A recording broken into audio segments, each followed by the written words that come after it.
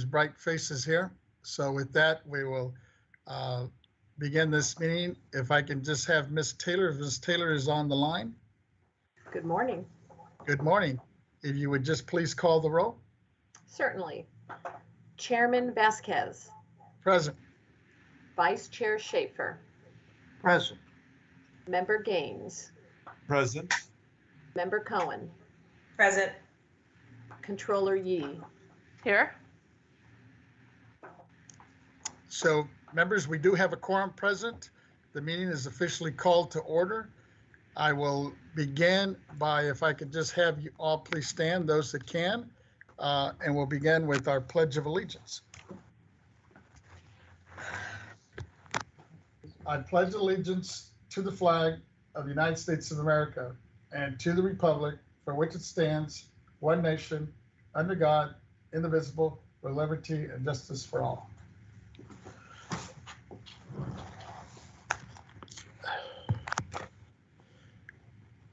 Thank you. Members, with that, just a friendly reminder, you know, we're still doing our meetings here through this virtual communication, and as a result of that, your patience is greatly appreciated.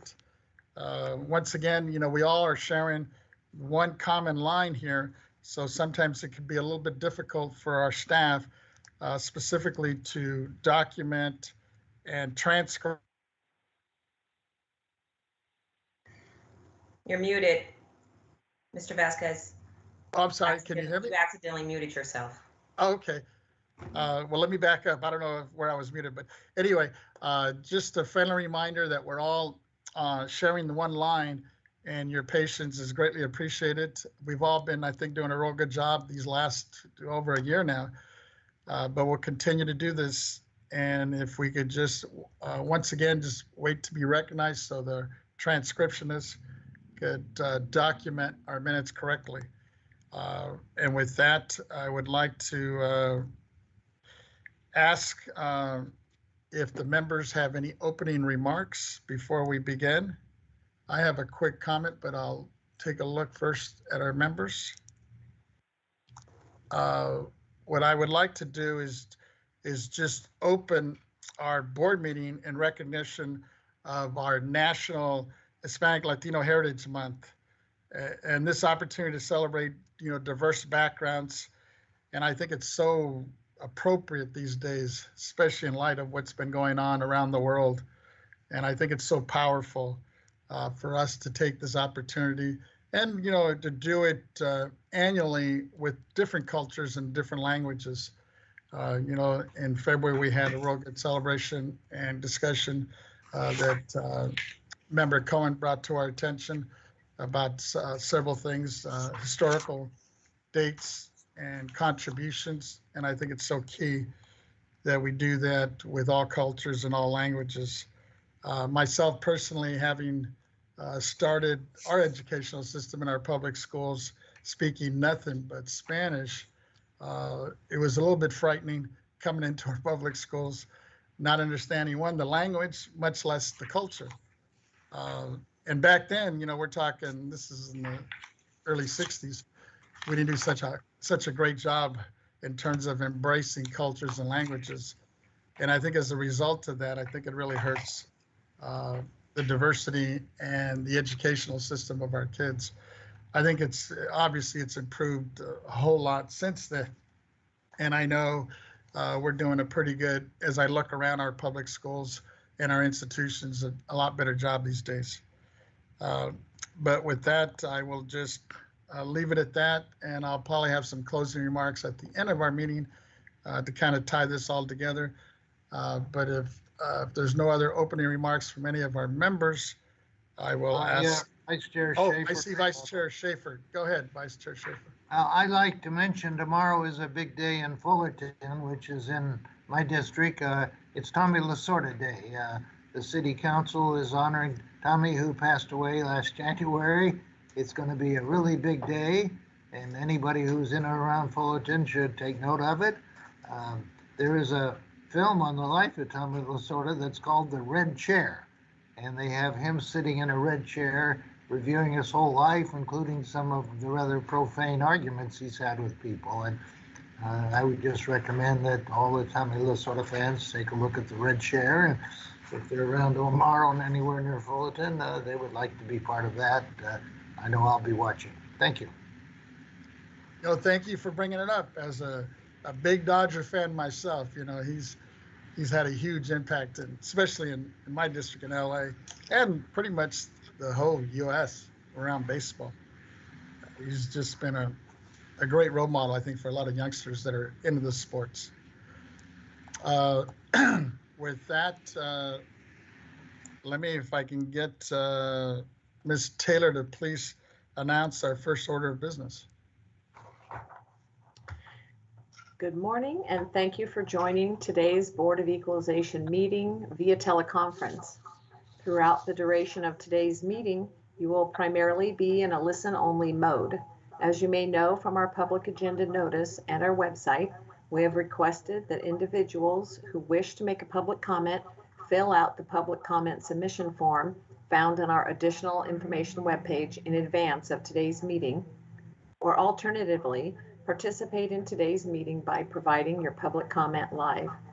After the presentation of an item has concluded, we will begin by identifying any public comment requests that have been received by our board proceeding staff with the AT&T operator, providing directions for you to identify yourself.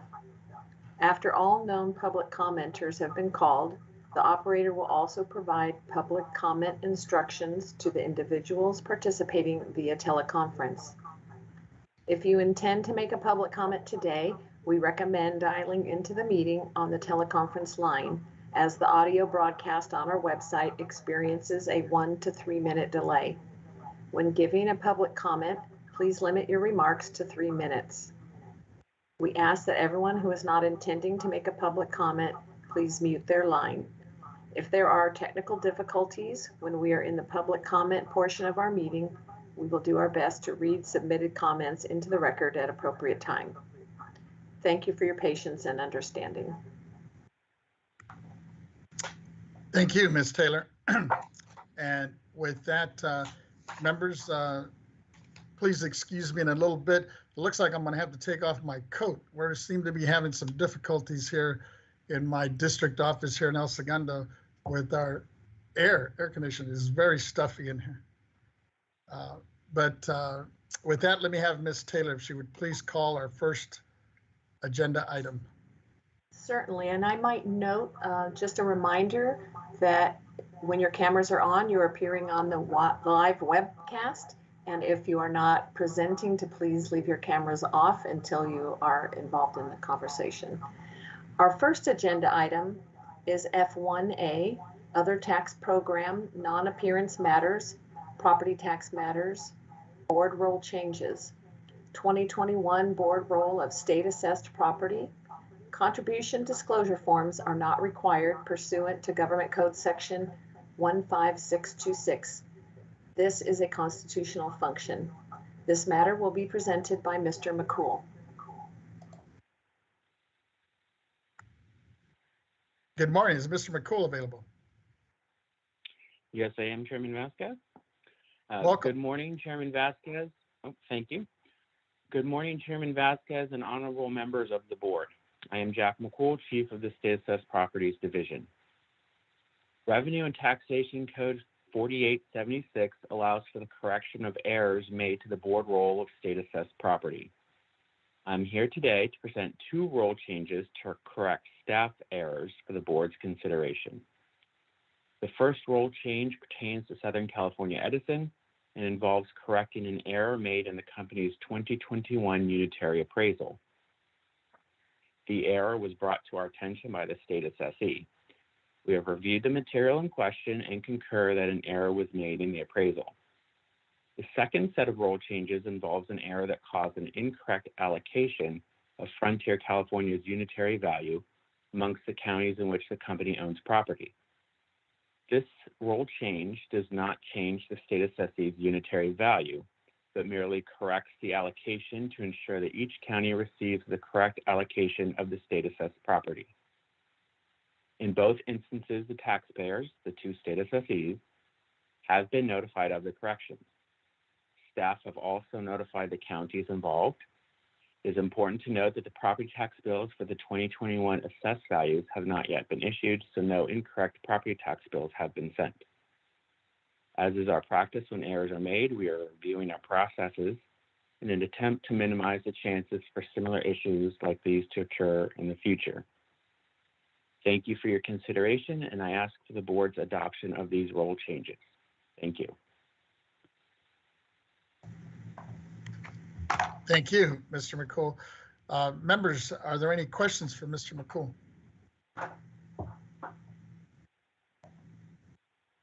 Seeing none and hearing none, let me just check with Ms. Taylor. Do we have any written comments on this from the public? Chairman, we do not have any written comments on this subject. Can we check with AT&T if there's anybody on the line who wishes to speak? Yes.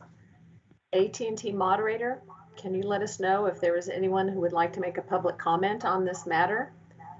Each caller will have up to 3 minutes to speak. My apologies. Ladies and gentlemen, if you wish to make a public comment, you may press 1, then 0 at this time.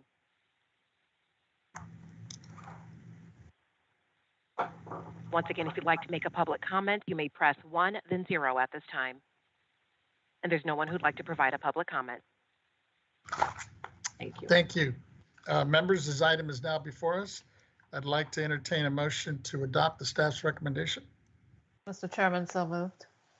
It's been moved by our controller. I will go ahead and second that.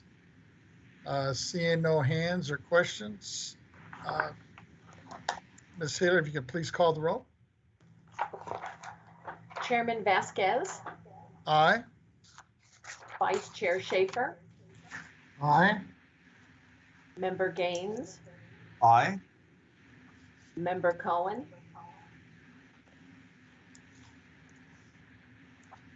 Member Cohen,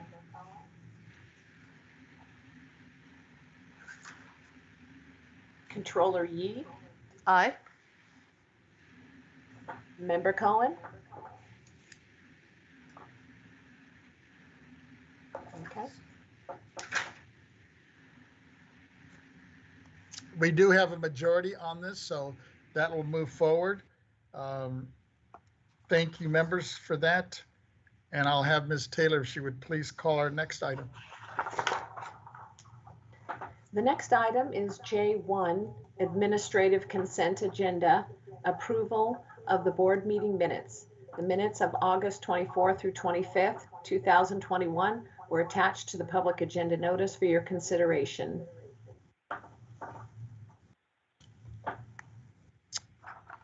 Members, are there any questions or comments about our minutes of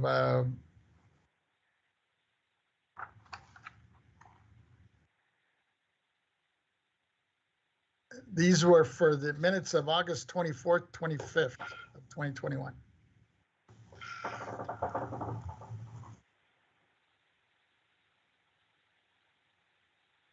Seeing no hands or hearing no comments, sir. Ms. Taylor, do we have any public written comments on this? We do not have any written comments. Can we check with AT&T if there's anybody on the line? Yes. AT&T moderator, can you let us know if there's anyone who would like to make a public comment on this matter? Certainly. Ladies and gentlemen, if you wish to make a public comment, you may press 1, then 0 at this time.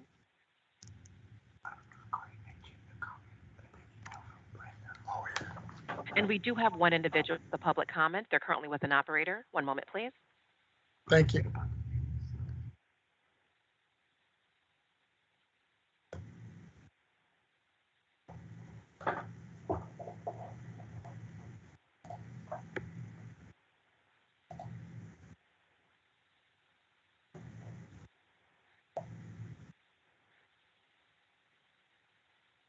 Thank you for your patience. We'll open the line of Wendell Phillips.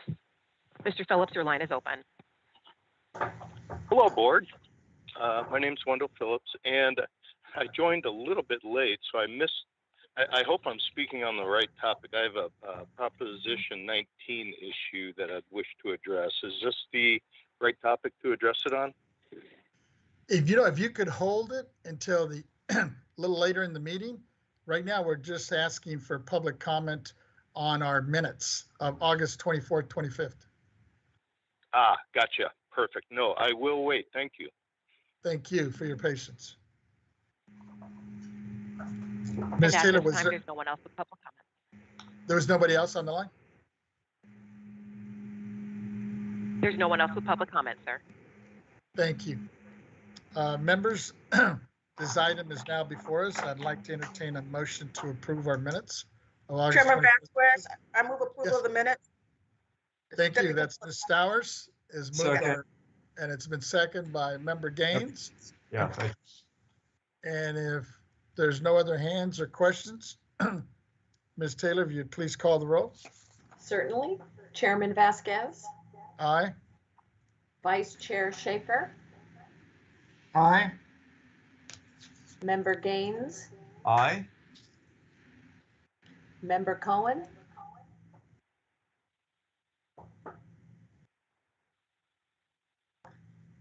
Deputy Controller Stowers. Aye. So we do have a majority on that, so those have been approved. With that, Ms. Taylor, if you'd please call our next item. The next item is K1A, Executive Director's Report, Organizational Update, Report on the Status of Pending and Upcoming Organizational Issues. This matter will be presented by Ms. Fleming.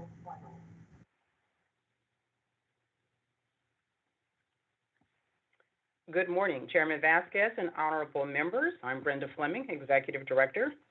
Today's report will provide updates on our priorities and significant accomplishments since last month's meeting. The executive team will report on operational activities and projects in their respective areas of responsibility. Members, my first item is K1A, which is an organizational update. As it relates to our public meetings, under the Bagley-Keene Open Meeting Act, the legislature passed and the governor has signed Assembly Bill 361 by Assemblymember Robert Rivas of Salinas. This allows state entities and other entities who conduct meetings under similar statutes to continue conducting public meetings remotely effective October 1 through January 31st, 2022. As a result of this legislation, our October 2021 through January of 2022 board meetings will continue to be held remotely. I'm pausing, members, because it's hard to believe that it's already October. I don't know what's happened to this year. While we look forward, members, to resuming in-person meetings, this flexibility allows us to continue to maintain and protect the health and safety of our staff and the public as our priority during this ongoing health pandemic. My next item, members, as you know, the annual meeting with the assessors is scheduled for October 19th, which of course fulfills our annual requirement. Similar to last year, we will hold the meeting using video and teleconference systems, and the agenda, which will be prepared and finalized shortly, will have the first half of the meeting, and which will include the public presentations and discussions with the assessors, followed by the second half of the meeting for the county assessors to individually meet with you, their respective board members. The tentative agenda, again, is being finalized, and we will share it with you very soon. There are no questions on those two items, member. I will proceed to item K1B. Members, item K1B, which is the status report on options for COVID-19's impact on property tax deadlines. As you know, members, Board Member Cohen introduced this topic in the April timeframe as an L item, and over the past several months, the board has discussed options which could provide relief for those impacted by COVID-19 pandemic. Last month, at our August board meeting, staff presented sample language for constitutional and statutory amendments for board's discussion. Following staff's presentation, the discussion included plans to receive additional stakeholder input by holding a public hearing regarding extending specific property tax deadlines, possibly as the third day of the October board meeting. And in the interim, the board, by consensus, directed me to work with the assessors and the Assessment Appeals Board clerks to get their input on the operational impact of extended deadlines. Their input, as you know, members, was and is necessary for further development of potential legislative language. We were asked to then report back at this September meeting. Over the past few weeks, members, agency staff has engaged in discussions with representatives of the California Assessors Association and the California Association of Clerks and Election Officials, based on the impact that extended deadlines would have on the work managed by assessors and AABs. The majority of the discussion centered around statutory amendments, primarily Revenue Taxation Code 155 and Government Code 15620, as described in our August issue paper labeled 21-002. The constitutional amendments, the second portion of it, this involves more degrees of complexity. More analysis would be needed to fully assess the implementation impact. However, members, for your consideration, this too could be looked at the October discussion or perhaps more effectively addressed in a public hearing or board work group forum. We acknowledge that even the statutory amendments would require more time to flesh out additional details. More importantly, what we really want to flesh out is the domino effect that a deadline change could have on other parts of county operations. However, we all agree, I think we all agree, that we would have great benefit for the board to have more flexibility within our authority to extend deadlines in times of public calamity. I will note that the assessors and the assessment appeals boards expressed concern about expanding the board's authority to include deadlines for actions made by the taxpayer, due, again, to the various impacts on local government functions, processes, and operations. I'm pleased to say that joining me today to participate in this report are Mr. Ernie Dronenberg, San Diego County Assessor and President of CAA, the California Assessors Association, Mr. John McKibben, Deputy Clerk of the Los Angeles County Board of Supervisors, and Mr. Tom Parker, Deputy County Counsel, Los Angeles County Counsel Office. I'm joined also today by two of my staff, Mr. David Young, who's the Property Tax Deputy Director, and Mr. Richard Moon, Property Tax Counsel. I'll defer to you members at this point and pause to see if you have any questions. If not, we can resume with the rest of the presentation and comments by our guest. Chairman Vasquez, members, any questions? Seeing no hands, I think we're good. Okay, thank you very much. I'd like to have the pleasure and the honor, and I believe Mr. Ernie Dronenberg is with us. And Mr. Dronenberg, if you're there, I think you had some comments. Following Mr. Dronenberg, we will turn it over to Mr. John McKibben, followed by Mr. Tom Parker. Gentlemen.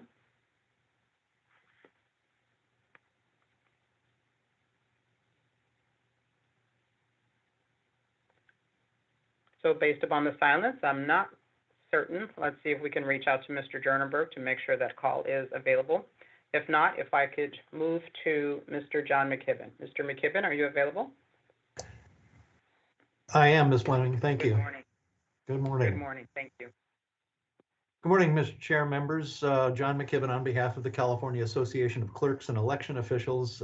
Thank you for this opportunity to be able to speak to you about our recommendations that we submitted for possible amendments to Revenue and Taxation Code, Section 155.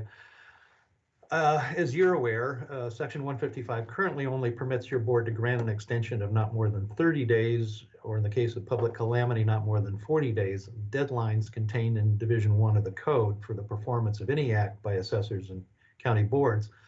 These requests for extensions are submitted to your board by assessors and by clerks on behalf of the county boards. And as I'm sure you recall, last year, a number of counties requested a 40-day extensions in the deadline in Section 1604, by which time a county board has to render a decision on a pending assessment appeals board, assessment appeal applications. Excuse me. Because county appeals boards last year had shut down for many, many months, shut down their operations during the pandemic. And at that time, your board members and clerks as well, and assessors, were frustrated by the fact that the law neither permits a longer extension of time, nor does it authorize multiple extensions where needed. We understood that your board would consider legislation for 2022 to do those two things. And CACEO members support that simple and conservative approach for several reasons. The current COVID pandemic proves that public calamities are not only moment in time emergencies such as floods and fires and earthquakes. They can include calamities of considerable duration. The assessor and the county boards that affect deadlines and time periods in other parts of Division 1 regarding the overall property tax administration creates confusion and administrative difficulties, as well as negatively impacting the available resources of local government. And this in turn could well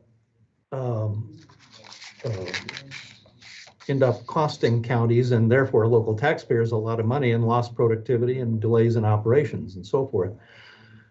Local property tax assessment and assessment appeal system is indeed a system involving multiple county departments, including the assessor, the county auditor controller, the county treasurer tax collector, and the assessment appeals boards and clerks, which impacts what impacts one department can have impacts on other departments in that system. A broad grant of authority to extend taxpayer filing periods or other binding obligations as suggested in the issue paper will make the county government's administration of this complex system even more difficult and complex than in the best of times. That our proposed approach is a constructive one that would permit county assessment appeals boards, the quasi-judicial arm of the County Board of Supervisors under the state's constitution, to seek appropriate extensions of deadlines affecting clerks and county boards that would in turn enable the boards to continue to function effectively in times of calamity, regardless of its type and length. Moreover, our proposed changes would not result in unintended consequences or groundbreaking options we create. All right, thanks, Bob. We appreciate this opportunity to present our views. Very important initiative. And with your permission, I'd like to defer to Tom Parker to elaborate on the legal points that support our proposal, if that's acceptable. Sure. Is Mr. Parker available?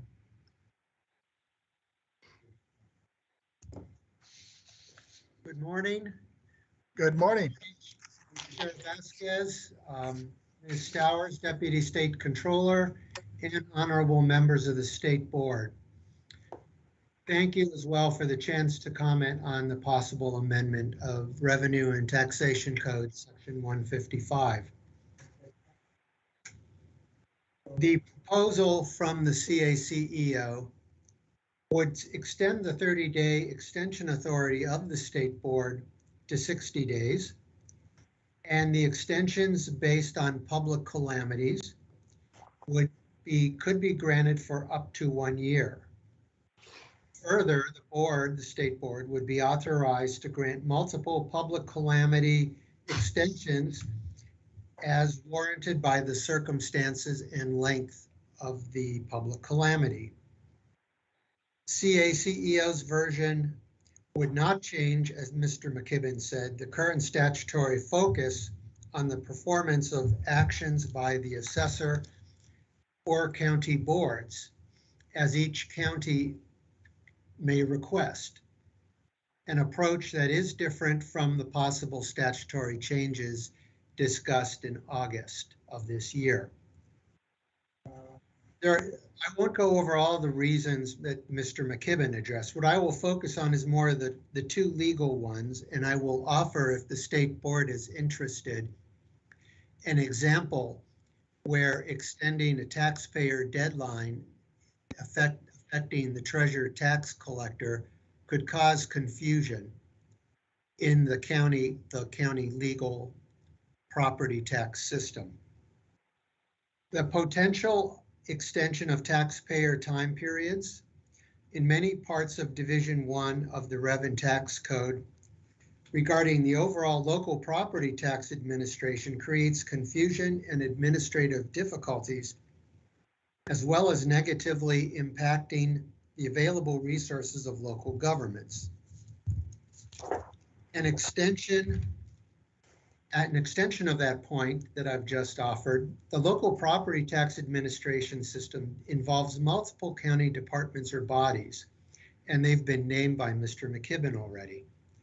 Each has its own set of statutes and duties unique to itself, yet dependent in the big picture, since I've been involved for 22, 23 years now with the state board, nor does the state board staff, because of that jurisdictional issue, have the practical knowledge and experience to know what impact it might have on those offices' statutory functions and responsibilities, that is the auditor, controller, and the treasurer tax collector. Your chief counsel touched on this point in your board's issue paper 21-002 on page 2 on August 25th of this year. Inadvertent and well-meaning extensions of taxpayer deadlines under an amended Revenue and Tax Code 155 will make the local property tax administration more difficult and complex, leading to potentially unintended waste of taxpayer funds at the local level. Public calamity emergency order relief for Division I taxpayer deadlines involving treasurer tax collectors and auditor controllers more appropriately come from the governor and the local board of supervisors through separate current statutes such as Government Code 8571, which is the governor's emergency powers, and Government Code sections 8630 through 8634, that is to say County Board of Supervisors emergency powers. The CACEO proposed language maintains the proper statutory focus on assessors and county boards, which is the historical and current jurisdiction of the State Board of Equalization. The example I offer to your board to consider, imagine, for instance, that under 155 as potentially amended, the state board gives the taxpayers an extension of time to pay property taxes, and a taxpayer in question is already 5 years defaulted at the time of the extension, which means that taxpayer, whether it's a business or an individual, would have until year 6 have extra time to pay year 6 property taxes because of the calamity.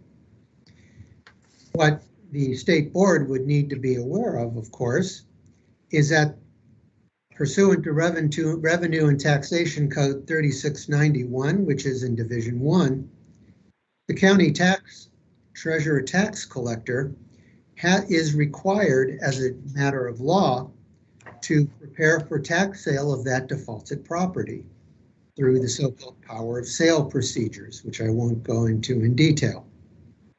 The treasurer and tax collector power of sale notice also alerts entities such as nonprofit organizations dedicated to building low-income housing here in California. And that allows such nonprofit organizations to approach the tax collector and say, instead of selling it to the public, we would like to buy that property because we want to build low-income housing. And we want to enter into what we in the TTC world call a Chapter 8 purchase. It's called the Chapter 8 because it's in Chapter 8 of Division 1 of the Rev and Tax Code. The Chapter 8 purchase would withdraw the property from general tax sale and sell it to the nonprofit entity. Now here's where the complication comes in. The taxpayer claims that the tax sale or the Chapter 8 agreement is not legal because he or the business received an extension of time to pay his property taxes and seek to attempt to quote unquote redeem, that is, pay all the delinquent property tax money owed to the county and therefore avoid a tax sale. The TTC is obligated by law, as I said a moment ago, to attempt to sell defaulted property after 5 years, pursuant to Tax Code 3691A. But The state board has no jurisdiction or oversight at the state level over the treasurer tax collector and property tax sales. That is a function of the state controller's office.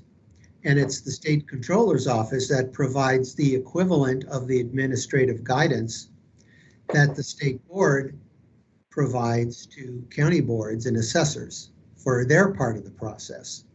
So I offer that as an example to show how, for the best of intentions, broad power to affect taxpayer deadlines within the property tax system can create unintended complications. And so for that reason, and I wanted to offer to the state board a particular example to try and make my point, to make it clear at a practical level. That is why the CA-CEO urges that the state board favor the approach offered by the CA-CEO. I thank you for the board's time, and I'm glad to answer any questions that you may have. Thank you. Thank you. I see we have our president, Mrs. Dronenberg, on the line as well. Can we get his mic? Oh, I see your hand. If you would just unmute yourself.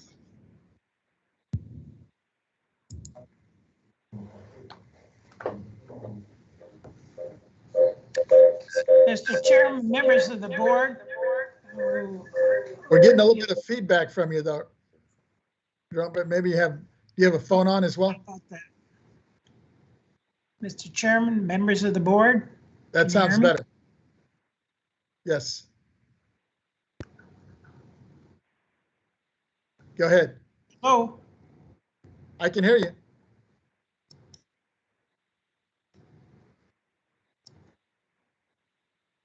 I can hear you. Well, yeah, I think you're muted now.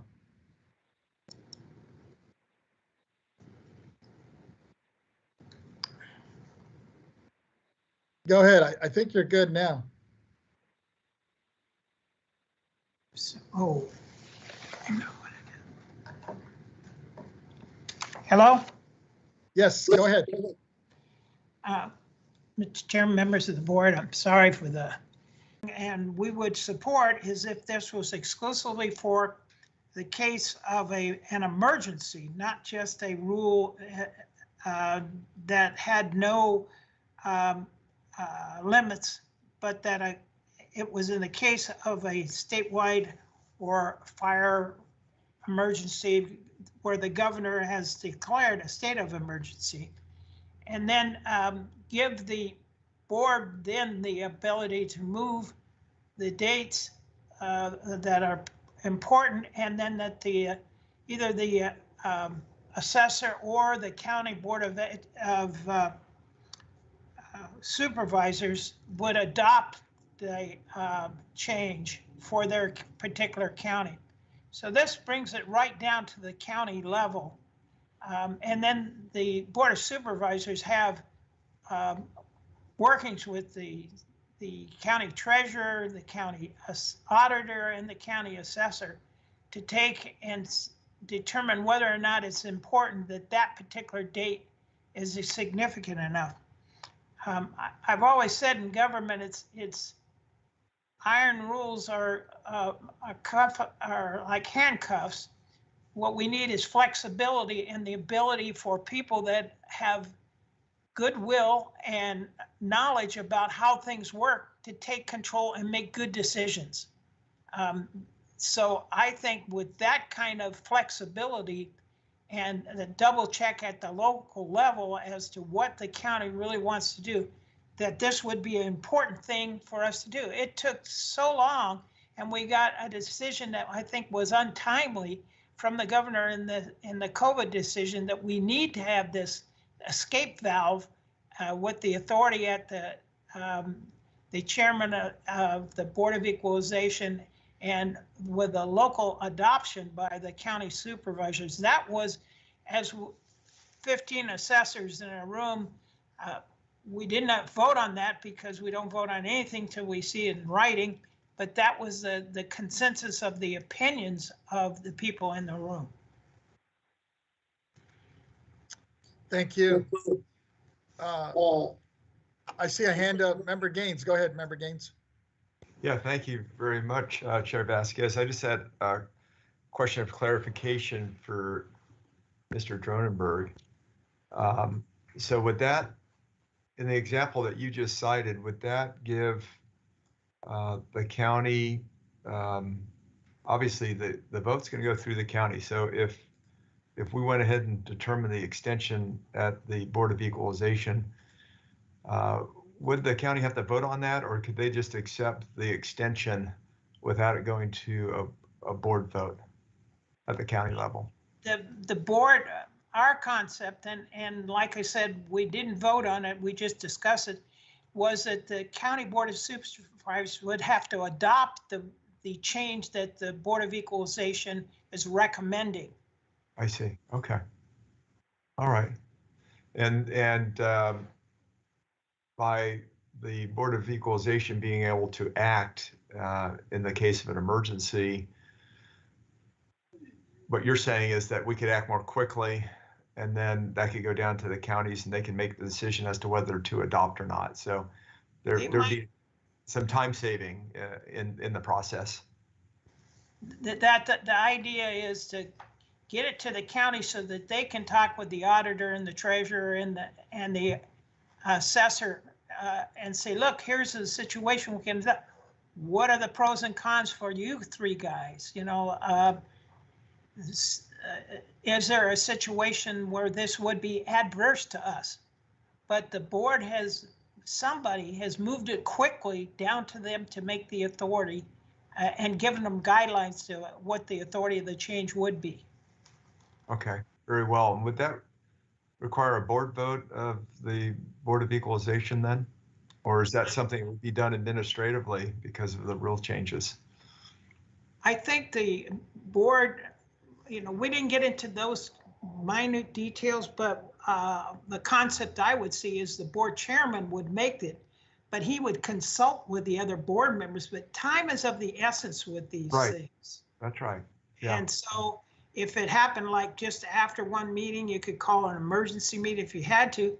But I think that if we get this piece of legislation through, then you could adopt a set of rules. And so that when something occurs, you just go to a rule that you've already debated and already think will work. And that the chairman would say, from this point on in these particular counties, our rule 23 will apply, or whatever it is, our rule 23X will apply. Okay. So you don't have to go through the debate of it. You understand what it is, what you want to do, and then that goes right to the counties, and then the counties understand what's happening, and they can consult the players and come up with a decision quickly. Everybody's got to think this is an emergency. Mm-hmm. The good shouldn't be stopped by the perfect. You know, Mm-hmm. we want to do the most good as quickly as possible. That's great. Yeah, thank you. I like the concept. Appreciate it. Thank you. Other members, other questions of any of the speakers so far? Hearing no others. Ms. Fleming, did you have anybody else in the queue, or is that it? Oh, I see a hand from Ms. Stowers. Go ahead. Thank you. Thank you, everyone. The example that Mr. Parker gave, I followed it 100%, you know, because I did see both sides of that when we were right in the middle of COVID and the stay-home order. So I know it's true. But, and I was disbelieved for Ms. Cohen, I thought your concept was not to touch taxpayer deadlines that were outside of BOE's jurisdiction. So although Mr. Parker's example was right, I didn't think that you were looking to touch the payment of tax or tax sales. You are correct. But now what Mr. Drunenberg is saying is more of perhaps it will give some type of administrative relief similar to what the other agencies have. That when we have an emergency and we have this statute, this rule that says if we have an emergency, we know to extend deadlines. We have the ability to extend. So we would come up as a body and say, give them another 45 days, send it back down to the counties, and the counties would still have an active and a very important role in adopting that ordinance. Just wanted to get clarification. I appreciate it. Members, it sounds like there's a somewhat of a consensus here, or at least an agreement. I was wondering if it might be appropriate at this point is to direct our executive director to sit with our president, Ms. Dronenberg, and the AAB folks and come back with a revised draft for us to look at and hopefully vote on if people are comfortable with that. I see some heads nodding. I'll be glad to participate. I'd appreciate it. Ms. Fleming, I see your, and I John, see. we'd be happy to participate as well. Good. Thank you. Deputy Controller Stowers. Ms. Stowers, go ahead. I see your hand up. I have no problem with them going back to the drawing board, but I'm going to have the same. Hopefully, I won't have the same concern. We had draft language last time and no analysis. I really would like to see a workflow analysis, a revenue analysis, a taxpayer burden analysis. I need more to be able to advise my boss on how to vote. So I would like to see a complete analysis. Understood. Members, this is Brenda Fleming. First of all, I just want to take the opportunity to thank you members and to thank our honorable guest for taking their time out of their busy days to join us today and participate in this discussion. Really very much appreciate your time and your input. So I do think, based upon what I'm hearing today, that I think it would be prudent with the board's permission or agreement to allow us to do basically maybe a 2 to 3 step process. Based upon our initial discussions over the last few weeks with our partners, assessors, and the clerks, we do know that there is more detail that would be helpful for us to have to be clear on when it's implemented, what does it mean? It's not just an issue of doing the analysis to determine the implications and the impacts, but it really would help us to articulate the language in the draft legislation, I think, successfully. So I think if we take amount of time to work with both the clerks and the assessors, just to get a little better understanding of how then we would draft the language so that when we were to push the go button for this in the emergency, our goal would be to say, when there is an emergency, we need to respond quickly, and to have language, legislative proposed language that allows us to frame that says, this is the scope of what the emergency would be. These are the actions of the authority that we would take. Then get into the details of more language, either not so much in the legislation, but perhaps complemented in our guidance that says specifically how we push the trigger so that when we declare it at our level, at the board level statewide, then when it is implemented to the local governments, Ernie, for example, in the county locations will know exactly what their complementary procedures would be to support what we're doing. The goal would make this something that is so smoothly organized that in an emergency, it really is pushing a button and then it goes. If we don't have enough detail there, then my concern would be that we would say, okay, let's go, but then we'd have to pause and delay the execution of it because we're having to pause to ask too many questions. So to the extent that we can spend just a little bit more time fleshing out some of the detail, working with our partners who have joined us today, I think we could carve some of that out and be better charged to draft some legislation. I would like to, and if my staff are here, Mr. Moon and Mr. Young, I'd like to scope that at least in the beginning now to RTC 155. And then I'm looking for Ernie, Assessor Jordanberg and Mr. McKibben to look at the scoping this based upon the 2 statutory items that are in our issue paper from last month, scoped to RTC 155 and Government Code 15620. And the reason why that doesn't mean that we couldn't do some more later, but we at least need to have those in place because I think based upon current climate emergencies, et cetera, I think we're in that space where those two would give us some flexibility. We could probably get some legislation moving forward pretty quickly in those lanes, I believe, optimistically.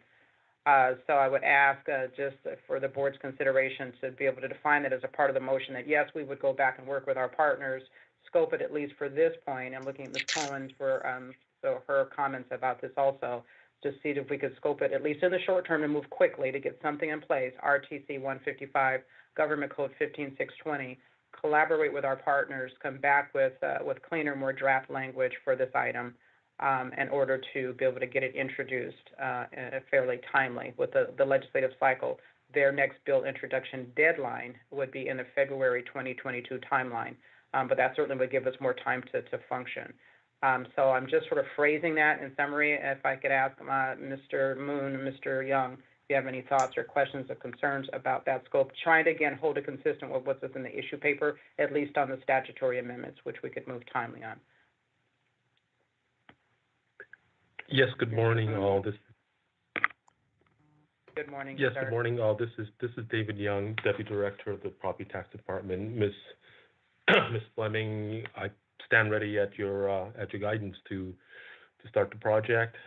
First of all, I would like to thank both the assessors and the clerks of the board for their valuable input on these issues. They do bring a lot of insight and to this process. So thank you very much all for your participation. We look forward to further scoping and doing extra analysis on this issue. Back to you, Ms. Fleming. Thank you, Mr. Young. I'm not sure if Mr. Moon has any additional comments. If Mr. Moon, I'll pause just a second, and if none, members, then I would turn it back to you, Chairman Vasquez. I think our board member Gaines has a question. Member Gaines, go ahead. And if Mr. Moon comes in, we'll let him chime in, but I think you had a hand up there. Yeah, thank you very much. I wanted to agree with Ms. Stauer's comments about having a little bit more research and background in terms of what the impacts would be on both the counties and taxpayers. And I emphasize taxpayers because with folks hurting in a calamity, I want to make sure that we're not driving our decisions at the expense of taxpayers.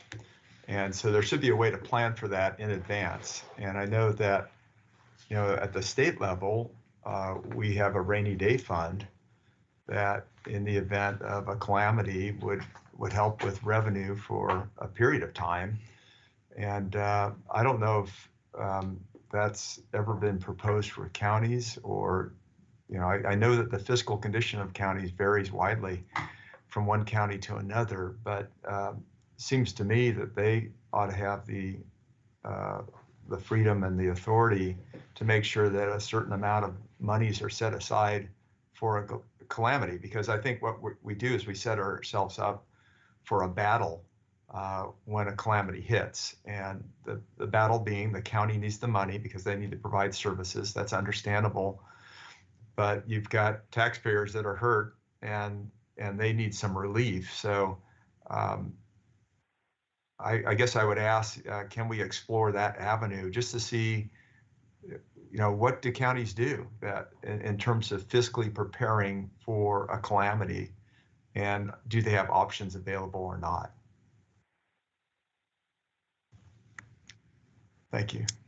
That's a good question. It's my understanding that they don't, but I could be wrong. I think they pretty much rely on the state. See, that's my understanding too. That's my understanding, but I could be wrong. Vice Chair Schaefer. Vice Chair Schaefer, yes, go ahead.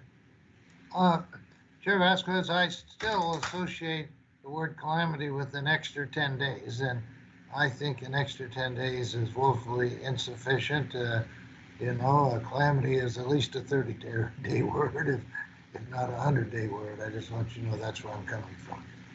Thank you. I agree with you on that point.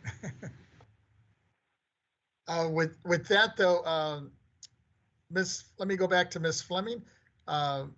When you mentioned that you're prepared to work with the two groups, primarily really the counties and I guess the AAB folks right now, what are we looking in terms of a timetable? How soon can we get this thing back to us, to the board? Thank you for your question, Chairman Vasquez. What I don't have a specific, so let me just back up just for a second. Staff, give me a minute, staff. So one of the things that we talked about was at least having originally as a part of last month's discussion, coming back in the October timeframe to perhaps have an informational hearing. I think that turnaround, well, I appreciate, the opportunity to try to act swiftly. I think a little bit more time than the October meeting would be prudent. Just in terms of context, timeline-wise, from a legislative perspective, the bill introduction deadline, because the legislature is on recess now, and so they come back in January, their bill introduction deadline is in February of 2022. So I don't have the specific date in front of me, but it's the February timeframe. Typically what happens, members, is for us in the December timeframe, we would come back as staff with our recommendation, with our package of legislative proposals for the 2022 timeline.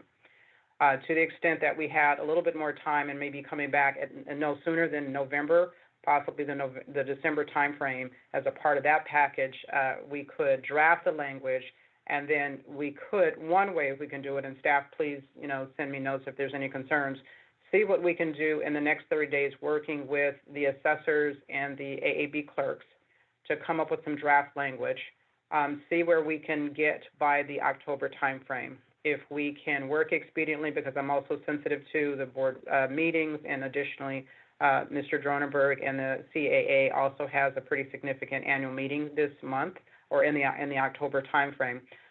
So we could see what we could do by October. If we have something that's adequate, we could at least give perhaps an outline of it. If not, I would suggest probably by the November meeting, and I would ask Mr. Dronenberg, Mr. McKibben, if you have any thoughts or comments about that timeframe. That would give us an opportunity perhaps to bring the draft back to my board, concurrently give an opportunity for both of you gentlemen to review it with your internal groups also. Come back with draft language in the November timeframe with the analysis also. Be happy to give updates at the October meeting to the extent that we have something substantive to report out, but give us a little bit more time for detail in the November timeframe. That said, if it's not fully developed by the November timeframe and the board wants to review it and ask us to step away and come back with more revisions of it, we could then come back to you at the December meeting for ideally final adoption of it, because that would still be in the same timeframe as our annual our proposals for the 2022 legislation. The real goal, just where I'm putting a stake in the ground, and I would defer to the others on this, is the February 2022 timeframe, because that's when we need to get it at a minimum by then. But that would also give us time for the legislature to come back, and we could partner with them at least to start the advance work on it. So again, just to reiterate, we can give updates at the October meeting, target having draft legislation in the November timeframe, give that to the board for either discussion or action. If it's adequate, we could proceed. If you feel like more amendments or work is needed, we would come back to you in the December timeframe and then try to get final adoption, ideally by the end of this year. Mr. Dronenberg, Mr. McKibben, see Mr. McKibben's hand up. I would ask if they have any comments about that timeline. It's just a suggested timeline. Mr. McKibben, I see your hand up. Why don't you go ahead? Thank you, Mr. Chairman. Thank you, Ms. Fleming. Yeah, that timetable sounds reasonable. Again, maybe clerks are looking at things too simply, but we see this as a fairly easy thing to do, straightforward, we hope. The proposal from Mr. Dronenberg had some attractive sounds to it. I'm not quite sure how that would work out, but we can certainly talk about that as well. Our interest is just making sure that this stays as simple as it can possibly be and not cause a lot of unintended consequences. Appreciate that. I see a hand up also from our president, Ms. Dronenberg. Yeah, I'm part of that, of course, the annual meeting, but I think this is is gonna be relatively quick. When I get off this call today, I'll call our legislative committee chairman and get a subcommittee put together and get something. We could meet the time frame. Appreciate it. Mr. McKibben, is that another hand or is that an old hand? That is an old hand, but I don't know how to delete it. It's okay. I'm old too. With that, Ms. Fleming, are you comfortable with? The only question I would have for you, and I see another hand up actually from Ms. Stowers, but the feedback you received now, are you comfortable with? The only question I would have, and when you respond to this, is where do you see us coming back with some legislation info that we would present? It's if it is in October, I guess it might be November, December. That would be what my estimate would be. We could give an update. So in terms of timeline, just to restate it, we could come back with an update to the board at the October meeting. We would then come back to the board with a more fully developed proposed language. Review that with the board. If the board, if we're comfortable with it and it meets with the board's pleasure, the board could adopt that draft language at the November meeting. If the board feels like there's additional questions, we could come back for a second round of potential amendments and then come back with it in December. But ideally, the November timeframe would be just hearing the comments from Mr. Dronenberg and Mr. McKibben, and that might be a reasonable timeline to do and complete the analysis and the draft proposal. But again, just giving us flexibility. If something more was needed, you determine that more was needed, we could come back in the December timeframe. The key, Chairman Vasquez and honorable members, is that the legislative timeframe for bill introduction deadline is in February of 2022. So my recommendation would be if we could have this wrapped up by the end of this year, we would be able to work well within the legislative timeframes. Again, Appreciate based upon the scope that we've defined for the statutory amendments at this point. Ms. Stowers, go ahead. I'm fine with the timeframes and everything, but I'm still not clear. Are we just talking about BOE jurisdiction, extending those deadlines for taxpayers? Or are we talking all? If we're talking all, shouldn't we also engage the treasurers? They have a stake in this too. Tax collector treasurers. I don't know what the scope of the route change is going to be. Are we just talking stuff under our jurisdiction, or are we talking what really matters, which is the ability to extend the time to pay your property tax? This is Brenda Fleming, Executive Director. Thank you for your comments, Deputy Controller Stowers. From my perspective, representing the board, what we're looking at is the scope that was described in the issue paper presented last month, which is RTC 155 and Government Code 15620. To your point, ma'am, what we have done, you've asked for, and the board seems to agree with, is to do more analysis to understand if we were to make these changes, consistent with what Mr. Dronenberg and Mr. McKibben are saying, if we were to make these changes, at least do some analysis to understand what the local government implications would be. So certainly to the extent that the domino effect, if you will, for lack of a better way of describing, the domino effect could be taken into consideration so we could determine how far does the domino effect. But I would again have to defer to Mr. Dronenberg and Mr. McKibben from a county level to get inside their details, right? But we would certainly include that in the scope of our analysis. We could then come back, if we find anything that's really problematic, absolutely we'll come back and give you updates on those issues at the October meeting. But again, we're scoping it, trying to hold the scope if we want to move timely and be responsive to try to hold it to within the scope of 155. But I think in all fairness to Mr. Dronenberg and Mr. McKibben, they're asking those questions, right? They think it could be something simple that they could resolve, or at least scope and define the scope of it so we don't overstep our boundaries. So I think just to summarize, we do need to do the analysis, but if it's going to have that much of a domino effect, then I think we should revisit it, because then that's a much broader, much more complex scenario. If it's having that many dominoes that it's impacting.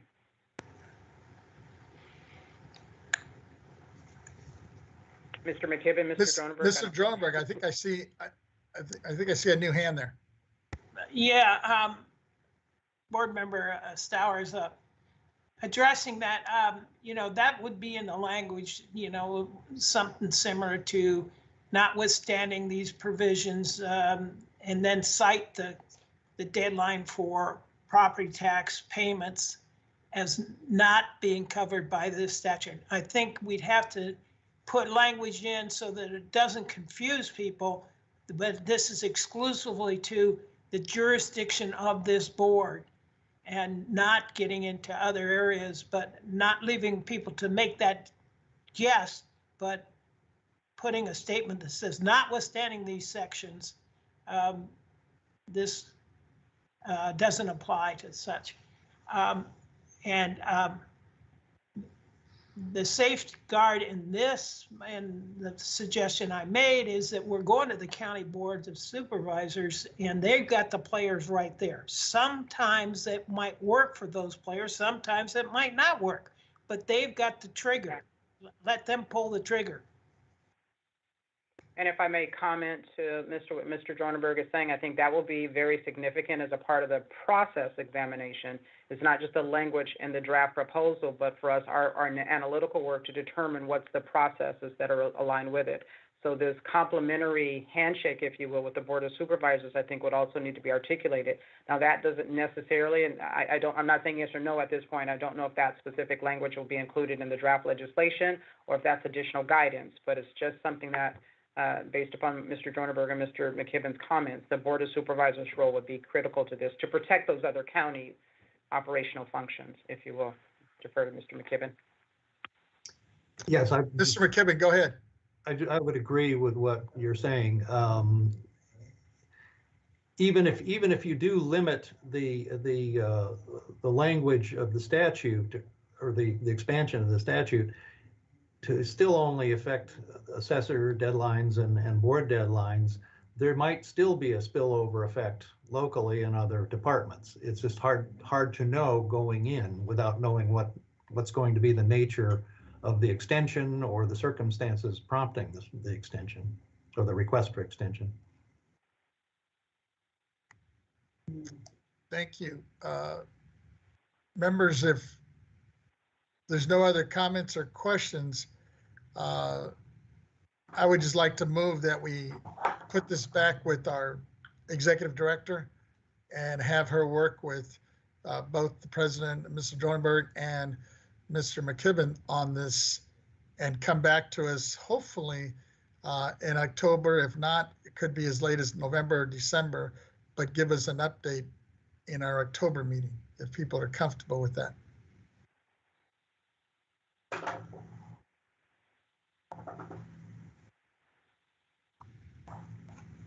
Seeing and hearing no other comments, I would move that in a form of a motion if I need to. Chairman Vasquez, I can ask if Board Proceedings is available, if they could help with restating the motion. Certainly. The motion that I captured is to direct the executive director to work with the California Assessors Association and the California Association of CACEO, sorry, Mr. McKibben, to redraft a proposal to present to the board.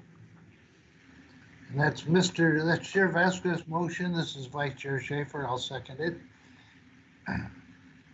Thank you. With that, it's been moved and second. Seeing no other hands or comments, Ms. Taylor, if we can please call the roll on that.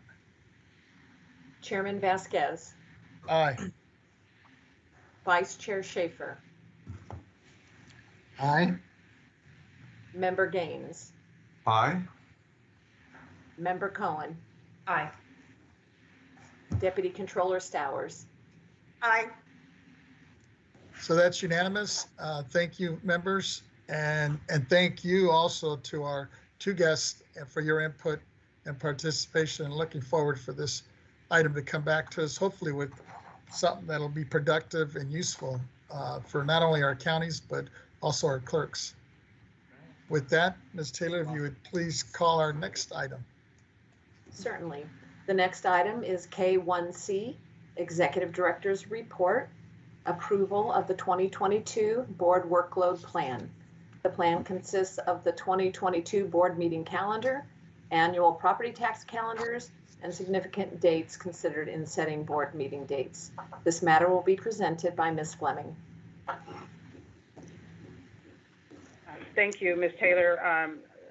Chairman Vasquez and honorable members, I'm now presenting for your consideration the 2022 Board Workload Plan. The Board Workload Plan contains the proposed meeting calendar of 2022 based upon statutory timeframes and deadlines. It also includes members of 2022 property tax calendars and other significant dates for your reference and planning. The item is presented for board discussion and consideration. There's been some interest for the board to identify or to consider workload plan items regarding emerging issues and topics that could be scheduled as additional meetings or additional hearings. For example, our public policies, board work group hearings, or informational hearings. These items could provide additional opportunities for the board to engage with the public and other key stakeholders on important matters. The board's adoption of the workload plan that's before you today, members, attached to our PAN, would allow staff to prepare the 2022 calendar of regular board meeting dates. Then if the board would like to schedule additional hearings, the 2022 board workload plan could be updated accordingly. I defer to you members to request your consideration and adoption of the 2022 board workload plan in its current condition, pending any other decisions that you'd like for additional dates.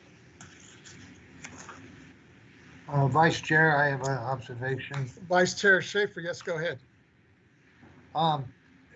It's been my understanding that we generally schedule 2 full days, if need be, go into a 3rd day, but there have been many times when we've been able to complete everything in 1 full day. I would like to have us be able to forecast that so, we can not be discovering at the end of the first day that we can go home, surprise, surprise. Is there some way we can quantify our workload a little better? Thank you.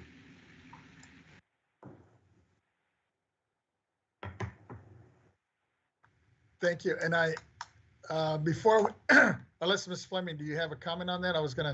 I think I was looking at, Member Cohen, your square was flashing. I think that's a hand, no? Yeah, actually, it was flashing because you probably heard the background noise because I unmuted myself, and I was looking for my remarks on the topic. So you can skip me. I can't put my hands on them right now. No problem. So, we'll come back to you. Yeah, thank you. Going back to the comment that Vice Chair Schaefer made, let me see if I can kind of incorporate it in my comments here, and then we'll have Ms. Fleming get her feedback on it, if you would. As I'm looking at this and thinking about it, and I know COVID kind of hampered, us having I think a little bit more interaction and I think diving in a little bit deeper on some of these issues. One of the things I would like to see us do is possibly reconvene, the strategic planning meeting we did. I believe it was at the beginning of the year with Member Cohen as our chair, when we talked about just getting involved and kind of hashing things out and trying to put together, the workload that kind of looked at the short term, the long term, and the midterm goals. And I think, with COVID, when then COVID hit and it just kind of threw everything on the back burner for us.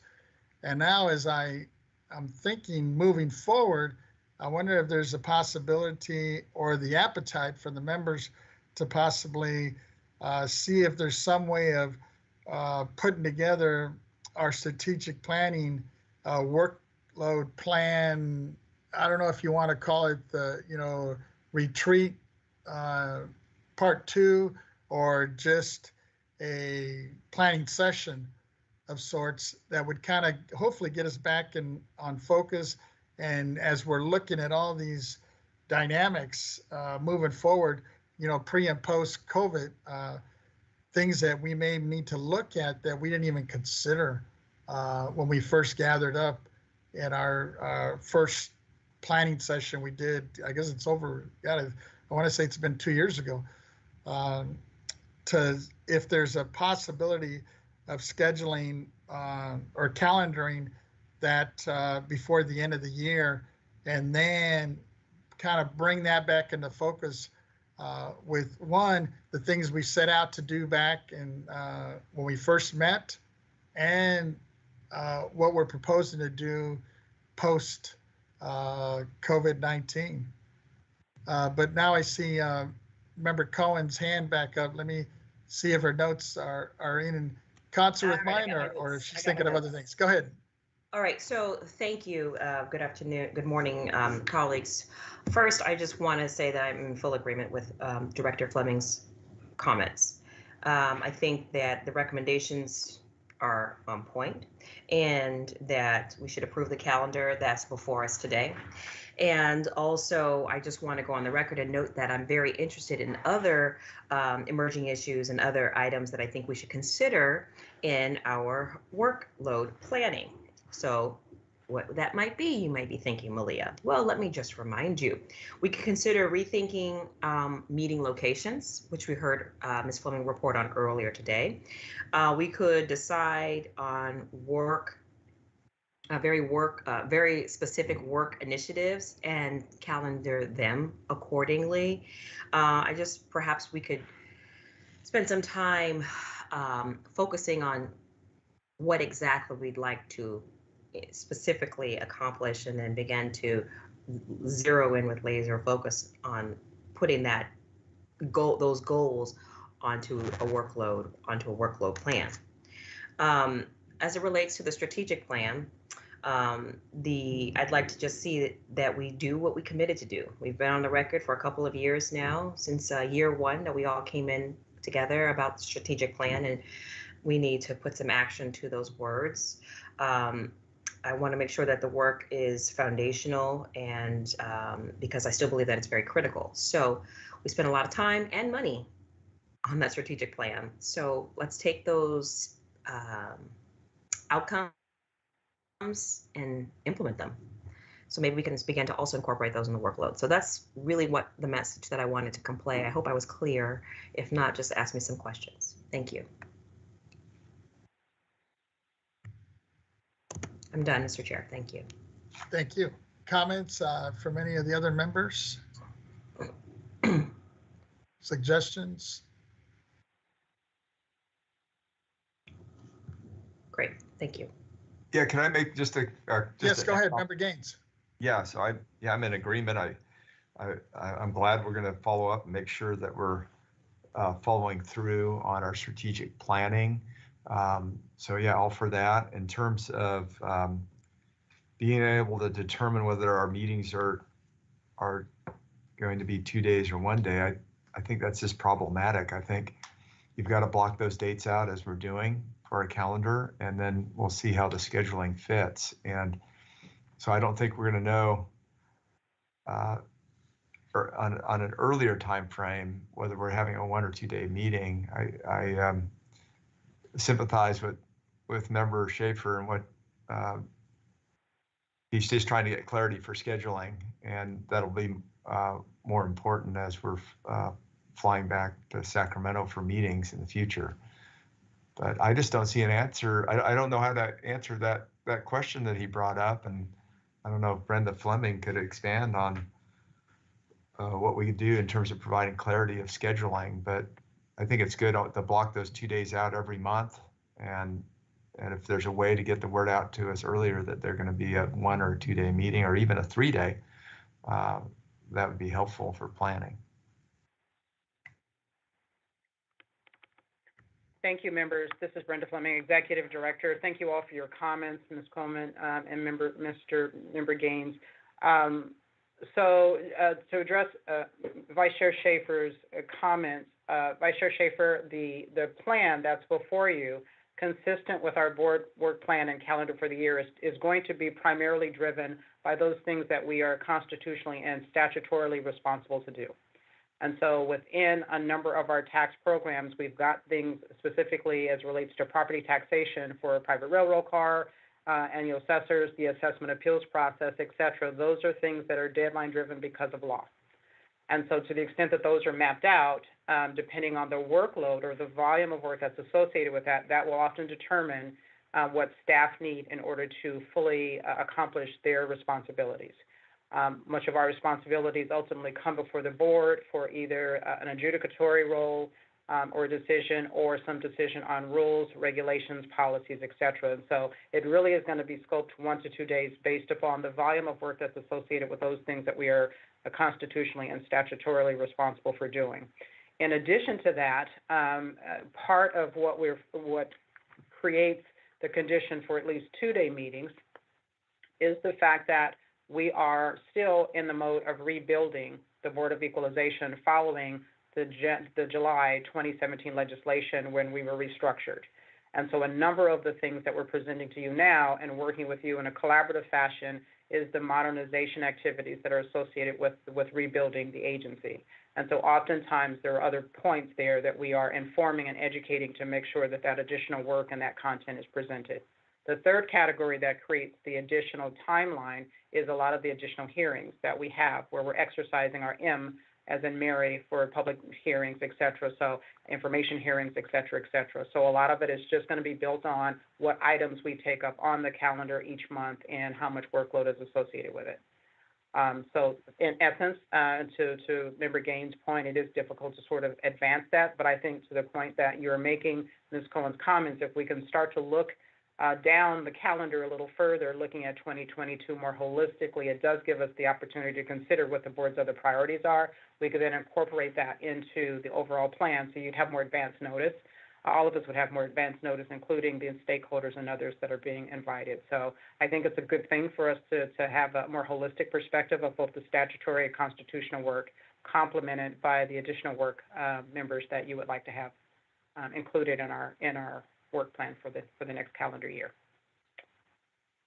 Vice Chair Schaefer, I'm not sure if that helped to answer your questions, or Chairman Vasquez, I turn it back to you. Thank you. That's very helpful, Brenda. And I just wanted to throw it out there because, you know, we've had 3 or 4 years of experience now trying to get it right, and we do the most of the time. Thank you. Thank So, you. Chair, Thank you for your comment. Oh, I was going to suggest to kind of follow up on Member Cohen's comments, because I agree with your suggestion, especially in terms of just trying to, one, rekindle some of the things we discussed already and things that we said we were going to do, but obviously with COVID, things got kind of put on the back burner. And just to kind of refocus, I was wondering if it'd be appropriate, because it sounds like there's a consensus from everybody to approve the workload, I guess the workload plan from staff.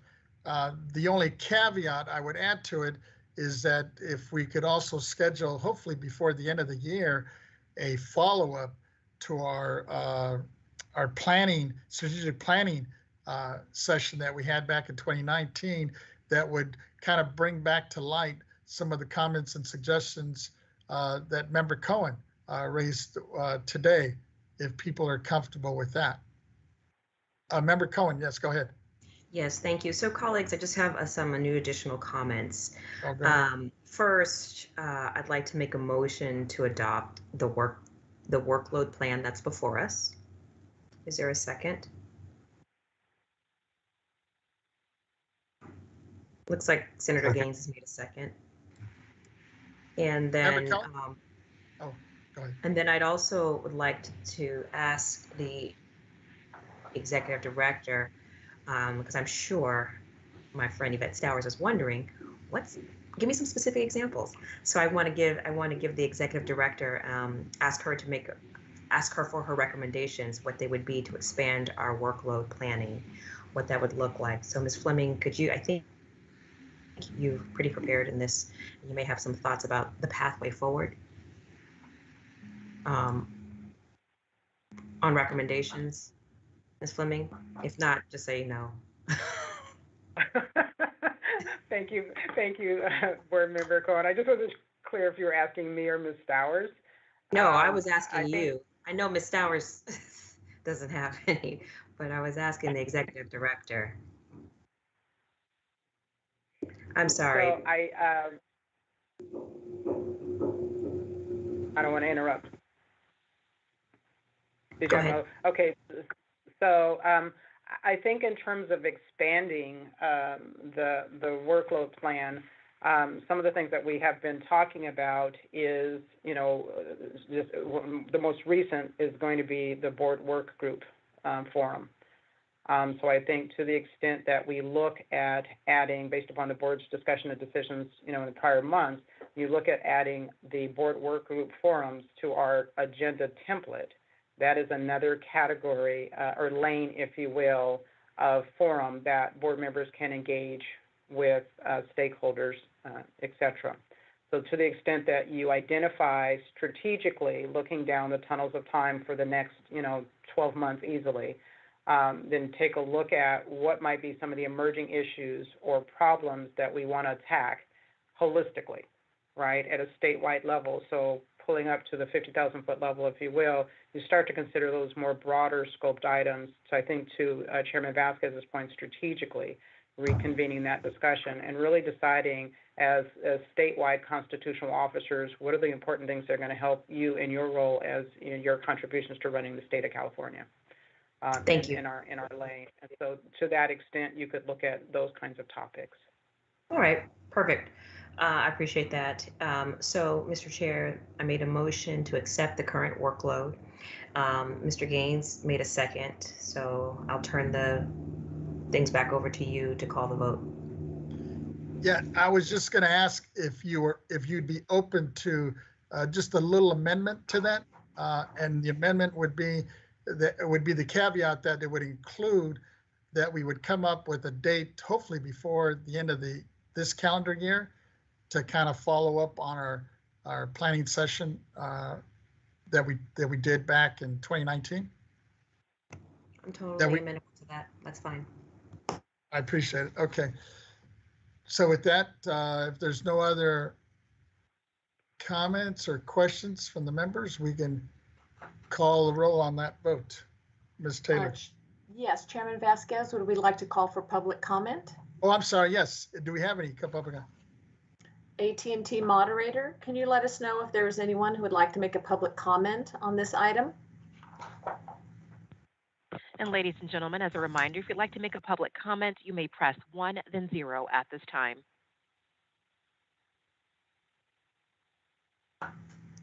Once again, you may press 1, then 0 at this time. And we have no one with a public comment. Please continue. Thank you.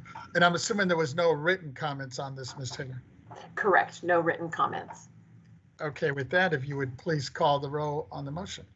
Okay, the motion is to adopt the 2022 workload plan as presented and include that before the end of the calendar year, the board would conduct a strategic planning session. Can I just clarify that I concur with the revised motion? Yes, you were the seconder. I'm sorry. Yes. Great. Chairman Vasquez? Aye. Vice Chair Schaefer? Aye. Member Gaines? Aye. Member Cohen? You're muted. You're muted. Sorry. Aye. Thank you. Deputy Controller Stowers? Aye. So that's unanimous of all those present. Thank you. And with that, if we can have Ms. Taylor call our next item. The next item is K1D, Executive Director's Report, Status Report on Resuming Advisory Council Meetings. This matter will be presented by Ms. Fleming. Thank you. Honorable members, Chairman Vasquez and honorable members, as you recall, earlier this year, the board, based upon an L item introduced by Board Member Cohen, the board voted for the executive director to proceed with reestablishing the BOE Advisory Council.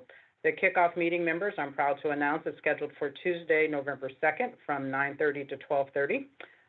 Due to the uncertainty surrounding the fluctuations in COVID-19 cases, this year's meeting will be held in a video conference format consistent with what we're doing today so that council members can participate remotely. If you recall, the invitees consist of prior members for our prior versions or previous versions of the advisory council. And just for your general reminder and edification, their purpose, members of the BOE Advisory Council, has been and will continue to be to advise the BOE Executive Director with a diversity of perspectives on matters relating to the exploration and development of possible approaches and best practices to address the many complex tax issues which confront California citizens, businesses, and policymakers. Working with the Advisory Council, we will determine the frequency and number of meetings per year, because for your reference, historically we met twice a year with this group, but it was consistent with the 30-plus tax programs that we had. So we'd like to revisit that as our first order of business with this kickoff meeting.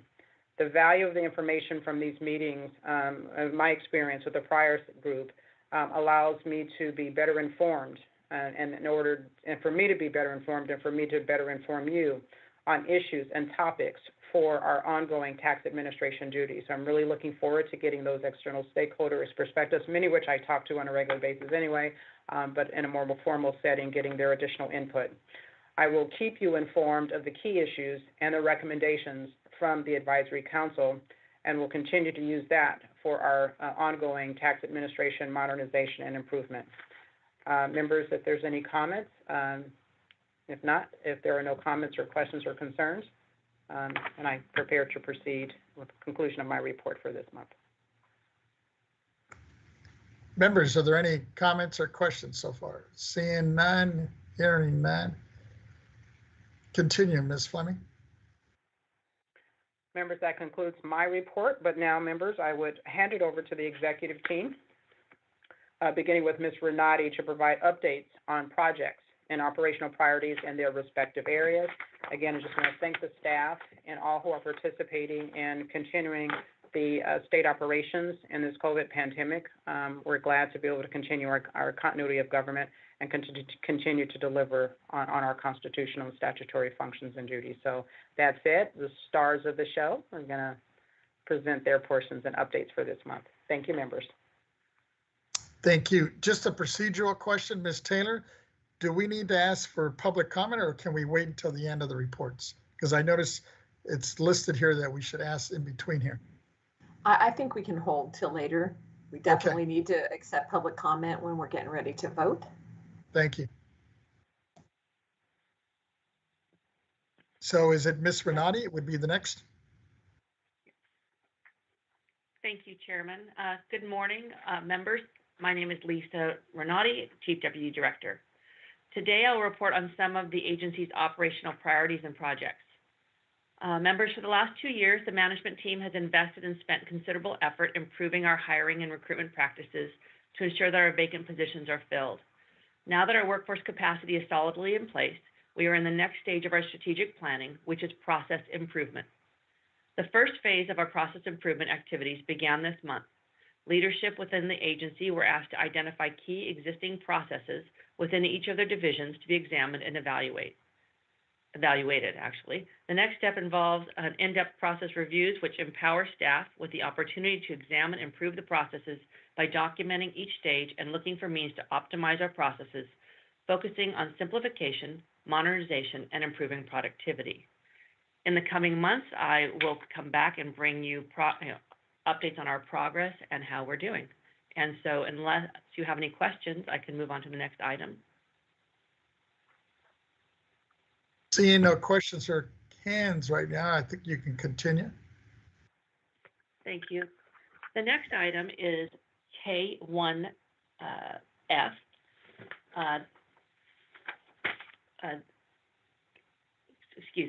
K1F, it's regarding the Property Tax Department's process improvement project regarding the welfare exemption process.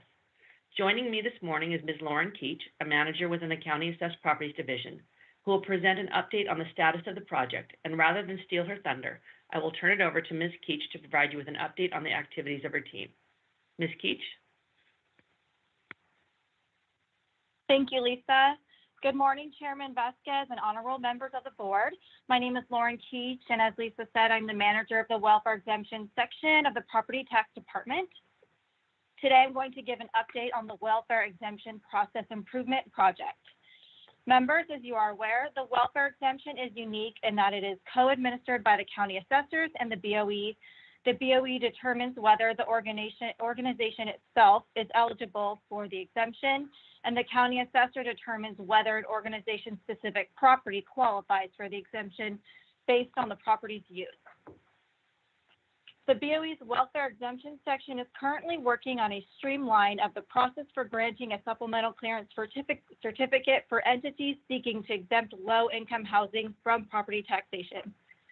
Staff has begun the detailed work of reviewing each step and requirement in the welfare exemption process, which will include the performance of a comprehensive evaluation of each step in the application and approval process, and a concurrent review of related statute, rules, and policies which govern each step or requirement. Once the evaluation is complete, we will next develop solutions to improve the processes and revise policies and procedures as necessary. To provide you with a glimpse into the work being performed, the first step in the process evaluation is the application process itself. Staff are examining the format and content of the claim forms for clarity, missing or unneeded elements, and general user-friendliness. Once complete, we will then move on to our internal analysis and approval process to look for means to simplify, improve, and modernize each additional step in the exemption process. We anticipate this will be a long-term project that will incorporate lessons learned and best practices, and I am thankful that staff remain dedicated to making progress on our welfare exemption process improvement project as we attempt to revitalize and modernize our program. As the project continues, we will continue to provide updates and information regarding workflow improvements to provide visibility into the process and to ensure the board is informed. Members, thank you. This concludes my presentation, and I'm available for any questions you may have. Welfare exemption process, and then secondly, I'm hoping that through the simplicity that it would also speed up the process for applicants. Yes, thank you for your question. The first question, I don't have that information at my fingertips. I am actually a newly appointed manager to this section, so I can definitely find out that information and get back to you. And then can you repeat the second part of your question? Yeah, so you talked about modernizing it, and I think you said simplifying. So to me, that sounds like that's good for that constituency that's applying, but I'm also hoping that that helps with the timeline in terms of turning around and approving an exemption. Yes, that is our goal in this project. And as I said, starting with the application itself, we are going to do a thorough review of the claim application and look at the general user friendliness and documents required and how, if possible, to simplify this process. And then we will move into our internal approval process and point out areas of inefficiency and ways that we can increase efficiency on our end. That's great. And do you have an idea how long this will take? At this point, we're in the beginning phase of the project, and we think it will be something ongoing. So at this point, I don't think we have a timeline. Okay.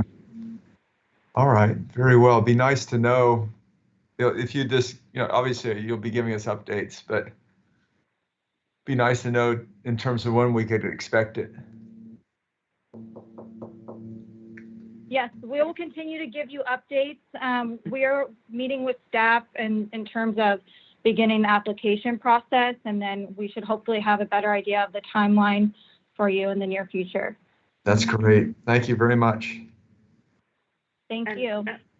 Member Gaines, this is Lisa Renati. To complement what Lauren's talking about on process improvement is something we continually do. at the agency. And the last time we really endeavored towards process improvement was 2017-18.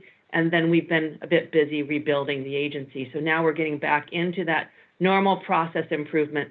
Right now, the staff are prioritizing within each department which processes they're going to start with, and welfare exemption is one of the very first ones. So I anticipate that one will complete and give you the information, and we'll move on to other processes. And the entire process improvement for the whole agency will probably take a 2-year cycle. But of course, this is one of the very first ones, and it's one of our key ones that we want to get done as soon as possible.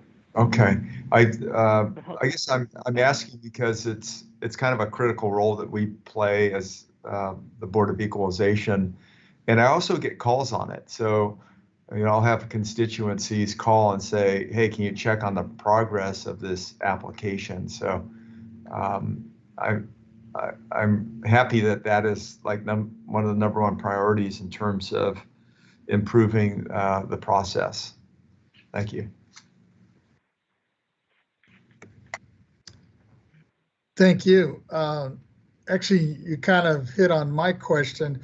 The only clarification, and I think you might have touched on it already, Ms. Renati, but because there may be, sometimes you get, these folks get caught up in these unforeseen delays, and it sounds like you're working on it. If an applicant, I guess, gets stuck and is waiting for approval, that we have measures in place that'll hopefully kind of help facilitate these applications and handle them in a timely and efficient way, right? I'm assuming. I didn't know if Ms. Keach wanted to answer that, but I do know that they do have, key points in the process that they review. And at any time, if someone is experiencing a delay, they can contact the department or the supervisor or the taxpayer's rights advocate, and they will check in on it. But the majority of cases that we're seeing that are delayed, they're because they're very complex or they're missing documents. And on those, staff tries always to keep in contact with the taxpayer. Sometimes taxpayers want a little more contact, so they're more than welcome to contact us and get those regularly scheduled status updates. Thank you. I appreciate that. Yes, thank you, Lisa. Okay. Ms. Taylor, do we have any written comments on this item? We do not have any written comments on this item. Can we check with AT&T in case there's somebody on the line that wishes to speak on this item? Certainly. AT&T moderator, can you let us know if there's anyone who would like to make a public comment on this matter? Certainly. Ladies and gentlemen, if you wish to make a public comment, you may press 1 then 0 at this time.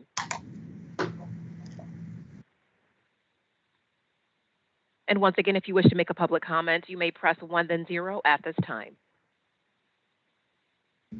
And we have no one with a public comment. Please continue. Thank you. Members, I don't believe we need a motion for this item. I think it's just informational, if I'm not mistaken. Oh, there is a hand up from Ms. Cohen. Go ahead, Member Cohen. Yeah, so I'm just thinking, because I think that this issue surfaced due to our request at the last board meeting. And we specifically requested a review of the process to enhance our efficiencies and our effectiveness in this process. And I'm hoping that we can engage in this process from the lens of advancing and supporting the housing goals of the state. And with that in mind, we may want to create a timeline for ourselves so that we are accountable to ourselves and that there is a deliverable. Sometimes, we don't have a timeline. We can just kick it down the road, keep kicking things down the road. So I'm going to pivot to Ms. Fleming. Perhaps she can provide some direction about our timeline.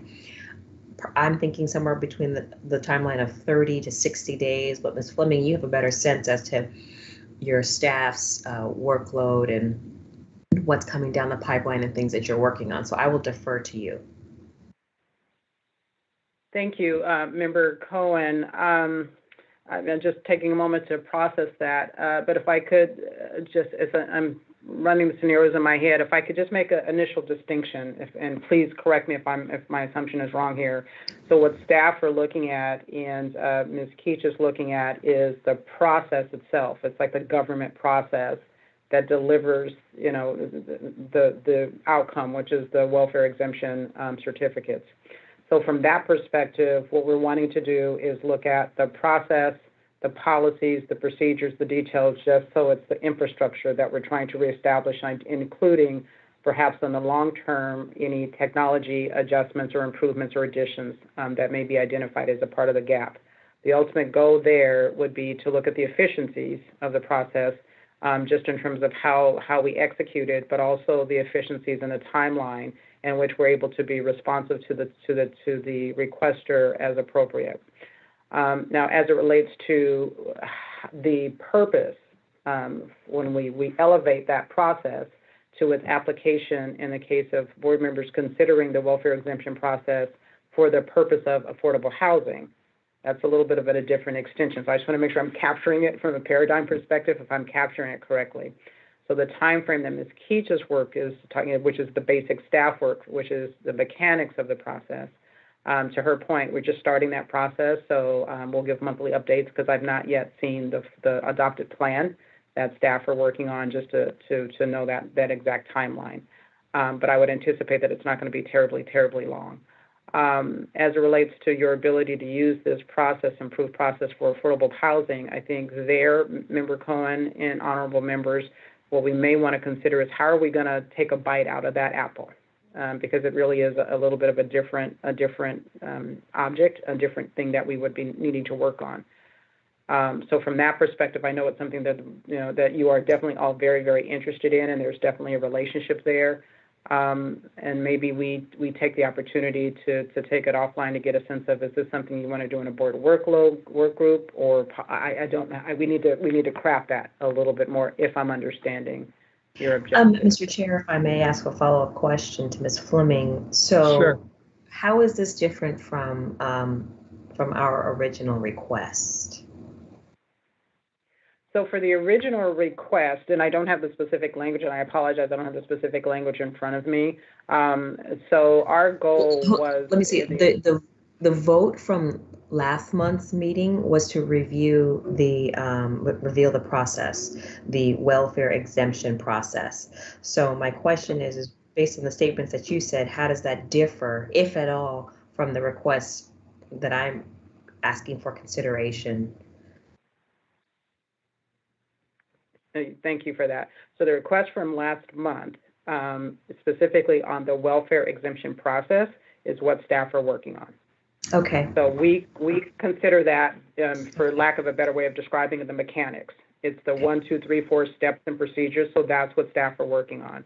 Because part of that context of that discussion was the delays that we were hearing from board members and from taxpayers, the delays in how long certain steps are taking. I think, if I recall correctly, Deputy Controller made a comment about why is it taking so long, and we talked about the number of months. So the process is to look at where are the flaws or inefficiencies in existing steps that we use to execute that. If I'm understanding you, because I just want to make that distinction, different than we looking at the process to leverage opportunities in affordable housing. Thank you. Separate lane. Member Gaines, I see a hand up. Yeah, I just wanted to try to clarify, because Member Cohen brings up a good issue. So, I mean, we're looking at the process and how to improve it and how to speed it up. So that's one issue. And we're simultaneously taking a look at an opportunity for a welfare exemption for affordable housing. And that is ongoing, is that correct? So from that perspective, that is not contained specifically in the scope of the staff's process improvement project. Okay. As we're looking at welfare exemption. So correct me, members, if my recall on this is incorrect, But part of what we were talking about in the prior couple of months as it relates to welfare exemption for affordable housing, I believe it was going to be some public hearings that we were going to schedule for those. Okay, that's right. That's what I recall. Right. I guess So this is. I'm making the distinction between staff work and where we would be looking for engagement of public input. Okay. But the improvement, just to clarify, the improvement of the welfare exemption process in terms of efficiency is related in the sense that it would help move any exemption along, but we're going to have a separate hearing on the issue of affordable housing exemption. Am I understanding that correctly? Yeah, that's Member Gaines, Member Cohen, that's my understanding. I can defer to the chairman on that because I think he introduced the original affordable housing. There was a different topic where Board Member Cohen introduced a property tax abatement hearing, but those conversations were in the context of additional either public hearings or board work group hearings, but it was a different forum to allow us to have more engagement and discussion. Thank you. I think you're right on, but I see a hand up from Member Cohen. Go ahead, Member Cohen. Thank you very much. Yes, Mr. Gaines, you are correct in your understanding. Thank you for stating it more clearly. So there are really, I guess, two separate requests that are out there and outstanding. First is a review of the process, which we voted on and agreed with last month. And then the second one is hearings separate and apart from the process. So maybe that brings a little bit more clarity, Mr. Gaines. I see you nodding. I hope that hearings that require, hearings requiring affordable housing that I'm specifically talking about. Right, thank you. I'm seeing nods, so I think we're all on the same page. Thank you, Mr. Thank you, Member Cohen. I agree. I think that helps to clarify it. Thank you all. I think we're all, I see another hand up. Go ahead, Member Cohen. Sorry, one more thing I forgot to make was, so I'm also hearing a 60-day timeline. My original thing was looking for a timeline. So 60 days, that would be 2 months. This is September, October, November. So again, going back to you, Ms. Fleming, in terms of capacity with your staff, 60 days too aggressive? Or is it something? I would, to the extent on the staff's work, the staff project, the process improvement project, certainly having more time there would be helpful. Again, we're using some of the same staff on our, as you know, members, coming up in October, November, December, we're also having our appeals process, and so that's additional workload. So it would be, in addition to the implementation of the Prop 19 items, et cetera. So to the extent that we could have more time on the process improvement, I would prefer and ask the board's patience and permission to really slow that one down so that we can provide updates, absolutely, as Ms. Leach indicated, but we really want to do thorough good work there. And so if you would allow me to, and I will circle back with Ms. Leach if she can comment on this, if we can at least provide an update at the October meeting on the status of the project, including the timeline. So we would outline what the plan is for the process improvement to give you a little bit more visibility into the process improvement so that then you can have that understanding of how that work is moving forward so that we could then align that with your goals and objectives and your timeline for the work groups or the additional hearings that you'd like to have on the affordable housing items. So we can align them so that you could take the benefit of the improvement, but still keep your objectives proceeding, keep that train moving, if you will. Yeah. Mr. Chair, if I can follow up, I think Sure. I think what I'm going to do is kind of meet you halfway, Ms. Fleming, and ask you to review and report out a timeline. Assess timeline at the October meeting. Exactly. Assess where your staff is and report out to us a timeline that you think that you'll be able to meet, and you can do that in the next meeting. Yeah, thank you. And that's consistent with my recommendation that Ms. Keach could come back and just give you an update on. And really, it's just going to be what's the plan and what's the timeline. So she would report out that information at the October meeting. So it's not the finished product, it's an update on the status and the timeline, so you will know what to expect. Okay, thank you. Thank you, ma'am. That's it, Mr. Chair. Thank you all. Thank you. I see no other hands or comments up. Ms. Taylor, do we have any written comments on this item? We do not have any written comments on this item. Can we check with AT&T if anybody's on the line? I believe we already have done so. Oh, we're good.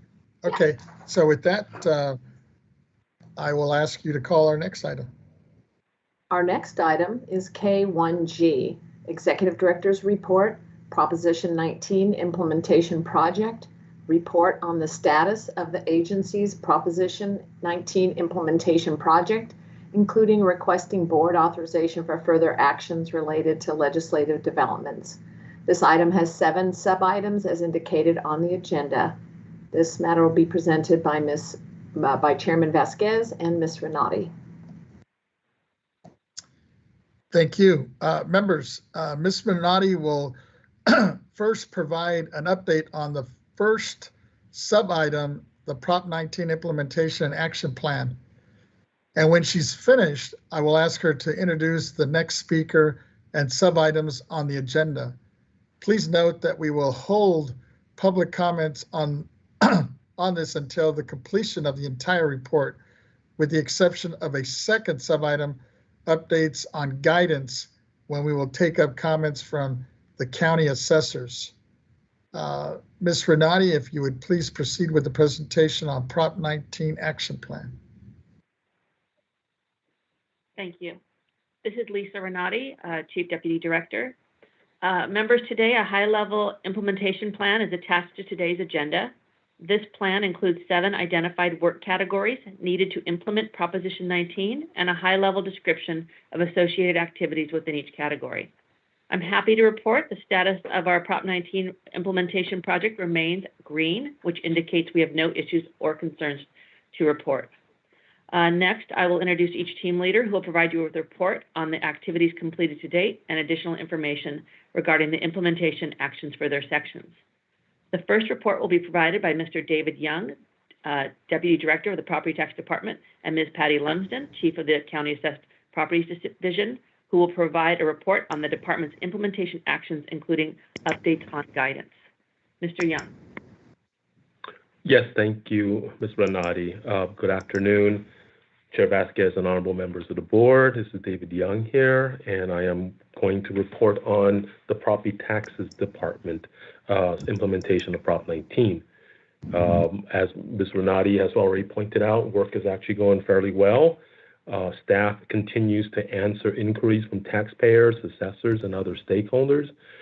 Volume has been holding fairly steady. We have been getting a sustained level of work from all these inquiries. Staff is also working on developing additional guidance for the intergenerational transfer exclusion.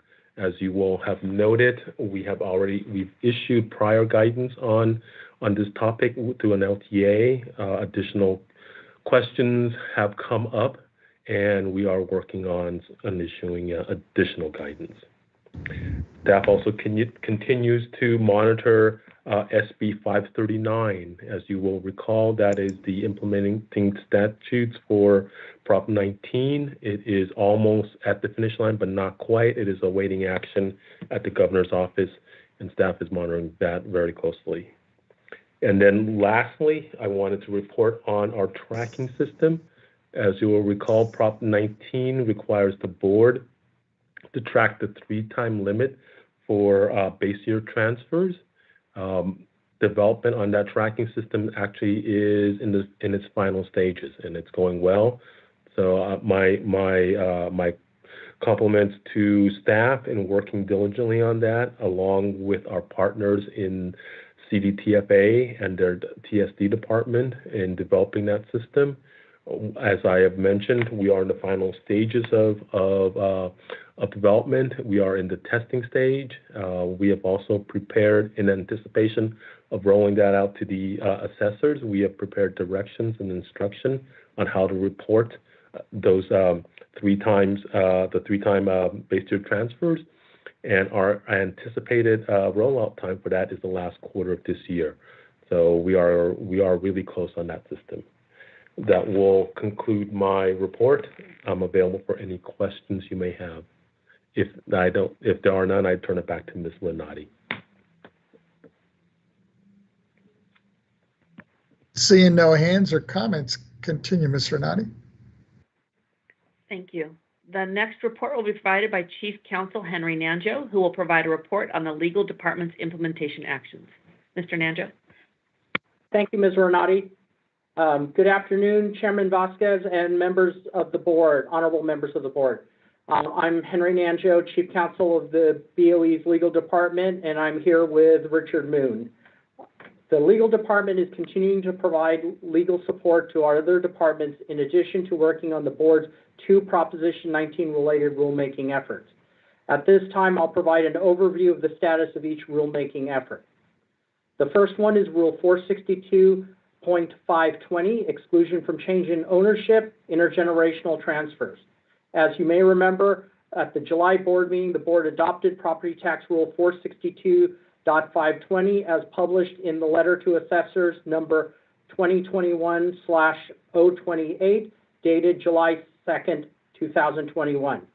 Staff completed and submitted the final rulemaking package to the Office of Administrative Law on August 6th, 2021. And once the Department of Finance provided sign-off on the board's economic and fiscal impact attachments within the regulatory package, staff followed up with the Office of Administrative Law. Recently, on September 15th, 2021, the Office of Administrative Law reached out with a few technical questions on our package. Staff is currently working through the inquiry with OAL, and we hope to receive approval by OAL prior to the October board meeting, and we will continue to keep you apprised on developments.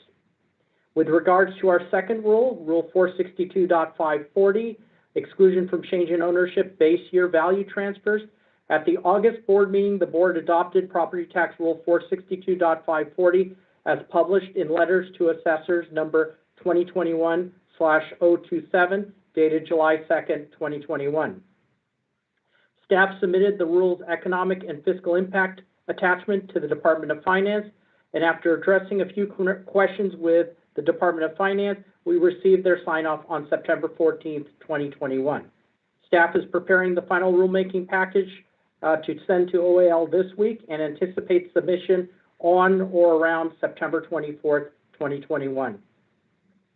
I want to extend my appreciation to the legal team, given the fact that we're also working on state assessed appeals at this time and numerous other items. They are keeping on track with everything, and particularly these 2 very important implementation efforts of the board. That concludes my report. Please let me know if there are any questions for myself or Mr. Moon at this time. Thank you. Thank you. Vice Chair Schaefer, I think, are you trying to make a comment? No? Okay. I think we're good. We can continue, Ms. Renati. Thank you. The next report will be provided by Mr. Dustin Weatherby, Chief of the Legislative Research and Statistics Division, who will provide an update on legislation related to the implementation of Proposition 19. Mr. Weatherby. Thank you, Ms. Renati. Good afternoon, Chairman Vasquez, Vice Chair Schaefer, and honorable members of the board. This is Dustin Weatherby, Chief of the Legislative Research and Statistics Division. Today, I will provide you with an update on legislation related to the implementation of Proposition 19.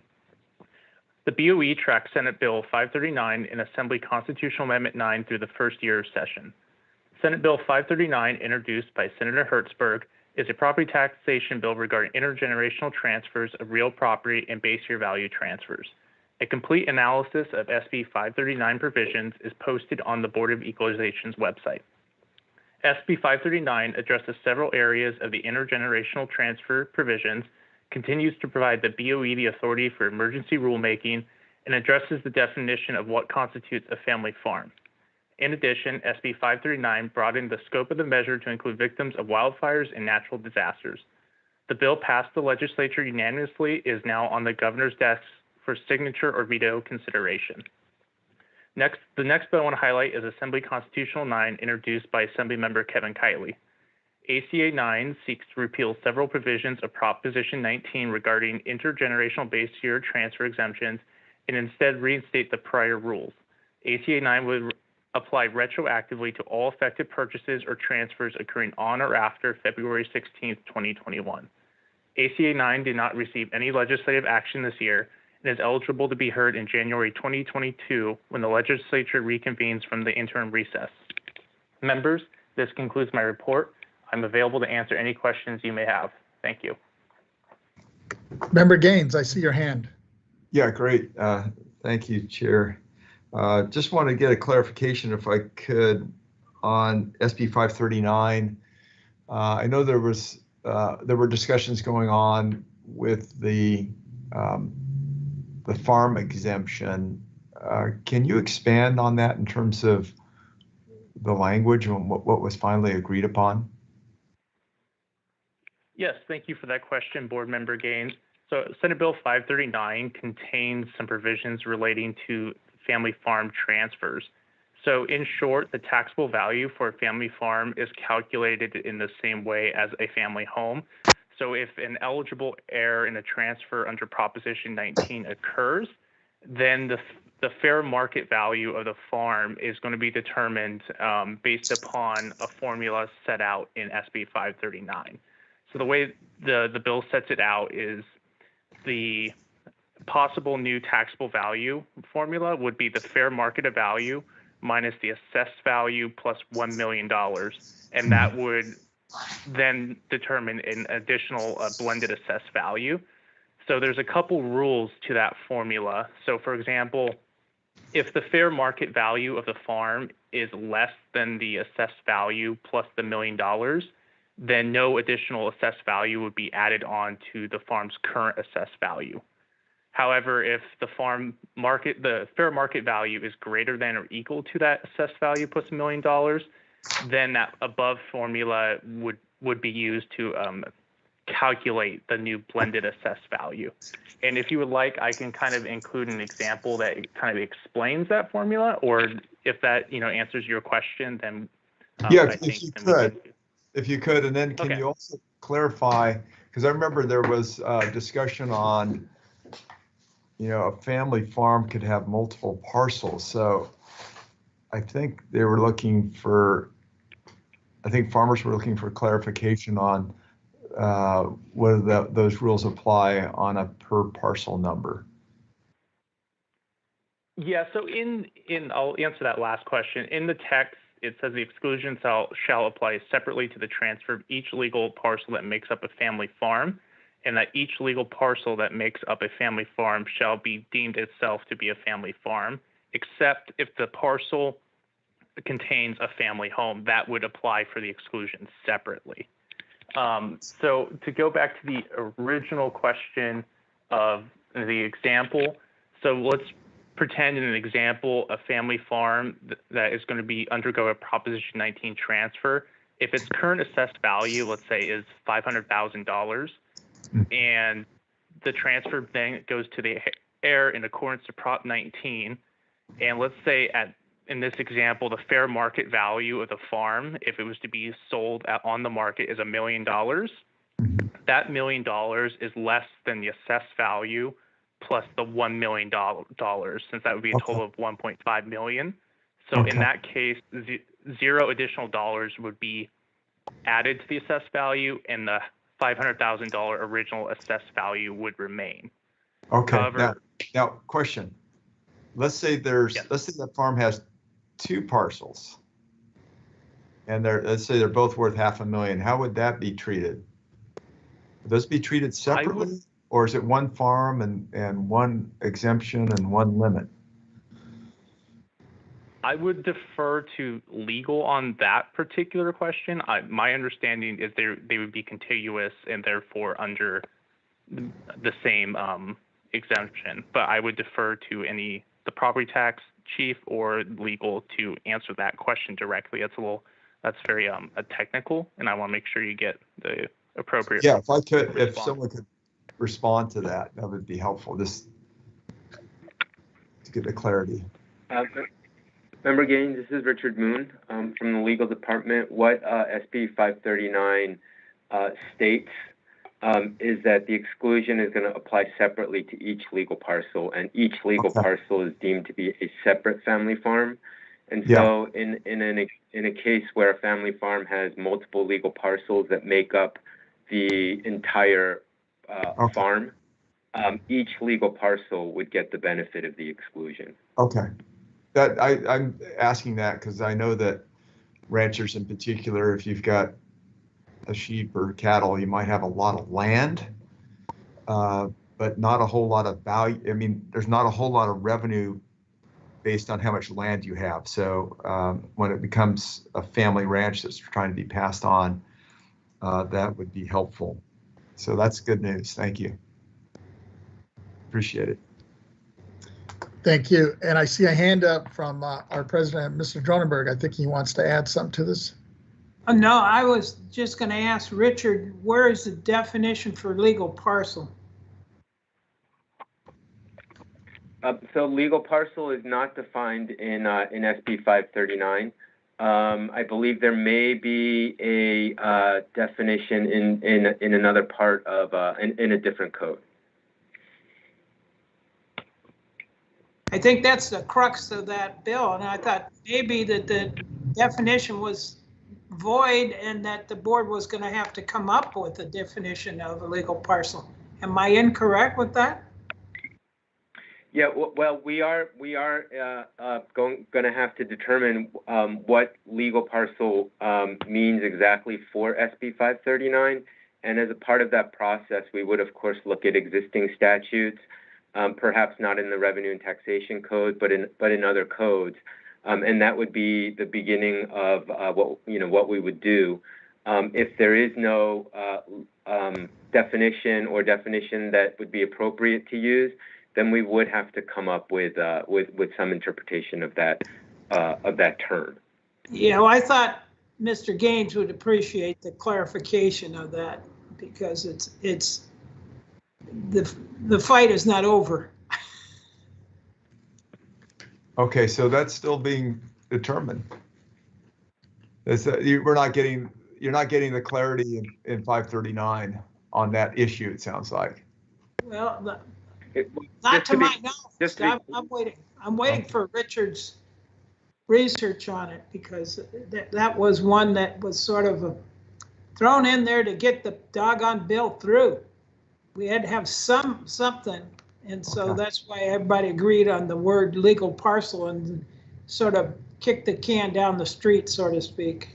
Yeah, if you could keep us updated, Mr. Moon, I'd appreciate it just so that I can keep my constituents updated. I've got a lot of ag in my district, so.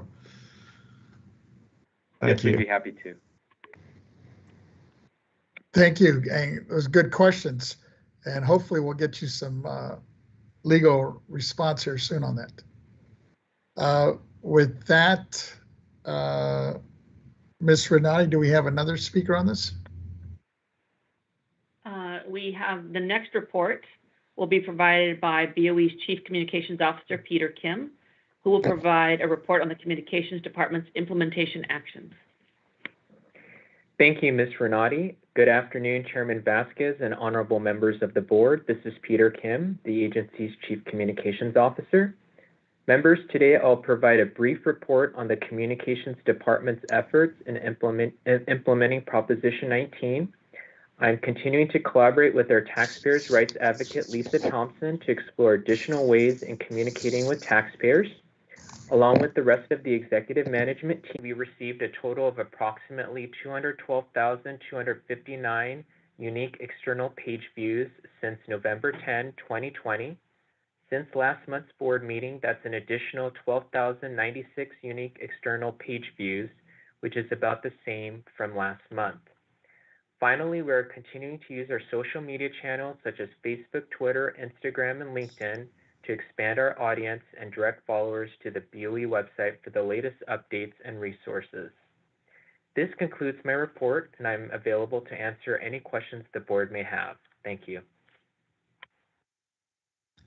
Thank you, Mr. Kim. I have one quick question for you, and it's along the lines of, is it possible to create some kind of a survey that can be added to the website, answered, so we can take that information and adjust the website as necessary in a timely manner?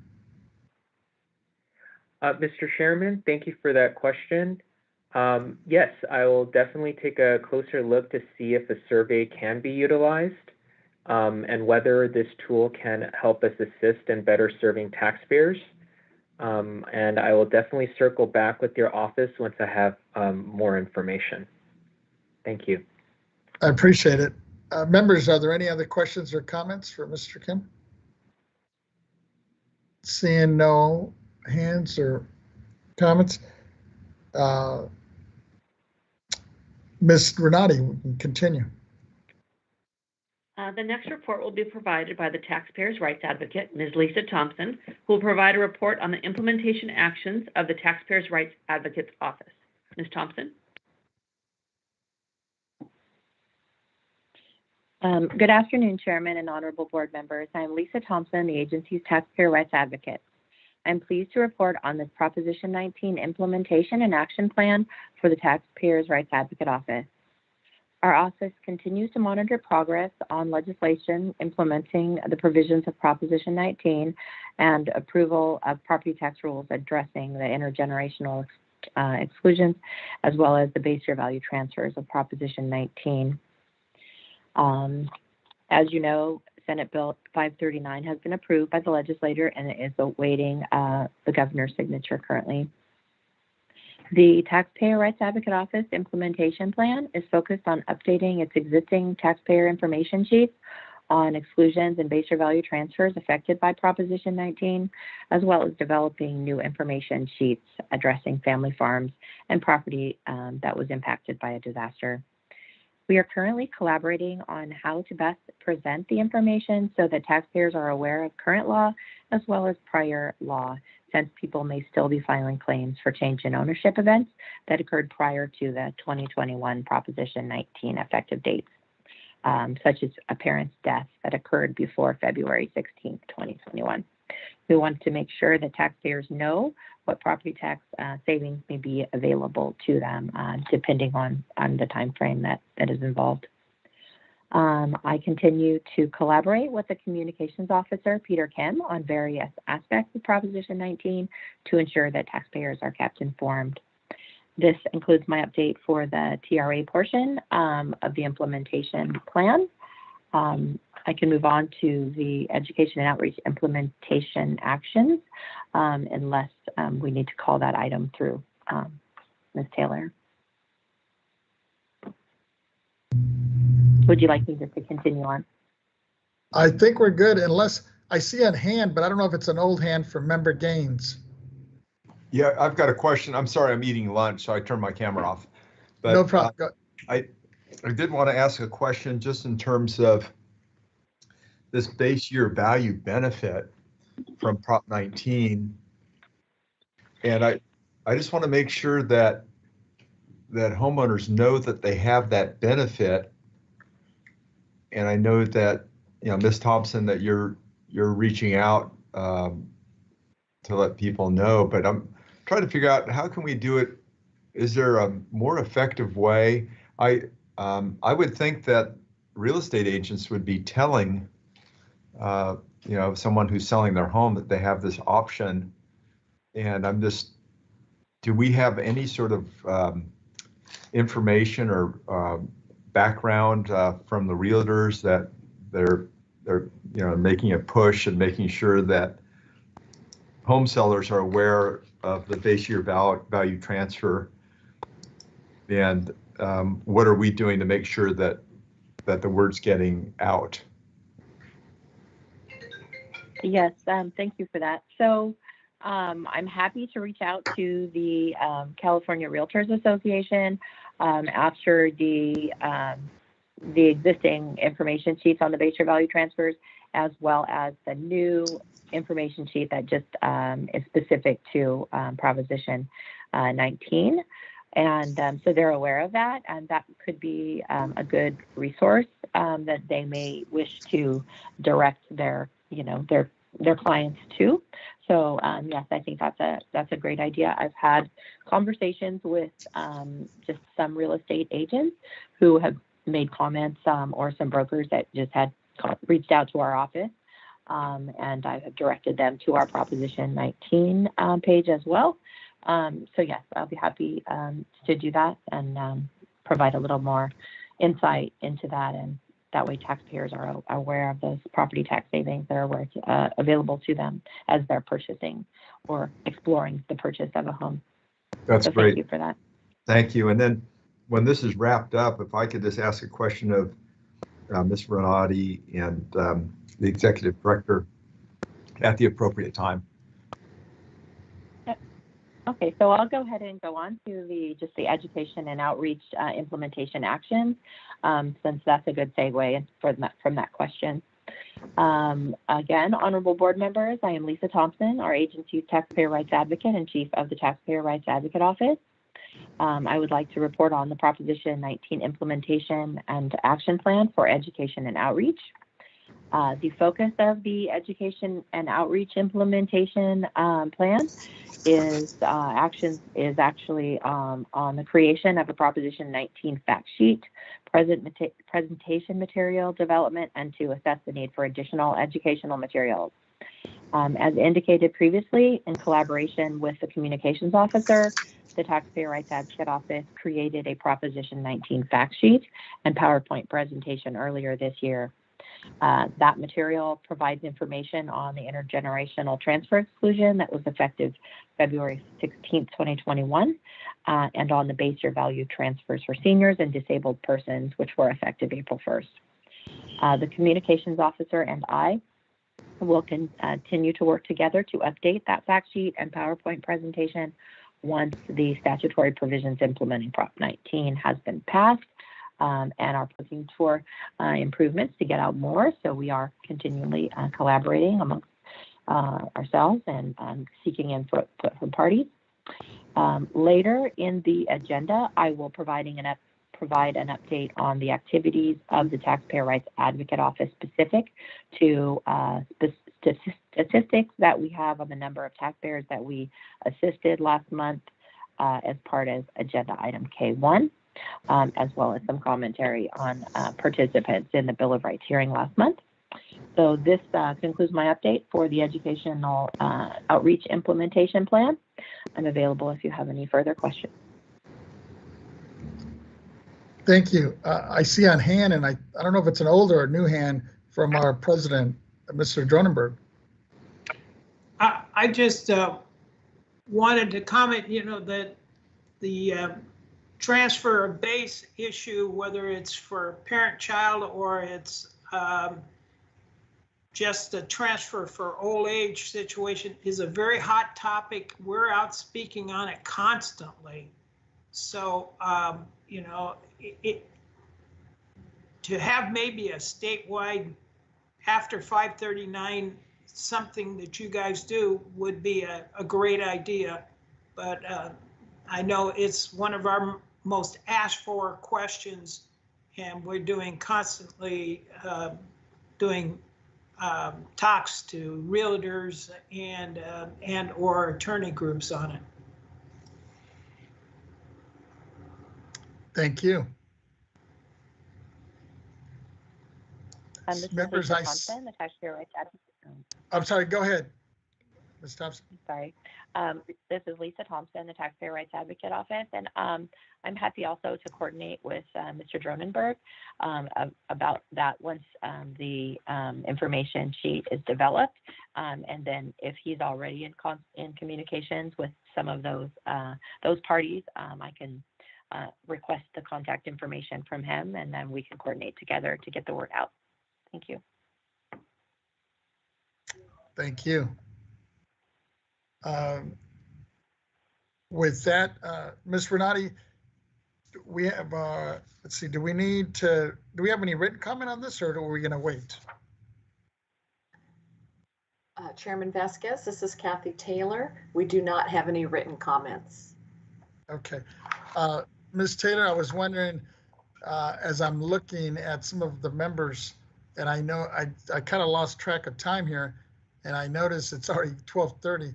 I was wondering if it'd be appropriate to take maybe like a 15-minute break, and then we can come back and finish up the agenda, if the members are comfortable with that. I see heads nodding. Chairman Vasquez? Yes, Ms. Stowers, go ahead. Okay. I'm okay with the break, but I think we might have a gentleman on the line that wanted to talk about this. Oh, sure. That's what I was asking Ms. Taylor, but I thought you said there was nobody on. We didn't call for public comment, so I could do that. Okay, let's check before we take a break. All right, AT&T moderator, can you let us know if there's anyone who'd like to make a public comment on this matter? And thank you. Ladies and gentlemen, if you wish to comment on Proposition 19 implementation project, you may press 1 and then 0 at this time. Once again, if you wish to comment on the Proposition 19 implementation project, you may press 1 and then 0. We do have a comment from the line of Wendell Phillips. Your line is open. Please go ahead. Hi, Honorable Board. Yes, thank you for reminding everybody that they did have a comment. And, Ms. Lisa Thompson just brought up a great point on the education outreach, which is really kind of why I'm in the situation I'm in, and which is why I'm addressing the board. But and I know I was very, very early in pulling the trigger on trying to use Prop 19, probably one of the first ones. But my experience, and I'll just give you my experience with this, is that my particular realtor and the whole office really didn't want to advise on Prop 19 at all for whatever reasons. Now, whether they're nervous of legal or what, but because being a realtor myself, I'm not a broker affiliated realtor, so I just have my license. I don't really use it, but I am aware of all the new laws and things that come down. But I guess my point was that when I brought it up to my realtor, they basically had no comment on Prop 19. So as far as education outreach, I would fully support that because it's needed. But back to my original reason for this call was back in the July meeting, I had joined the meeting in the hopes of getting my Prop 19 application, base value application, transfer approved through the Sonoma County Assessor's Office. Now, I applied for it early on, only to be denied, not knowing that one leg of the transfer had to be after April. Of all the things I didn't know, that was probably the most important one to know, because I sold and purchased November of 2020 and then purchased in December of 2020. Thinking that after Prop 19 passed, I would be able to do the base value transfer. So I emailed Lisa Thompson and Mr. Nanjo, seeking their help in getting the Sonoma County Assessor's Office to approve my base value, because I think in that board meeting, in the July board meeting, it was agreed that I attempted in good faith to try to follow all the rules, not knowing that one particular rule of one leg needing to be after April. So I'm still seeking the Board of Equalization's help in getting my Prop 19 application approved. And that's really about all I have. Thank you. Member Gaines, did you have a question or comment on that? I do remember this conversation with Mr. Phillips at our last meeting.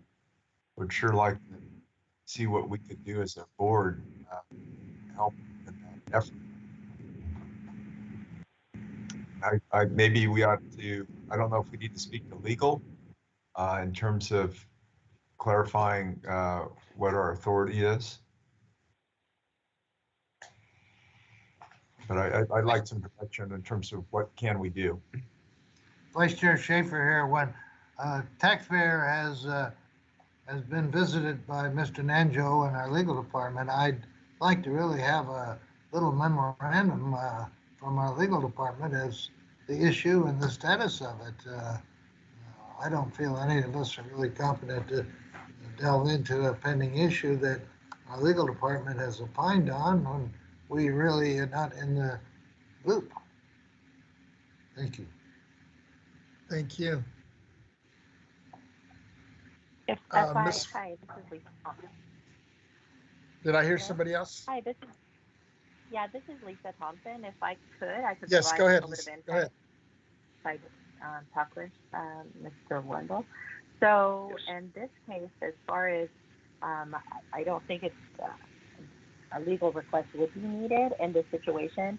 So as he explained, and what I looked at this as well, is both of his transactions were prior to the April 1st, 2021 effective date of Proposition 19.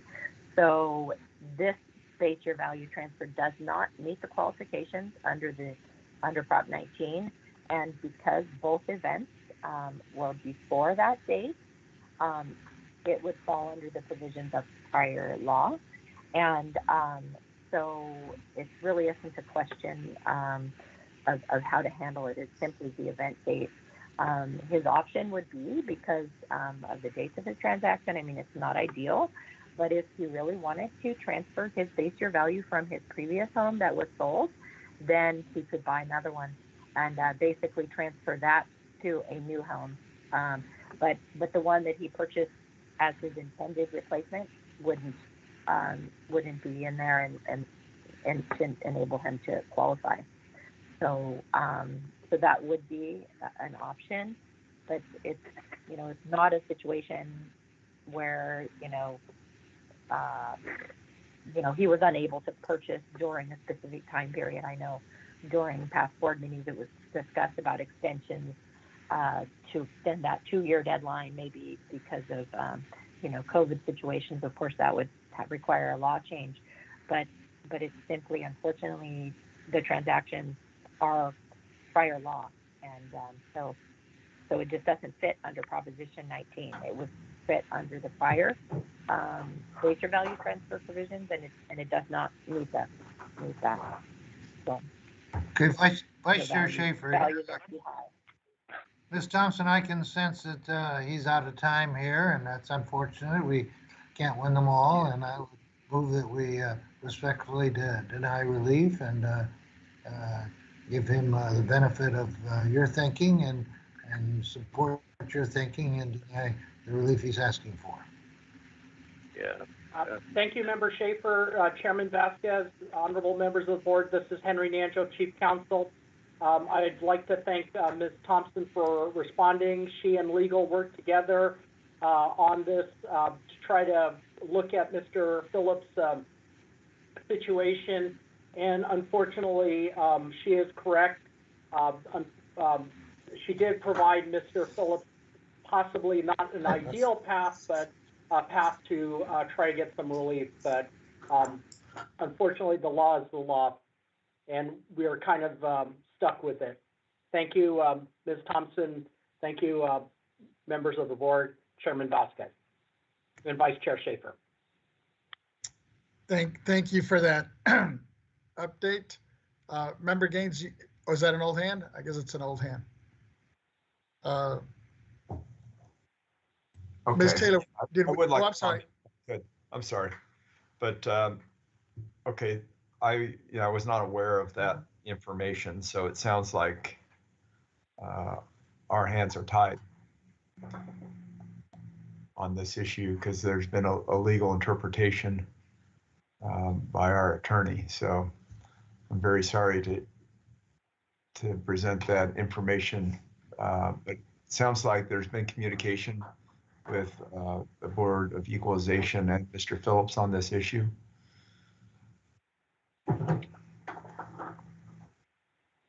That's what I think we're hearing, yeah. And it Okay. just happened to happen at the wrong That's time. correct, Member Gaines. This is Henry Nanjo. Ms. Thompson and her office worked in responding to Mr. Phillips. Thank you. Okay, all right, very well. Mr. Gaines, Member Gaines, is that a second on my motion? Vice Chair Schaefer. Well, do we need a motion? I guess that would be the question.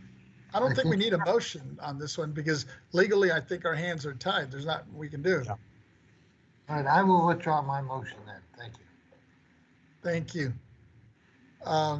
With that, Ms. Taylor, we didn't have anybody else on the line, did we? We think that there's another person on the phone line. Go AT&T ahead. operator, is there another public comment? There are no other comments at this time. Thank you. Thank you.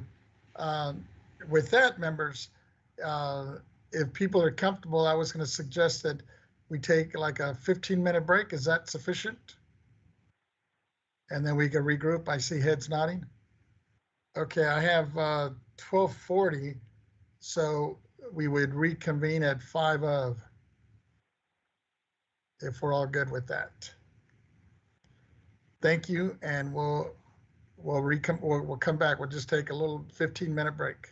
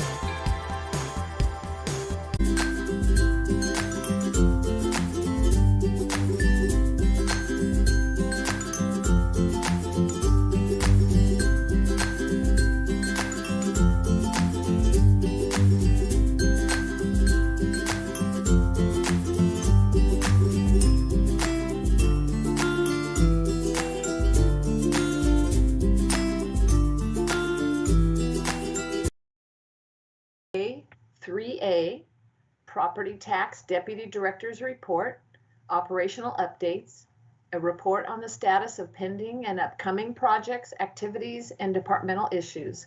This matter will be presented by Mr. Young.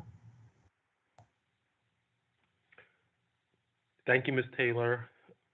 Good afternoon, Chair Vasquez and honorable members of the board. My name is David Young, and I'm the Deputy Director of the Property Tax Department. I will start my report with brief comments, and then I will introduce Ms. Patricia Lumsden of the County Assessed Properties Division and Mr. Jack McCool, Chief of the State Assessed Properties Division, who will provide a more detailed report for each of their respective divisions.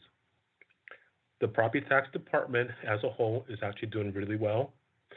On the County Assessed Property Division side, and as mentioned prior, in the prior report, the Welfare Exemption Unit is continuing to examine our internal processes for issuing supplemental clearance certificates for low-income housing projects.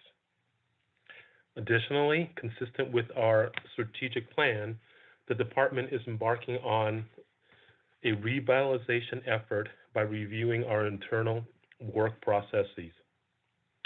This will be a long-term and a continuous project. On the state assessed property side, staff continues to work on assessment appeals. We are making really good progress and will continue to bring these appeal cases before the board for action over the next 3 months. I will now turn the presentation over to Ms. Lumsden and to Mr. McCool to provide additional information on the status of completed and pending projects in their respective divisions. So with that, unless you have questions for me, I will bring up Ms. Lumsden for the County Assessed Properties Division. Thank you, Mr. Young. Good afternoon, Chairman Vasquez and honorable board members. This is Patty Lumsden, Chief of the County Assessed Properties Division. Today, I'm going to be giving you 3 brief reports on the following 3 BOE programs: letters to assessors, appraisal training and certification, and assessment practices surveys. These brief reports are for your information only and do not require specific action to be taken. First, I will start with a brief report on letters to assessors. Attached to the agenda this month is a memo on letters to assessors. This memo gives a brief description about what an LTA is and the different types of LTAs that are issued. In addition, it provides a list of the LTAs that have been issued since our last board meeting and provides a link to the BOE's website where a list of all LTAs issued to date can be found. So far to date, for calendar year 2021, BOE staff have issued a total of 40 LTAs, and 3 of those LTAs have been issued since our last board meeting. And they consist of an LTA, which identifies an amendment to Property Tax Rule 462.500, which after a public hearing was conducted, BOE staff amended this rule to reflect the changes that were made to Revenue and Taxation Code Section 68 in accordance with Senate Bill 803. Another LTA which provides provides notification of an extension of the 2-year deadline for county boards of equalization to render final determinations for assessment appeals filings, extending the 2-year deadline from March 31st, 2021 to December 31st, 2021. And then finally, an LTA which provides budgets, personnel, workload, and assessment appeals data collected from county assessors.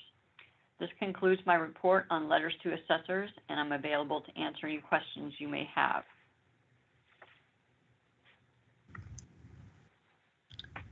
Thank you. Seeing no hands or comments, I think we can continue. Okay, thank you. Next, I will move on to my brief report on the BOE's appraisal, training, and certification. Since our last meeting, we have taught 2 virtual classes, and for calendar year 2021, we have taught a total of 10 virtual classes and trained a total of 312 students.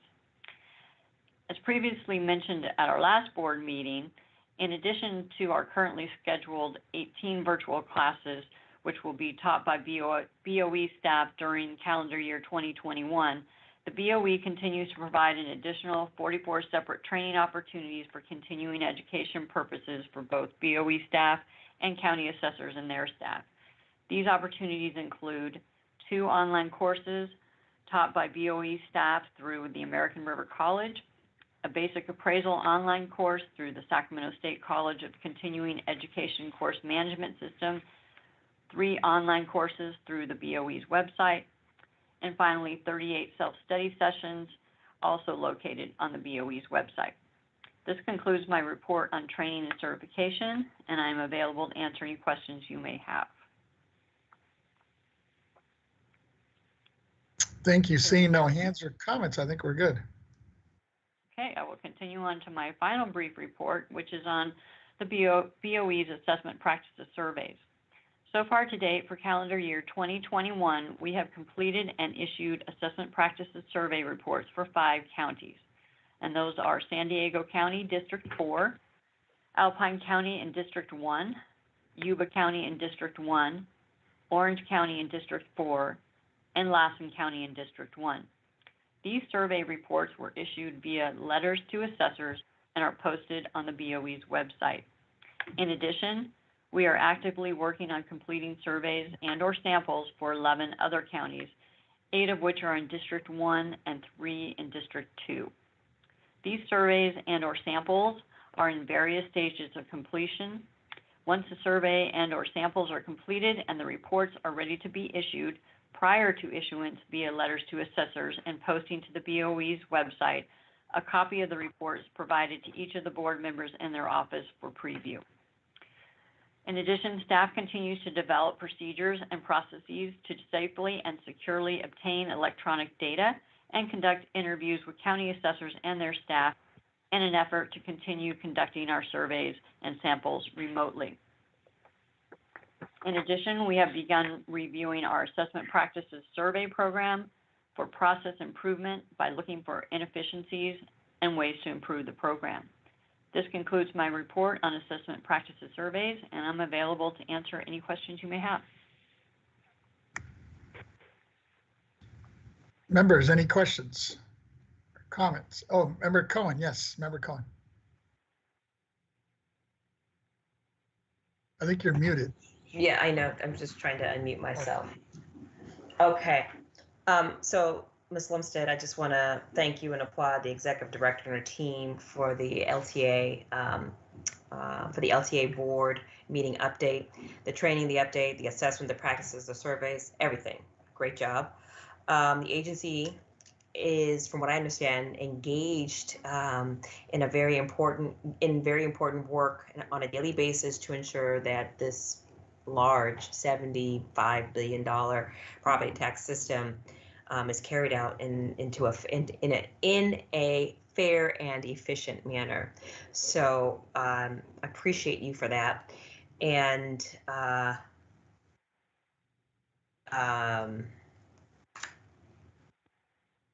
this collective great works is important, and we need to make sure that we're bringing it out and into the open. So that's primarily what I wanted to say. Thank you. Thank you for those comments. Thank you. Thank you. Seeing no other hands or comments, we can continue. Okay, and that concludes the 3 reports I have, and I will turn this back over to Mr. Young. Thank you. Thank you, Ms. Lumsden, and thank you for your hard work on all these issues. Next, I will turn it over to Mr. Jack McCool, Chief of the State Assessed Properties Division, for a report on his division. Mr. McCool, if you're available. Good afternoon, Chairman Vasquez and honorable members. My name is Jack McCool, Chief of the State Assessed Properties Division. Today, I will provide information on the status of ongoing work in our division.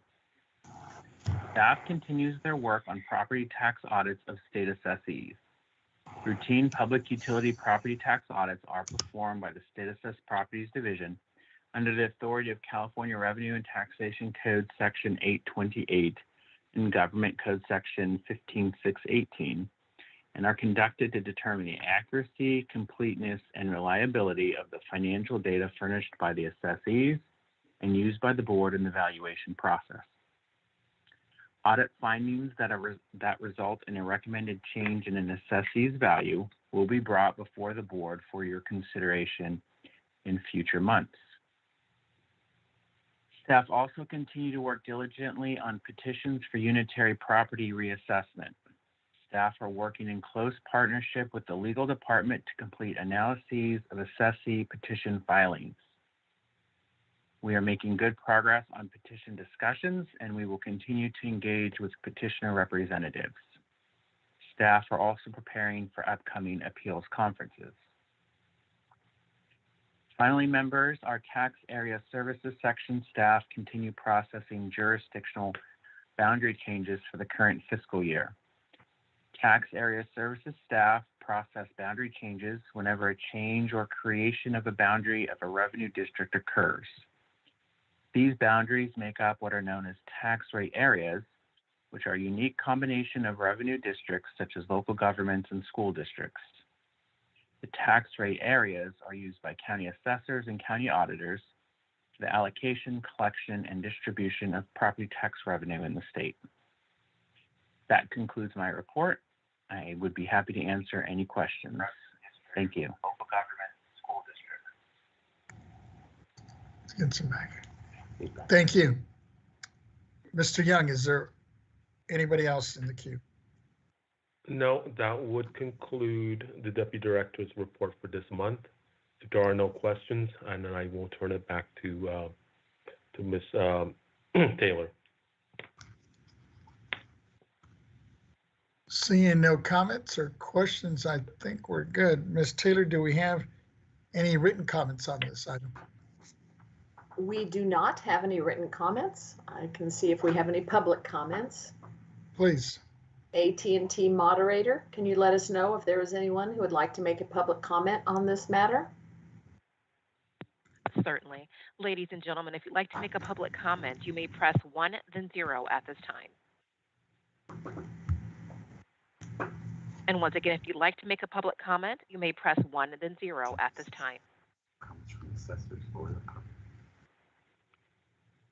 And we have no one with a public comment. Ms. Taylor, do we have any of the assessors or anybody that was on earlier from the different departments that wish to make a comment? I think we could open the floor to Mr. Dronenberg if he would like to comment. Is he still on the line? Let's see if he's yes, still on. Yes, he is. Okay.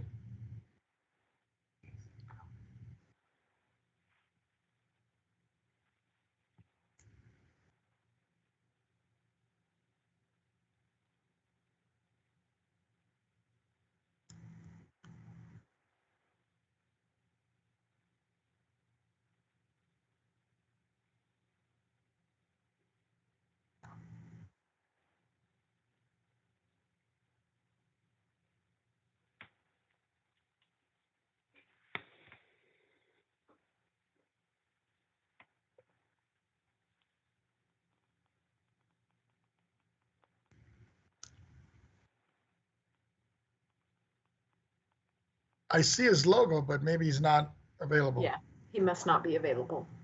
Okay, well, let's go ahead and move on then. Ms. Taylor, why don't you please call the next item? The next item is K4A, Legislative Research and Statistic Division Chief's Report, update on legislative issues, update on the administrative and program-related legislative bills impacting the BOE. This matter will be presented by Mr. Weatherby. Thank you, Ms. Taylor. Good afternoon, Chairman Vasquez, Vice Chair Schaefer, and honorable members of the board. This is Dustin Weatherby, Chief of the Legislative Research and Statistics Division.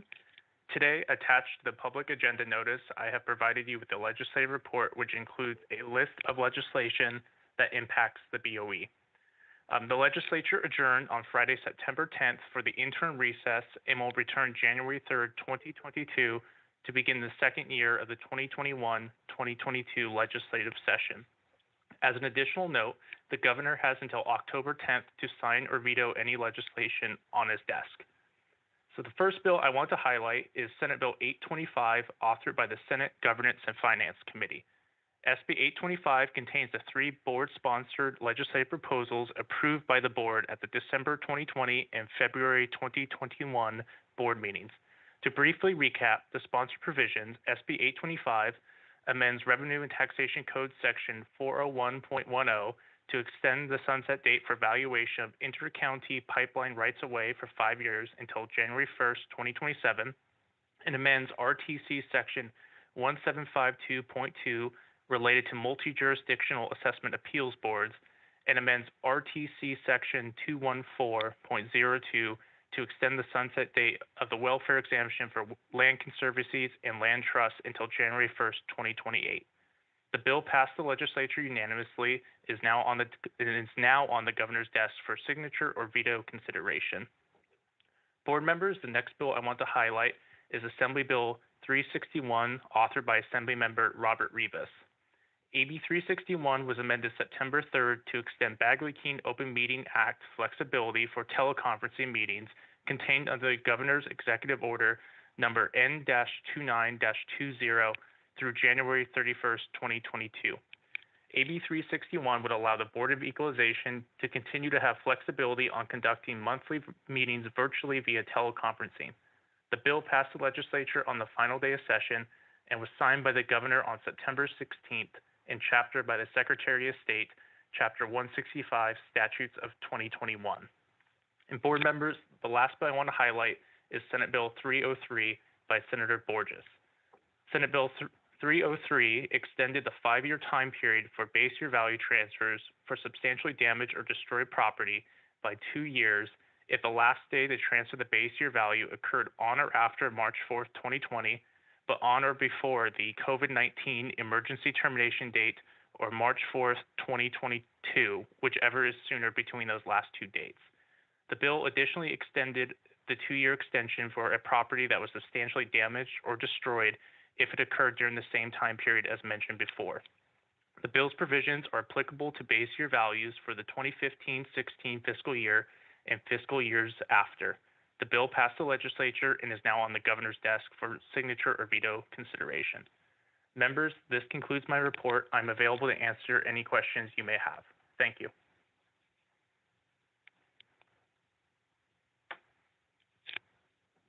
Members, I don't see any hands or comments. I have a quick one. First of all, thank you, Mr. Weatherby, on this. I just have one quick question on your income housing bill on your weekly watch list that I think we should consider and determine if future guidance in coordination with the assessors is needed. The way I read, I think it's AB 345, the accessory dwelling units. The existing law authorizes a local agency to allow a ADU to be sold separately from the primary residence to a qualified buyer if certain conditions are met, including that the property was built by the qualified nonprofit corporation and is held under a recorded tenancy in common agreement that allocates to each qualified buyer an undivided, unequal interest in the property based on the size of the dwelling each occupies. This bill clarifies the law by requiring the local agency to allow the ADU to be sold separately, subject to a new condition that the tenancy in common agreement must include specific information on the areas of the property used by the co-tenant and each co-tenant responsibility for the taxes and all improvements on the property, and procedures for dispute resolutions among co-tenants before resorting to legal action. I would like some follow-up information on this bill and a recommendation from the ED on any guidance that BOE should offer that would be helpful to assessors and their transfer clerks and other staff who are required to examine these tenancies in common agreements and determine if all conditions are met. Can you provide some information in the future board meeting, preferably before the end of this calendar year, on this issue? Yeah, so thank you for that question and those comments, Chair Vasquez. Our property Property Tax Department will review the bill and determine whether any additional guidance would need to be issued through a letter to the assessor should the bill be signed by the governor. So we will definitely follow up with the board with further guidance when it's appropriate. Thank you. I appreciate that. Members, do we have any other comment? Oh, it looks like, no, I don't see a hand up. No, I think we're good. With that, Ms. Taylor, do we have any written comments on this item? We do not have any written comments. And is Mr. Dronenberg available? Maybe he may have some comments or wish to speak on some of this legislation.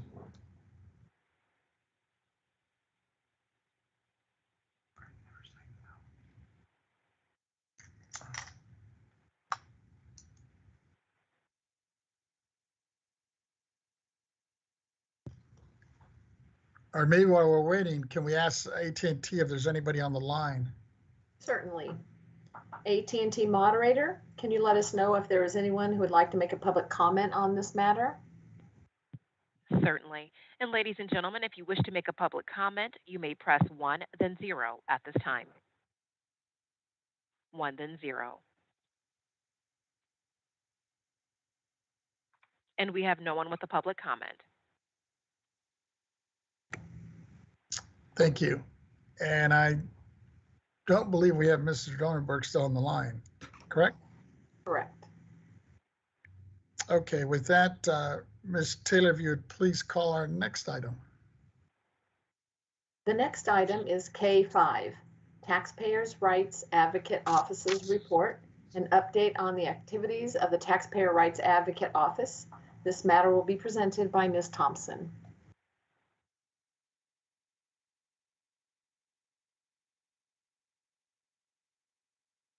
Good afternoon, Chair Vasquez and honorable board members. I'm Lisa Thompson, Chief of the Taxpayer Rights Advocate Office. I am here to provide you with an update of the activities of the Taxpayer Rights Advocate Office to keep you informed. As you know, at the August 25th, 2021 board meeting, we held the Taxpayer Bill of Rights hearing. There were 8 speakers. We received some great input and there was some thoughtful discussion. We had already worked with, or were currently working with 6 of those speakers. 2 of the speakers that provided comments we had not worked with previously.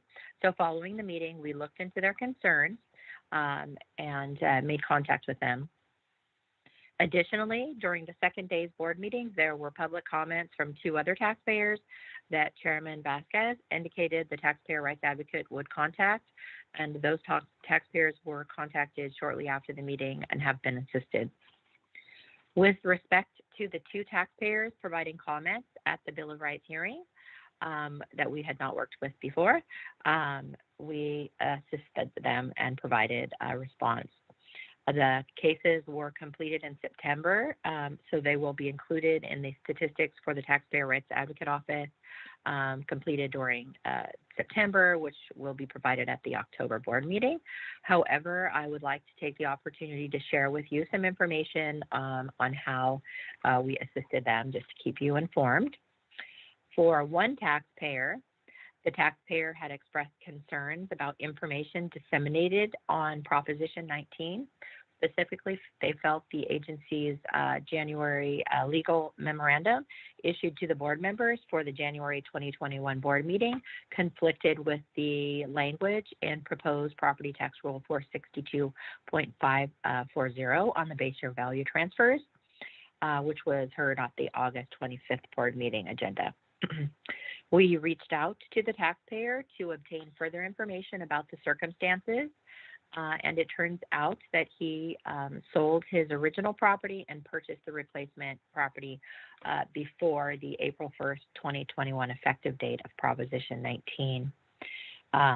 Actually, in this case, both transactions were took place before Proposition 19 was even passed. We explained why our chief counsel opinion was consistent with what was passed in Proposition 19, that the chief counsel opinion did not indicate a person could qualify. Both transactions took place before April 1st, 2021, the effective date as long as they waited to apply for the transfer until after April 1st. We also explained that the proposed property tax rule was not contrary to the Chief Counsel opinion as to when the purchase and sale events needed to occur. We then analyzed the circumstances of the taxpayer's purchase and sale and explained why the transaction did not qualify for the base year value transfer provisions under law in effect at the time of the transactions, which was the Proposition 90 and 110 prior base year value transfers. Due to the timing of the sale of the original, the taxpayer could buy another home if they did sell if they did so within 2 years of the sale of the original and still transfer the base year value from that home that was sold in late 2019. Just for your information, that this was a different taxpayer that spoke earlier, Mr. Wendell Phillips. So this is different. For the other taxpayer, the taxpayer expressed interest in changing statewide rules on how to handle annual property taxes increases and suggested including some factors such as annual income or other unique factors that may affect a person's ability to pay. We reached out to the taxpayer and provided information on California's property tax system under Proposition 13 for increases in assessed values, specifically increases to the factored base year value up to a maximum of 2% a year, as well as the 1% general property tax rate. We explained that there are certain exemptions available to persons based on income, such as the disabled veterans exemption, and that changes to allow further exemptions would require a constitutional amendment and statutory changes. We also provided links to some bills that we had found that had been introduced previously to reduce or freeze the annual inflation factor for certain populations, but such bills did not pass. However, we wanted to provide some resources for the taxpayer that we had found while conducting some research. Next, I am pleased to share with you some statistics on the number of cases that were completed by the Taxpayer Rights Advocate Office last month and to provide some insight on the types of those cases. In August, we completed work on 17 cases. 4 were from Board Member Gaines' district, District 1, 7 in Board Member Cohen's district, District 2, 3 were for Board Member Vasquez's district, District 3, and 2 were from Board Member Schaefer's district, District 4. And 1 was not specified from the district. Of the 17 cases that were completed, 8 were in the administrative category and 9 from the valuation category. The administrative category includes topics such as creating and mailing tax bills, refunds, penalty cancellation, defaulted taxes, access to data, special assessments, or direct levies on the property tax bill. The valuation category includes topics such as change in ownership, declines in value, appraisal methodology, exclusions, exemptions, new construction, actual enrollment of value, general property taxation, and assessment appeals. With respect to the administrative category, 2 cases involved delinquent taxes. 1 because the taxpayer mistakenly entered the wrong parcel number when paying taxes online, and so payment could not be applied. And the second delinquent tax issue was because the taxpayer indicated they had not received the property tax bill and wasn't aware that the mortgage company did not pay supplemental tax bills. 1 case involved defaulted taxes from over 5 years ago when the property was subject to tax sale. And 1 pertained to tax liens from a supplemental assessment on a property that they had already sold. And another involved a special assessment where the charge was based on the assessor's classification of property. Additionally, 1 case involved a taxpayer wanting to know how to determine the difference in taxes from what was paid versus what could have been had they filed an appeal timely. The remaining 2 cases concerned tax collections. So the Taxpayer Rights Advocate Office assisted the taxpayers by providing information about special assessment charges billed on the property tax bill, property tax payment deadlines, the tax bill process, and availability to request penalty cancellation. The Taxpayer Rights Advocate Office helped the taxpayer understand that property taxes attributable to a supplemental assessment for the purchase of a home isn't something that a mortgage company pays. For the case with the 5 years of delinquent taxes, we help the taxpayer understand what must be done in order to redeem their property before a county tax sale. And the other category, with respect to the valuation category and its 9 cases, 2 pertain to decline in value, Proposition 8 issues, 2 addressed partial change in ownership reassessment, 1 case addressed exclusion from reassessment, which pertained to the base year value transfer exclusion for persons age 55 and over. 1 case pertained to the homeowner's exemption. 2 cases pertain to assessment appeals, and 1 pertained to roll correction statutes. For the decline in value cases, commonly referred to as Proposition 8, the Taxpayer Rights Advocate Office provided information on property taxation in California and the assessment of real property as to the lower of its factored base year value or market. For 1 decline in value case, the Taxpayer Rights Advocate Office helps the taxpayer understand the assessor does annually review Proposition 8 values and enrolls the lesser of factored base year value or current market value, and that if a taxpayer agrees with the assessed value, it is their right to file an appeal. We also advise them that they can contact the assessor's office to request an informal review of its value, and we provided the link on that county assessor's website where the taxpayer could request such a review. For the second case, the Taxpayer Rights Advocate Office explained to the taxpayer that trees burned from a fire on undeveloped land is not it's not a disaster relief issue. Rather, it is a decline in value issue, and we help the taxpayer understand that the loss of trees may affect the market value of the property, and the assessor would consider that in the lien date assessment following the fire. We directed the taxpayer to resources on disaster relief to help the taxpayer understand that disaster relief under Section 17D is for damages or destroyed structures or improvements as opposed to just bare land. For the cases involving the base year value transfer exclusion for seniors age 55 and over, the Taxpayer Rights Advocate Office explained that since the purchase and sale of the property occurred prior to the Proposition 19 effective date of April 1st, 2021, that Proposition 6090, codified in Revenue and Taxation Code Section 69.5, applied rather than the provisions of Proposition 19. The Taxpayer Rights Advocate Office also helped the taxpayer understand that prior to the effective date of Proposition 19 for base year value transfers, not all counties accept base year value transfers from other counties. And the Taxpayer Rights Advocate Office confirmed that the county in which the property was purchased was not one of the 10 counties that allowed the transfer from other counties through the passage of a county ordinance.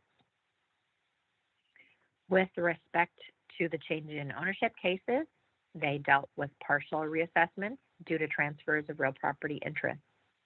In both cases, we provided information on various property tax rules pertaining to transfers of interest for different types of ownership, property held in joint tenancy versus joint versus tenancy in common, and explained how transfers affect property reassessment. With respect to one case, The Taxpayer Rights Advocate Office helped the taxpayer understand the original transferor and other transferor status of the owners to determine if reassessment was warranted. We also provided the taxpayers with property ownership information and history, where the parties were added on as joint tenants, and that no reassessment occurred at that time. But when title to property was changed to tenants in common, a partial reassessment was required under the law.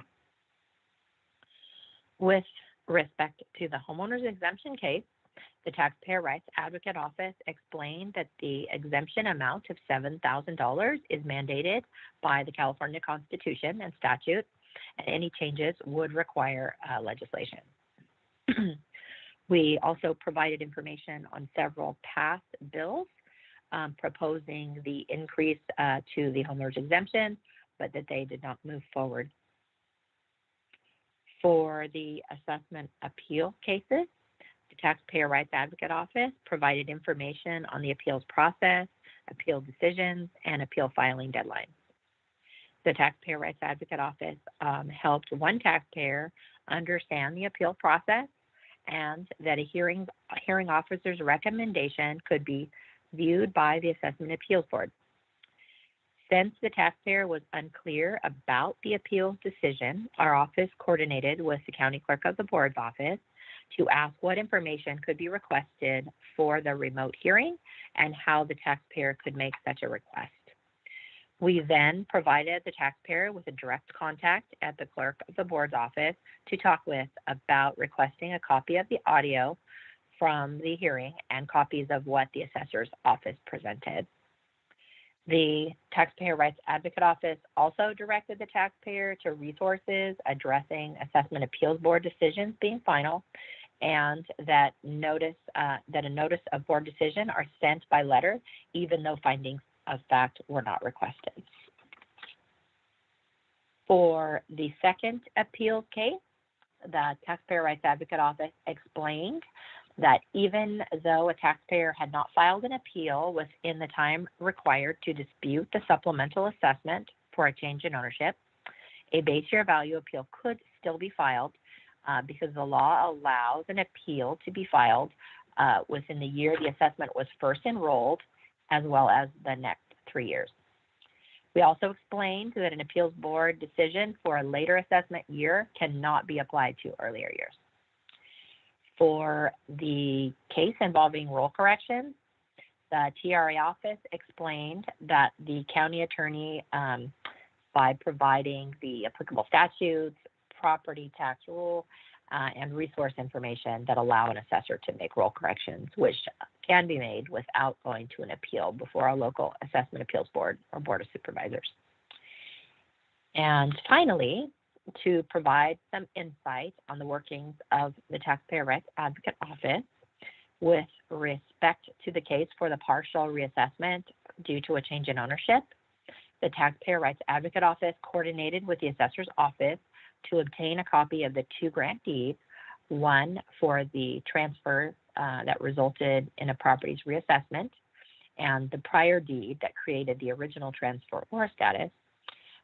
We also requested a copy of the supplemental assessment notice and information on the assessor's determination of market value as of the date of the transfer. We then explained to the taxpayer how the reassessed value was determined and provided the taxpayer with resources that describe how an original transferor and other than transferor status are used in determining if a reappraisal of property on subsequent transfers is required. Among those resources was Property Tax Rule 462.040 and pertinent examples from that rule. To assist the taxpayer in understanding the reassessment, we created charts showing the property's ownership history, transfer dates for ownership interest, and the associated market value for those dates based on the assessor's information, as well as showing the calculation as to how that blended backward base year value was determined for the supplemental assessments for the transfer. We also advised the taxpayer of their appeal rights if they did not agree with that market value of the transfer as of that date, and that there was still time to file a base year value appeal. We also directed the taxpayer to resources on our agency's website where they could find information on assessment appeals and the appeal process. That concludes my update. I'm available if you have any questions. Thank you. Thank you. That was a lot to cover, and I know many of us have experienced from our constituents nothing but kudos for you and your staff on being able to respond where you can legally.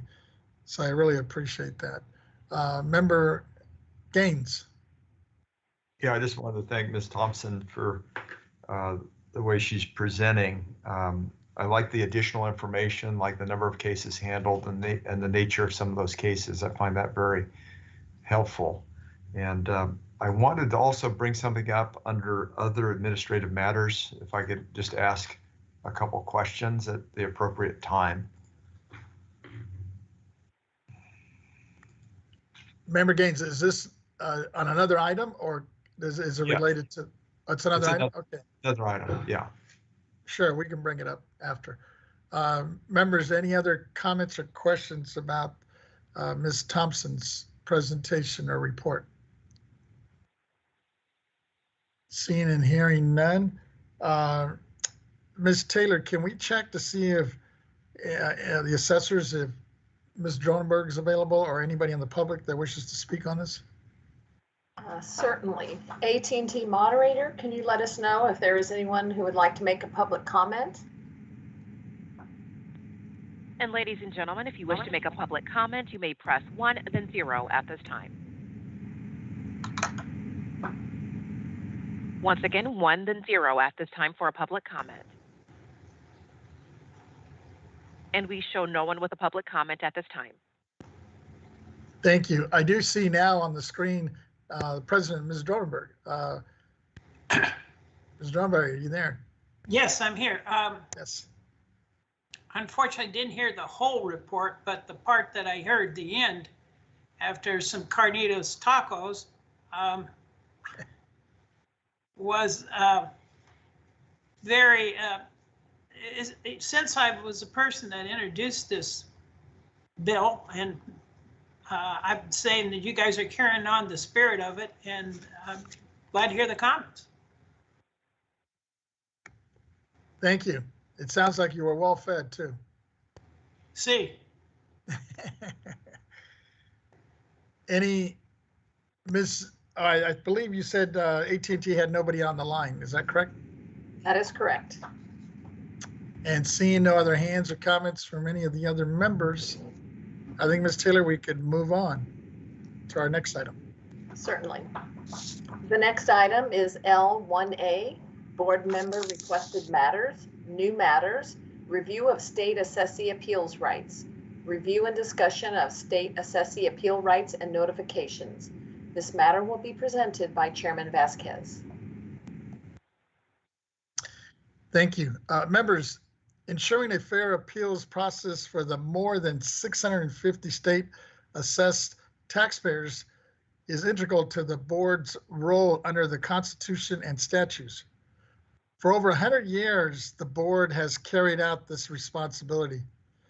I would like to commend our BOE staff for their hard work, and I appreciate their efforts. And members, if you please indulge me in giving a brief overview of my proposal for action. In the California Constitution of 1879, the California State Board of Equalization was established and constitutionally charged to administer ad valorem the value state property assessments as established by the board. State assessments were apportioned to the local assessment rolls for levy and collection, while other property remained subject to assessments by the local assessor of the county in which the property was situated. The state assessment process highlights the board's longstanding property tax administration partnership with the 58 counties. Specifically, the board's assessees designated utilities and inter-county property. And such assessments are then apportioned to the relevant county jurisdictions where the tax is levied against the local assessment rolls and collected at the county level. In the funding year 2019-2020, the net statewide assessed value was 6.8 trillion, resulting in 75.4 billion of property tax levies. The state assessed role in levy sources of local revenue contributing 40.5 billion to our California schools and 34.9 billion to local government for the funding year of 2019-2020. To ensure due process to state assessees in this revenue generating function, the board has a formal appeals process for review of state assessments, which is governed under the Tax and Rev Code section 731-749 and the board's rules for tax appeals under the California Code of Regulations, Title 18, Division 2.1. State assessees may file appeals with the board each year after the conclusion of the annual valuation setting process. Rules for tax appeals, section 5310-5345. The board sits as the administrative hearing body for these appeals. The board is currently in the state assessment appeal season, which will conclude at the end of January 2022. On June 1st, 2021, the California Court of Appeals, Third Appellate District, rendered a decision for the Board of Equalization that reviewed certain aspects of the board's state assessed appeals process. Verizon California, Inc. versus State Board of Equalization 2021, 64 under the California Appellate 5th, 1155. In light of this recent decision, I propose that the executive director work with staff to engage in a holistic review of the state assessed appeals process after the conclusion of this year's appeals season, including a review of the court's decision in the Verizon and any implications it may have on staff processes and procedures. I believe this request aligns with the agency's strategic plan and staff's process improvement priorities moving forward. If Ms. Fleming can please give me a comment on this. Thank you, Chairman Vasquez and honorable members. I think that your request is understandable, and we'd be happy to take a look at the appeals process as was requested in your comments after the appeal season. And that'll be after the January 2022 timeframe. And members, that would be consistent with some comments that we received also for a review of that process from Controller Yee, I believe, in the May timeframe. So we'll be happy to revisit that at that time. I appreciate it. I see a hand up from Member Gaines. Yeah, thank you very much. I wanted to, and if you want me to speak at another moment, just let me know where it's appropriate. But I want to go back, and I've got a question of Ms. Renati and also Executive Director Fleming. Excuse me, is it on this item or something, or another item earlier? It was earlier. Okay, can we just hold it for a second there, and we can reopen that. Okay. I see a hand up for Member Cohen. Is that an old or a new one? It's a new one. It's to the statement you just made. I'm not quite following exactly what you are requesting, and I heard Ms. Fleming respond in the affirmative, but I was wondering if maybe Brenda or Henry could provide some context to this request that you're making. Sure. Do we have either Brenda or Henry could opine? Ms. Fleming, do you want to take that on? Certainly. So I think, members, and I don't want to put words in the chairman's mouth, so sir, please correct me if I'm going off track here. So I think what the chairman is looking for is an opportunity for us to review the appeals process. There's a number of steps in the appeals process and time frame, and I think just based upon just general discussions, we take up the appeals season. We have the appeal season every year that runs pretty much from the October to the December timeframe. And I think he has some thoughts about, consistent with Ms. Yee, who has, for various stages of the appeals process, some opportunity for us to revisit the appeals process, look for efficiencies, look to ensure that communications, policies, procedures, et cetera, are intact.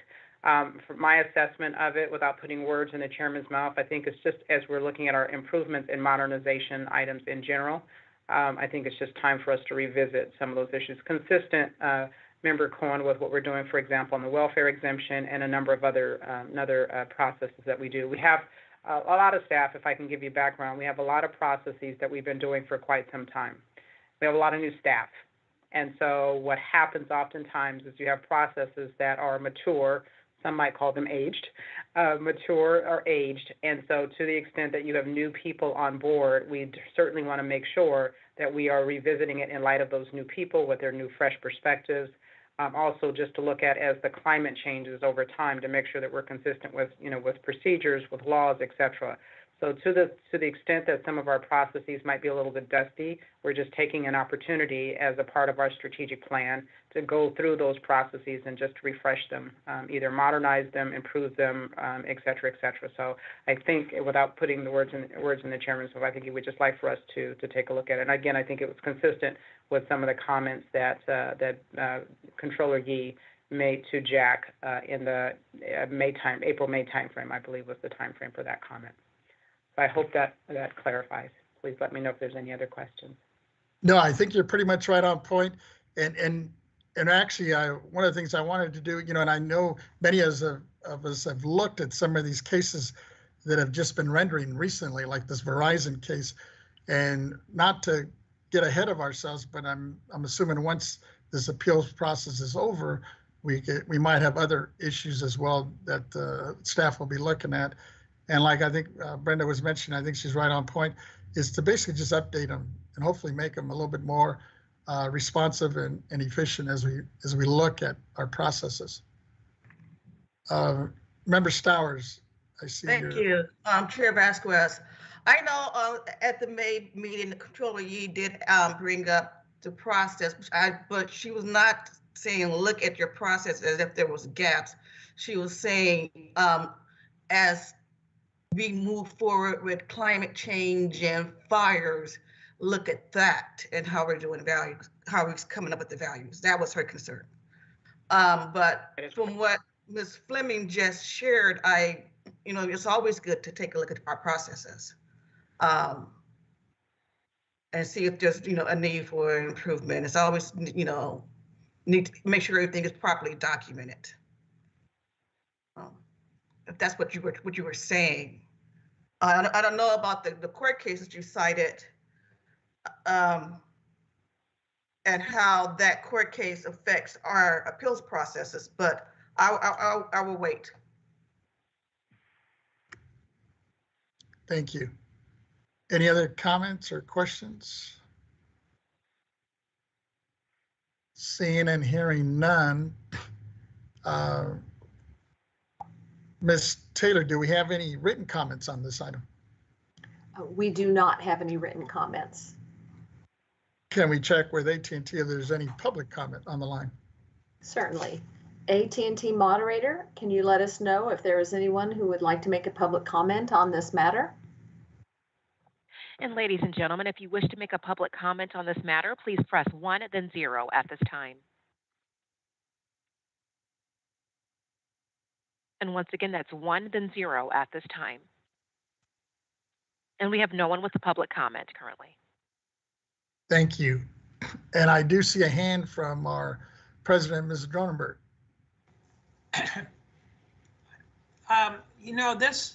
This case slipped by me, the Verizon case. It's a recent case. At what level was it? It was at the Ninth Circuit. So it's a federal case? I'm sorry. Actually, it was in a court of appeal in the 3rd Appellate District. I'm sorry. So it's already been through the Ninth Circuit or a court of appeal for the state of California? Yes. Okay, so it's still got to go to the state Supreme Court. And what was the, in a sentence, what was the outcome of the case? What did they rule? Mr. Vasquez, this is Richard from the legal department, and if you'd like, I'd be happy to respond to Mr. Dronenberg. Please do so. I don't want to misspeak on a legal term here. Mr. Dronenberg, the Verizon case was decided at the 3rd District Court of Appeals for the state of California. So this is a state case. And the time for review for the Supreme Court or for the plaintiffs to file review is over in that case. This case is final, and it's been published, so it is the law in the state. And just in a nutshell, what the Verizon case determined essentially was that when a petitioner reaches a joint recommendation in a state appeal with staff and presents that to the board, they can't later essentially renege on that agreement by bringing suit. And so, as a trial court put it, and I'm of course paraphrasing here, but essentially what they said was that you can't ask the board for a reduction in value, get the reduction you asked for, and then turn around and sue for a value lower than what you had asked for. And so the appellate court had closed off Verizon's ability to bring an action in some particular years. Would that preclude them from taking it to the federal court? Well, I don't know that there's any federal issues here that are involved. Yeah, well, yeah, due process is the only thing I could think of, but, all right, thank you very much, Richard. I appreciate it. You're welcome. Thank you for your question. Any other comments? And just, this is Henry Nanjo, Chief yes. Counsel. Mr. Dronenberg, through Chairman Vasquez, I'm sorry. I just wanted to let Mr. Dronenberg, CAA President, know that we do have information on the Verizon case on our litigation roster, which is on our website. And if he has any further questions or his staff has any further questions, Richard Moon or myself would be more than happy to talk to him. All right. Thank you. Thank you, Chairman Vasquez. Thank you. Members, seeing no other comments or questions, Ms. Taylor, if you would please call her. Now, you said you had no written comments on this, right? Correct. We don't have any written comments, and we have already called for the public comment. So with that, if we can please call our next item. Our next item is M1, Public Policy Hearings, Proposition 19 Implementation. Items that appear under these matters provide information to the members and may require board action or direction. There are no planned staff reports or external speakers for this agenda item. However, persons who wish to address the board on this topic as a public comment may do so. This matter will be presented by Mr. Vasquez.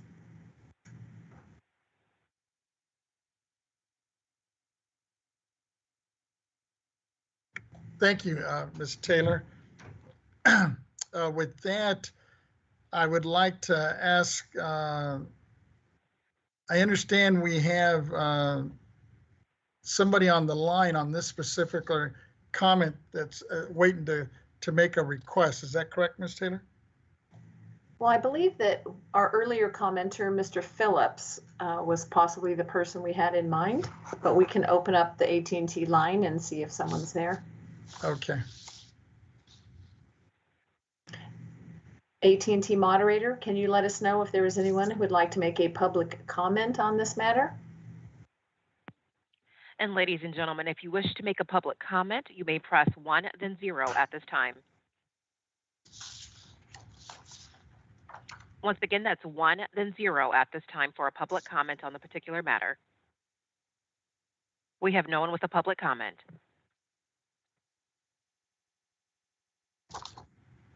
Thank you.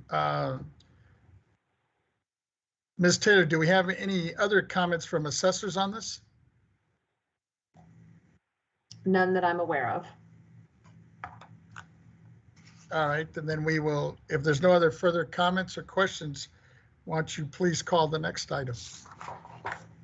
The next item is M2, Public Policy Hearings, Wine Industry and Wine Grower Excise Tax Data. Discussion and possible action on wine grower excise tax data. This matter will be presented by Chairman Vasquez. Members, thank you. I understand we have 2 speakers on this topic today. Mr. Tim, I believe it's Mr. Tim, is it Schumelizer? I don't know if I'm pronouncing his last name correctly. The Vice President of California State Relations at the Wine Institute, and Mr. John Marco, editor and partner of Gomerbergs and Fredrickson. As Ms. Taylor, can we introduce the first speaker if they're available? Yes, AT&T, can you please open the line for Mr. Schmelzer? May I have Mr. Tim Schmelzer and John Moramarco please press 1 then 0 so we can open your lines?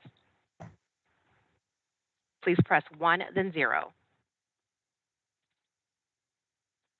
Their lines have queued up. They're currently with operators.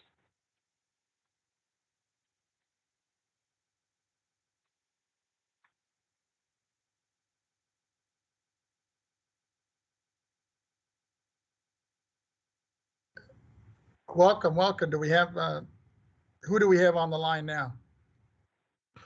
They both have queued up. We currently have John Moramarco's line opened. His line is now open. Okay. John, did you want to start first, or is it Tim? Go ahead. Actually, I was hoping Tim was going to start. I was hoping Tim would start first, Chairman Vasquez, if I haven't heard. Is he on the that would be line? great. Let's see. He is on the line and he's just with an operator currently. Oh, okay. Let's give him a minute. Thank you. And thank you for your patience. His line is now open. Mr. Schmelzer, your line is open. Okay, Hello? good morning, or hi, good afternoon, Chair Vasquez, members. I'm speaking on behalf of Wine Institute today. Wine Institute is a trade association that represents California wineries.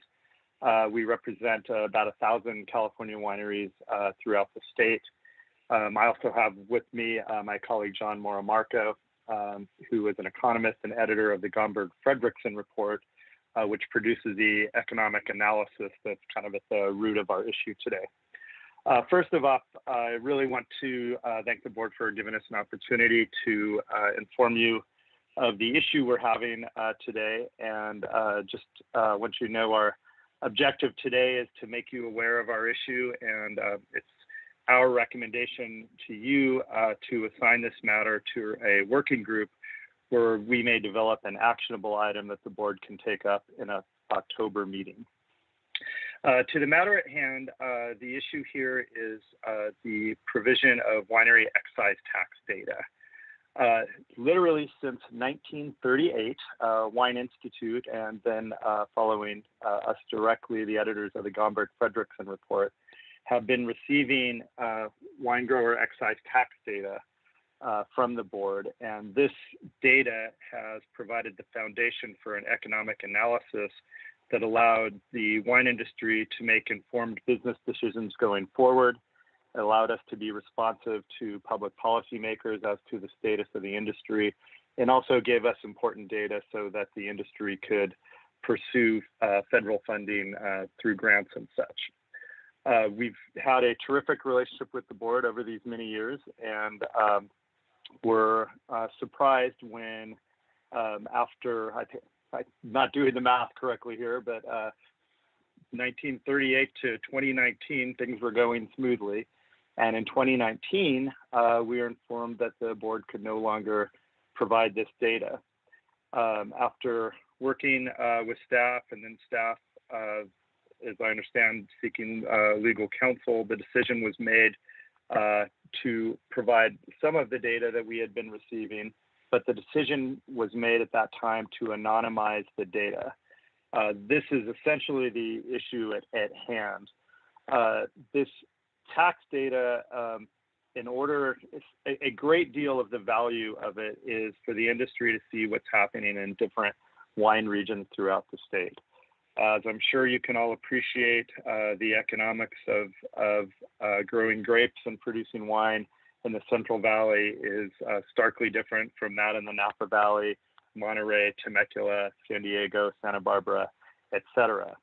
And with this data anonymized, it has really hampered the ability to produce meaningful data that is actionable by wineries. And I also want to underscore why such an analysis is so important. The wine business is one that requires a tremendous amount of planning. Once a decision is made to plant a vine, so say maybe you're going to remove your Cabernet and start planting Sauvignon Blanc or something like that, you may be 5 years from the date you planted that vine till you are actually able to produce wine.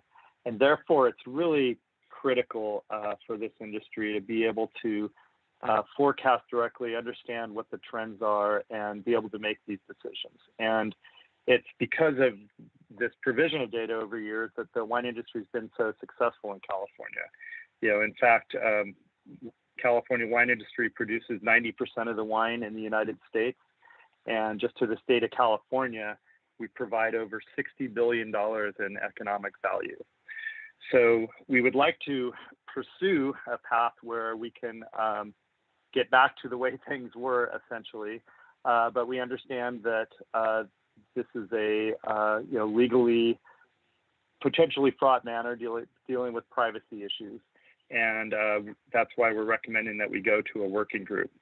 I wanted to express that we absolutely understand that individual tax data deserves to be private and confidential. We're not asking for individuals' information to be released, but we are hopeful that eventually we will get to the point where wine company data is released such that we can see the companies and their addresses and such, so that we have the information that we've had in the past in order to produce the economic analysis that's so important to the industry. So that's the basically what we have going here today. Like I said, I have my colleague John Moramarco, who can provide you with some technical detail on that matter. I'm happy to answer any questions any of the board members may have. And I also understand that another colleague of mine, Mr. Michael Miller, with the California Association of Wine Grape Growers, is also available to provide support for the board taking up this matter. Thank you. Members, I understand we have two speakers on this topic today that'll be speaking afterwards. I'm wondering if we should just wait to hear from the others, and then while we do that, Mr. Smelsmer, if you could go ahead and introduce, I believe it's the John Moramarco, the editor. You got it. Yeah. So John, if you want to go ahead. So John Moramarco is kind of the economist who the wine industry must look to, and is the current editor of the Gomberg-Fredrickson report, which is the analysis of this data. So John, if you want to chime in. Thank you, Tim. Thank you, Chairman, and thank you, board members. Tim really covered the overview very nicely. The reality is that the industry has been receiving this data from the BOE, and we've had a very good relationship with the BOE for decades.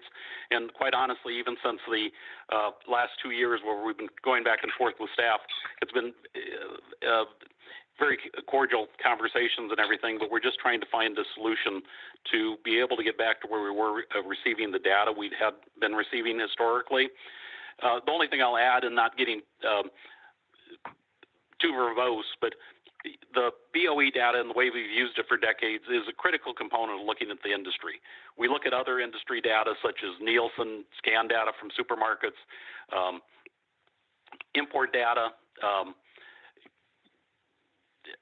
grape crush data from California, et cetera, and we put it all together, but it's almost like a great big jigsaw puzzle.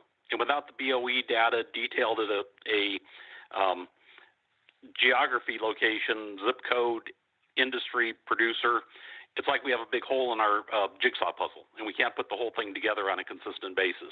And it's actually caused problems over the last year in terms of not truly being able to evaluate the impact of the fires in Northern California, not being able to adequately impact the COVID. And it's had varying impacts on different size wineries. And as Tim said, we would be very appreciative if we could have a working group put together so that we could discuss how we can get back to what we've been doing for decades with the board. Thank you. Thank you. Thank you, Mr. Mora Marco. Members, do we have any questions for either of our speakers before we move forward here? Mr. Vasquez? Member, I'm sorry, was that This Ms. is Taylor? Ms. Taylor. Yes, we Yes. do have one more public comment from Mr. Michael Miller. Oh, yes, I'm sorry, go ahead. Good afternoon, chair, members, and staff. I appreciate your time on this issue. And I won't belabor the point anymore, other than the California Association of Wine Grape Growers, we very much align ourselves with the comments from John and Tim both. I think they've articulated the issue well. We appreciate that. This data is critically important to wineries and to growers alike, and we'd ask for a favorable consideration of this item in the staff approach. And I thank you very much for your time. Thank you. I believe that was it, right, Ms. Taylor? Yes, that is correct. Thank you. I see a hand up from Member Gaines first. Yeah, thank you very much. I'm supportive of our working with the Wine Institute to see if we can resolve this issue. It's my understanding that I believe the information from the Attorney General's office was a letter. It was not an opinion. So I think we ought to figure out how we can work together. Of course, we want to be careful of individuals' privacy, but at the same time, give them information they need. I thought it was interesting that John Laura Marco brought up the issue of fires. We had the Caldor fire in my district, and you know, primarily El Dorado County and part of Alpine County. But I personally spoke to a couple of wine growers that had some real issues in just trying to get to their vineyards while the fire was occurring. There was a lot of lockdown, and growers were not allowed to get onto their property and irrigate and things of that nature. And so when I think of this address issue and what the impact of, here we are talking about calamities in a sense, right? In this case, it's wildfire. I think that data is really important. I know just talking to the wine growers, that smoke is a big issue, and that if grapes are exposed to smoke for days on end, that affects the value of their crop and whether they can even make wine with it. So I'm just supportive of trying to move forward to figure out how we can provide the data they need so that they can be productive. And really, we're fortunate that we have such a robust wine industry here in California that is impactful, really worldwide. Thank you. Thank you. Ms. Stowers, go ahead. Thank you, sir. To the representatives, I want to make sure I heard you correctly, that you say that you are getting some data, but you're not getting the name of the wine company and the wine company's address. That is correct. All of the data is anonymized, whereas historically we've received the information by wine company address, zip code, except for individuals. If it's an individual, we did not receive that data, which we understand, and we understand the privacy concerns there. But if it's a corporation, a partnership, an LLC, that was all received. Okay. Okay, I follow. So you did not get the individuals, but you still got a company, which is still the issue that we're having. I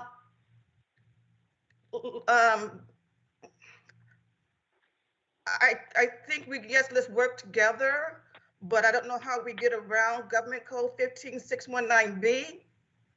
And I don't know if we have a quick solution or this is something that we look for law change so that your industry can get it. It could be made public similar to others. Member Cohen, I think you're finished, Ms. Stowers, right? Okay. Member Cohen. Yes, thank you.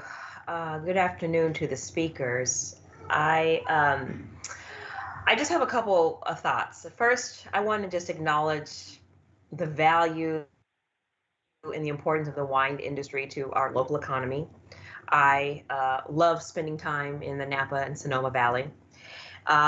I am also extremely sensitive to the request for the need for information. And I know it must feel like to the wine industry that the rug has been pulled from under you.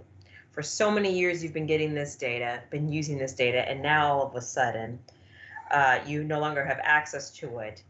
And it feels as if the rules have changed mid-game. And so I understand and I can connect with that level of frustration. And so I'm sensitive to the request for information, but also can appreciate the information that's been shared by staff from a legal perspective and what is permissible under the law. Now, it's hard to, I think, accept and acknowledge that for a very long time we have been misinterpretation, or there's been a misinterpretation of the law, and an error has been made. That's the position of the legal staff that they're taking, and they are trying to correct it. With that in mind, I want to support the speaker's request to establish a work group on this issue, but I also want to take it a step further because I believe a critical step forward should also include a legislative solution. Now, I've gone back and forth. I've talked to staff. I've talked to the Franchise Tax Board, who are actually also in agreement with the interpretation of our legal staff's interpretation of the legislation. But it sounds like we need to create legislation to help you gather this information in order to move forward. So I just wanted to go on the record and say that I have taken the initial steps to move in that direction, to work on drafting legislation. So, Mr. Chair, just to sum everything up, I think that the work group is appropriate. I welcome a work group on this issue. Please, I'd be willing to volunteer myself and my staff's time and talent. I think it's important for us to find a balance between the request of the industry and then the privacy rights of the taxpayer. I appreciate that. That was going to be my recommendation, is that we set up this working group and see if there's what we can do to come back to you all and present hopefully something that's amenable to all parties here, without violating, obviously, the confidentiality issue here between, especially individual. Well, it doesn't seem like the individual is an issue now. I think it's more the corporation and the LLCs. Any personal information they may have included in there. And if people are comfortable with that, well, let me see. I see a hand still up from our Vice Chair Schaefer. Yes. Thank you, Chair Vasquez. You know, I'm used to going online and looking up the identity of any member of the state bar, or looking at the identity of any owners of private railroad cars. In fact, we see that long laundry list of them in our annual reports. That's all public information. I think I can find out the identity of any economic enterprise just by going online, because there's a fantastic array of information there. As far as getting a street address, that's something a little more sensitive, because mom and pop wineries work out of their own residence and they may not really want that. But I'm sure all of them have a P.O. box that they use as a generic address. So I don't think really whoever wants to keep secret the identity of the firms is going to have much luck.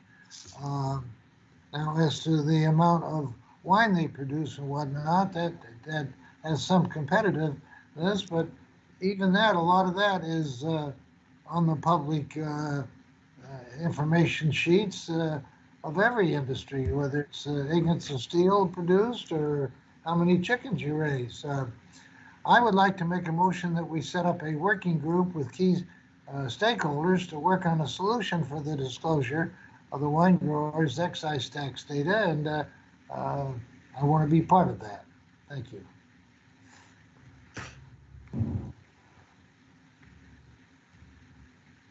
Let me ask Ms. Fleming. I know she's been kicking this around a little bit with staff and specifically the legal staff. What's your thoughts in terms of moving forward with the working group and obviously incorporating the stakeholders, as well as, I guess if it's a working group, the most we can have is 2 members participating in this, so we can try to expedite this and bring it back as soon as possible. Thank you, Chairman Vasquez and members. And first, I'd like to take this opportunity to thank our presenters today. We really appreciate your time. It is a bit of a challenging and difficult issue. I do understand that, but I appreciate your patience and even your kindness as we try to resolve this issue. So thank you so much for taking the time out of your day. Members, I absolutely support proceeding with a work group. I think that is fundamentally, as this was introduced, and Member Cohen introduced the work group concept some time back in the 2019 timeframe. I think that's the appropriate forum to study and examine these kinds of issues, allowing kind of a research group in this case, where it really is fact-finding to identify what the issues are in order to do the analysis, in order to offer a path forward to solution it. In this case, fundamentally, it sounds like, based upon the comments from our presenters, definitely they've had a history of getting data. Majority of that data has been in what we refer to as the public domain space, and so certainly a lot of that data is available. To the extent, members, that you consider this item under the work group, it might give you the opportunity to consider some things related to the relationship, the industry professional relationship between the taxpayers whose data we have in our systems, the taxpayers themselves as the winemakers, wine growers, et cetera, and the industry representatives, in this case, Wine Institute. And if there's a natural professional industry relationship there legislatively, to Ms. Cohen's point and others, when you're looking at a legislative path, those might be some components that you can examine closer to see if you could leverage that, right? Because in our situation, we have 2 categories of data, and I think we've had this discussion, the public domain data and then the confidential data. The confidential data, is, as you all have said, we do have to protect that, and I think the Wine Institute fully appreciates that. And it sounds like, based upon about 1,000 of the winemakers, companies that they are representing, our database has more than that. But again, it goes down to maybe some of the smaller companies where they're individual wine growers and taxpayers. So as that individual taxpayer, they would that's definitely included in the data that we have to protect. So if you're really looking at an opportunity to move something forward, maybe in your work group, you look at that whole community of taxpayers, wine growers, winemakers, and all of the different configuration of the role players there, establish and define the relationships between those groups and the Wine Institute, and then maybe can carve out a path forward to how do you make that the content that the Wine Institute is looking for, how do you shift that into the public domain? So I think that would be a good opportunity and a good forum to take up this item, members. And then going forward, Chairman, to your question also, in order to establish it, the board would vote on it today, define the scope of what the work group would do. You're not restricted to only 2 members. You could do it as an ad hoc work group. And as an ad hoc work group, you could have it as a small group with 2 members, if that's your pleasure. In that case, doesn't necessarily require Bagley-Keene. However, if you have a broader number of members with at least quorum, 3 or more, then it's a Bagley-Keene meeting.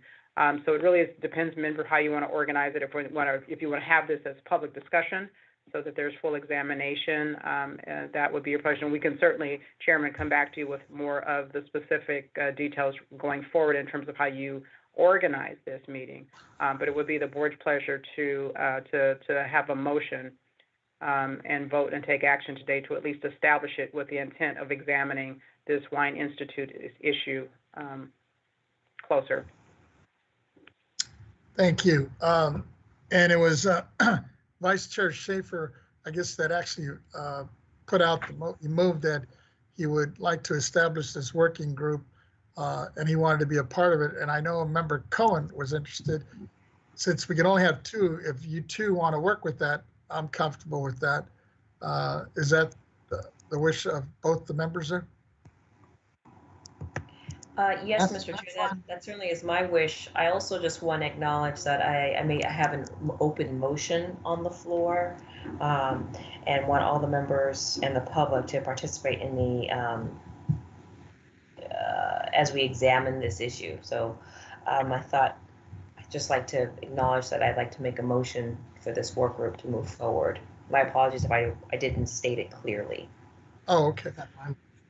So I need a second. We had my motion is Vice Chair pending. had a motion, but neither one's had a second. Let me go back. Vice Chair Schaefer. Let me withdraw my motion and second Member Cohen's motion. Okay. So what's the motion, Member Cohen? The motion is that we move forward with the work group. Okay. So it's been moved, and then it was second, and I think we're in agreement with that. I don't think there's any opposition, but let me just pause for a minute and see if there's any comments or questions on that. Hearing and seeing none, why don't we go ahead and take a roll call vote on that motion first, and then we'll determine who's going to be in the working group. Oh, yes, who's Chairman that? Vasquez, I'm sorry, and I apologize for the interruption, but I would like to just to clarify as a part of the motion before you process the vote. What I heard Member Cohen indicate is that she wanted to move forward with this work group.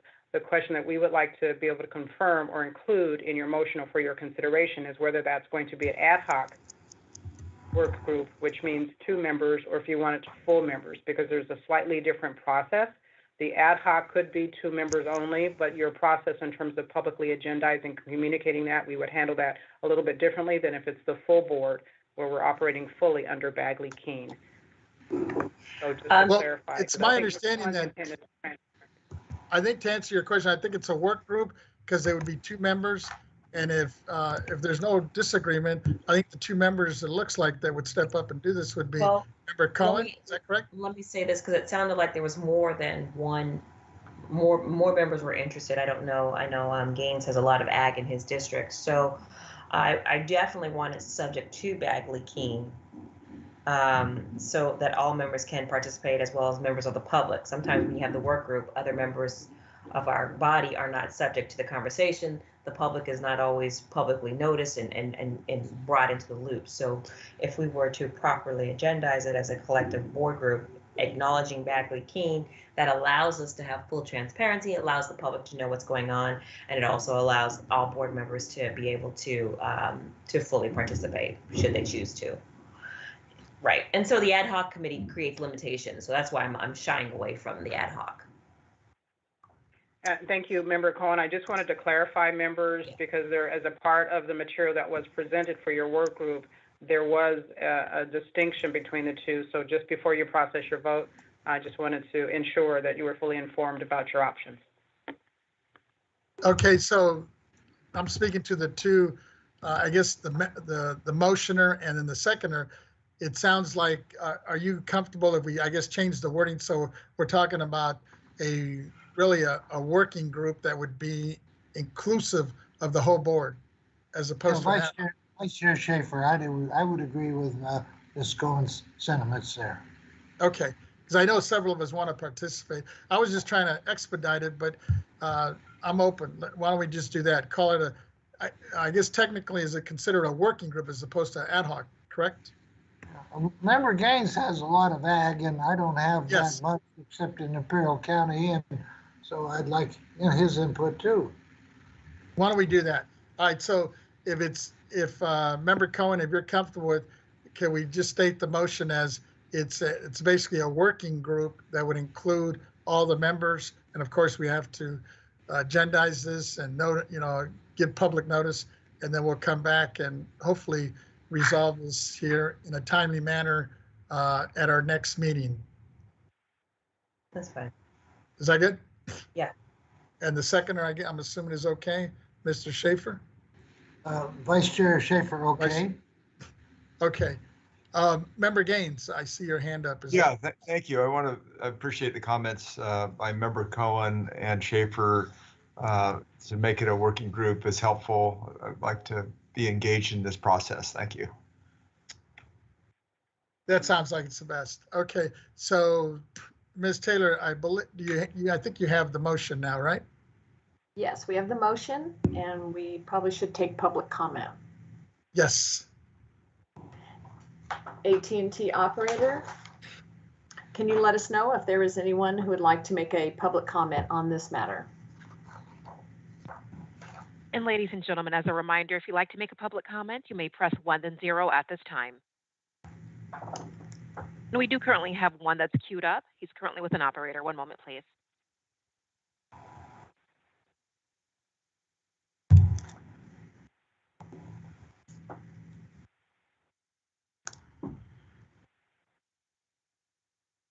But as a reminder, ladies and gentlemen, if you wish to make a public comment, you may press 1 then 0 at this time.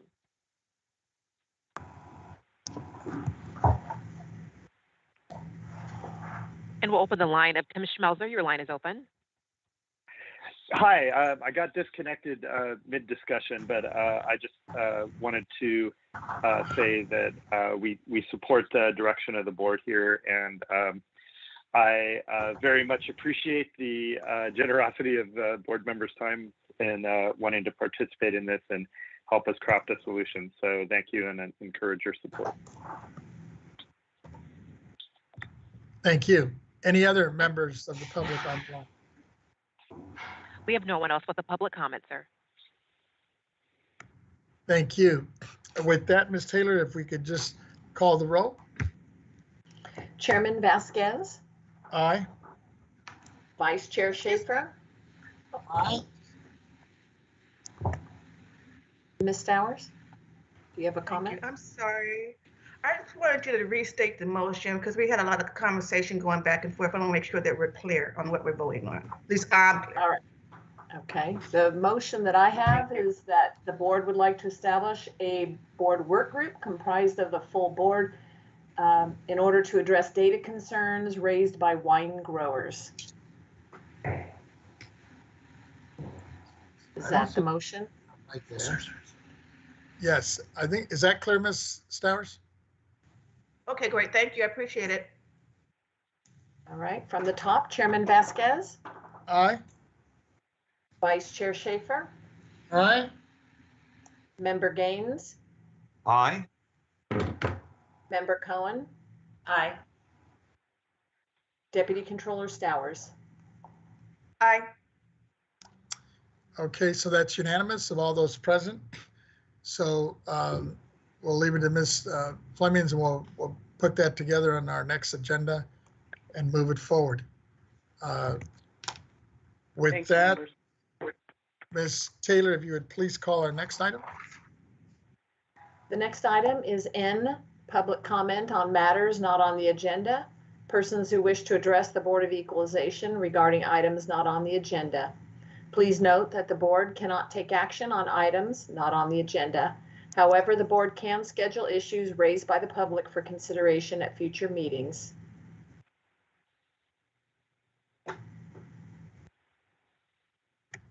You know, Ms. Taylor, and maybe this is a legal question.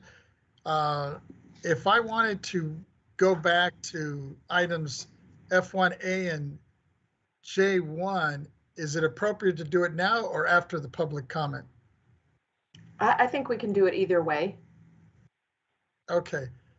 Okay, we can do it either way. Why don't we just continue to see if there's any public comment then? Certainly, we do not have any written comments. AT&T moderator, can you let us know if there is anyone who would like to make a public comment on this matter? Ladies and gentlemen, if you'd like to address the board on any items on the agenda or not, you may be able to press 1 then 0 at this time.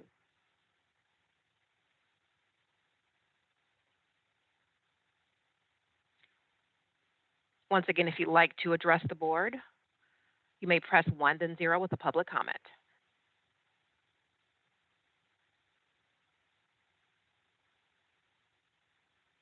And we have no one with a public comment.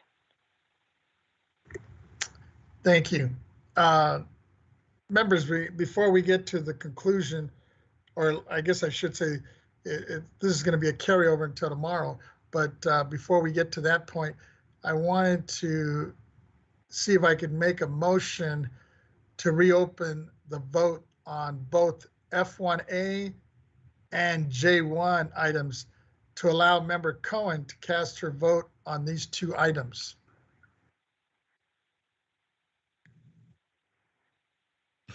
I definitely would love for Ms. Coleman to vote, but for the record, clarify what do you mean by open the vote, because Controller Yee is no longer here. Will her vote still stand? Oh, Oh, it's my understanding I have to reopen. Maybe I don't have to reopen. Are we able to just bring back the item and allow her to vote or cast her vote? I believe what I will be doing, this is Ms. Taylor, we would, yes. if you all agree to open the vote, I will just recall the item and call for Ms. Cohen's vote, and that will be it. Okay. I'm fine. Chairman Do we need to make a motion? Henry Nanjo, Chief Counsel. Go ahead. This is Henry Nanjo, Chief Counsel, Chairman Vasquez, and members, yes. honorable members of the board. Ms. Taylor is correct. You would need to do a motion, and it needs a second. You would then vote on that motion to reopen. If the vote is successful, then you would just Ms. Taylor would reopen both items just to allow Ms. Cohen to vote, or excuse me, Member Cohen to vote, and then all the other votes would stand as is, as cast. I'll make that motion. Thank you, Chief. All right, so then. Thank you, Chief Counsel. And I members, moved it. It sounds like Member Gaines is going to second it? Yes. Okay. Second. So basically, the motion is to reopen F1A and J1 items to allow Member Cohen to cast her vote on these two items. And with that, if we can get a roll call vote on that motion. I believe we do need to open it to public comment. Oh, I'm sorry. Let's do that first. AT&T moderator, can you let us know if there is anyone who would like to make a public comment on this matter? Ladies and gentlemen, if you wish to make a public comment on this matter, please press 1 then 0 at this time. And once again, that's 1 and then 0 if you wish to make a public comment. And we have no one with a public comment. Thank you. With that, if we can get a roll call vote. Chairman Vasquez. Aye. Vice Chair Schaefer. Aye. Member Gaines. Aye. Member Cohen. Aye. Deputy Controller Stowers. aye. Okay, that's unanimous of those present. If we can have Ms. Taylor, please bring back those two items for a vote. Yes. The first item is agenda item F1A, other tax programs. The motion was to adopt staff recommendations. Member Cohen. Aye. Ms. Cohen's vote has been added to the roll. The next item, let's make sure I get the right item, is J1, Administrative Consent Agenda. The motion was to approve the board meeting minutes. Member Cohen? Aye. Ms. Cohen's vote has been added to the roll. Thank you. And I see you have your assistant there, Member Cohen. She didn't weigh in on that vote, did she? She said aye also. She said aye, right after okay. I said it, but I muted Very it so you good. didn't hear it. All right, with that, members, as we bring this part of our meeting to an end, I just want to thank you again. And now continuing my acknowledgements, as we were talking about at the opening of the meeting, about the Chairman Latino Vasquez. Hispanic. Oh, I'm sorry. Member Cohen, you have your hand up. You're muted though, I think. Yes, I know. Yes, before we closed the meeting out, there was another portion of the agenda that I was called away on, and I wasn't able to address. But I wanted to. I don't know if we need to open this up, but it goes back to the legislative report. I just wanted to ask that we request the executive director to draft a letter to the governor. I'm just urging his signature on Senate Bill 539. We heard this in our presentation this morning. 539, and then also Assembly Bill 948. I think that if we have previously sent letters to support while the bills were moving through the legislative process, I think it's important for us to engage with the governor's office during this bill signing period. It's not controversial. It's in line with the work that we do. We discussed this item proactively, and of course, this is always an effort to build relationships with the governor's office. So I apologize for not addressing this specifically in the legislative report, but I definitely wanted to go on the record to make this request. I'm open. If you'd like to take action on the item, then I think we'll have to make a motion to open up the legislative report, take public comment on it, and then entertain a motion to direct the executive director to draft and send these two letters out on behalf of the board. But Mr. Chair, I leave it up to you. Well, let me ask you, did I hear correctly? Remember that you were asking a letter in support of 539? Yes. SB 530? Yeah, urging him to sign it. But I don't think it's left the Senate floor though. I think it's on his desk. 539 539 is on the governor's desk. Oh, okay. Yes, sir. That is correct, Ms. Cohen. Thank you. Yeah, and then there's also Assembly Bill 948, which is by Holden, and Holden is legislation is about making sure that there is uniformity and no bias in the assessment of property.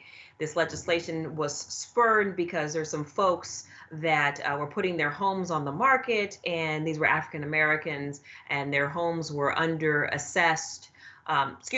appraised, not assessed. I don't want to offend the assessors. It had an under appraisal, which, as you know, when your property is under appraised, you're not able to get fair and full market value for it, which is a loss of money. So the board supported these pieces of legislation. And I just wanted to go, it's just a simple letter. We've done it before, just saying, hey, Mr. Governor, we'd like you to support. That's what Understood. I'm asking. No problem. Let me, in terms of a procedural matter, do we need to reopen that item? Let me look at our legal. I believe we do, huh? Let's just keep Chairman it clean. Vasquez, Chief Counsel Henry Nancho, we would just recall the matter at this point. I don't believe there is a need to take a vote on it. We would just go back to the ledge report.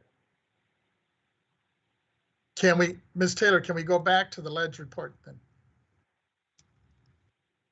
Certainly. The item we're discussing is K4A, Legislative Research and Statistic Division Chief's Report, Update on Legislative Issues. And I see two hands of Ms. Towers and Mr. Gaines. Are they both in regards to this item, or is it something separate? It is. Mine is. Ms. Towers, go I ahead. think that's, thank you. Ms. Cohen, Member Cohen, it's a great idea to get a letter out on a rush basis and let the governor know how we support it. But since we are talking about the governor, I think it'll have a little bit more weight if it comes from the chairman. I mean, Ms. Fleming could draft it and get his signature on it immediately, I believe. Not a problem. Unless Ms. Cohen, Member Cohen has another strategy. Well, I think I disagree. I think that, well, okay, it works for me. In the name of expediency, draft it, sign it, send it out, whatever. Let's just get it done. Not a problem. Member Gaines. I think you're muted though. You're muted, sir. I've got another issue I want to bring up after this. Oh yeah, no, okay. Well, you know, here's something else. Member Gaines, you're okay with the chair signing this letter and sending it out? Yes, yeah, no, I think we need to expedite. Okay, great. Yes. All righty.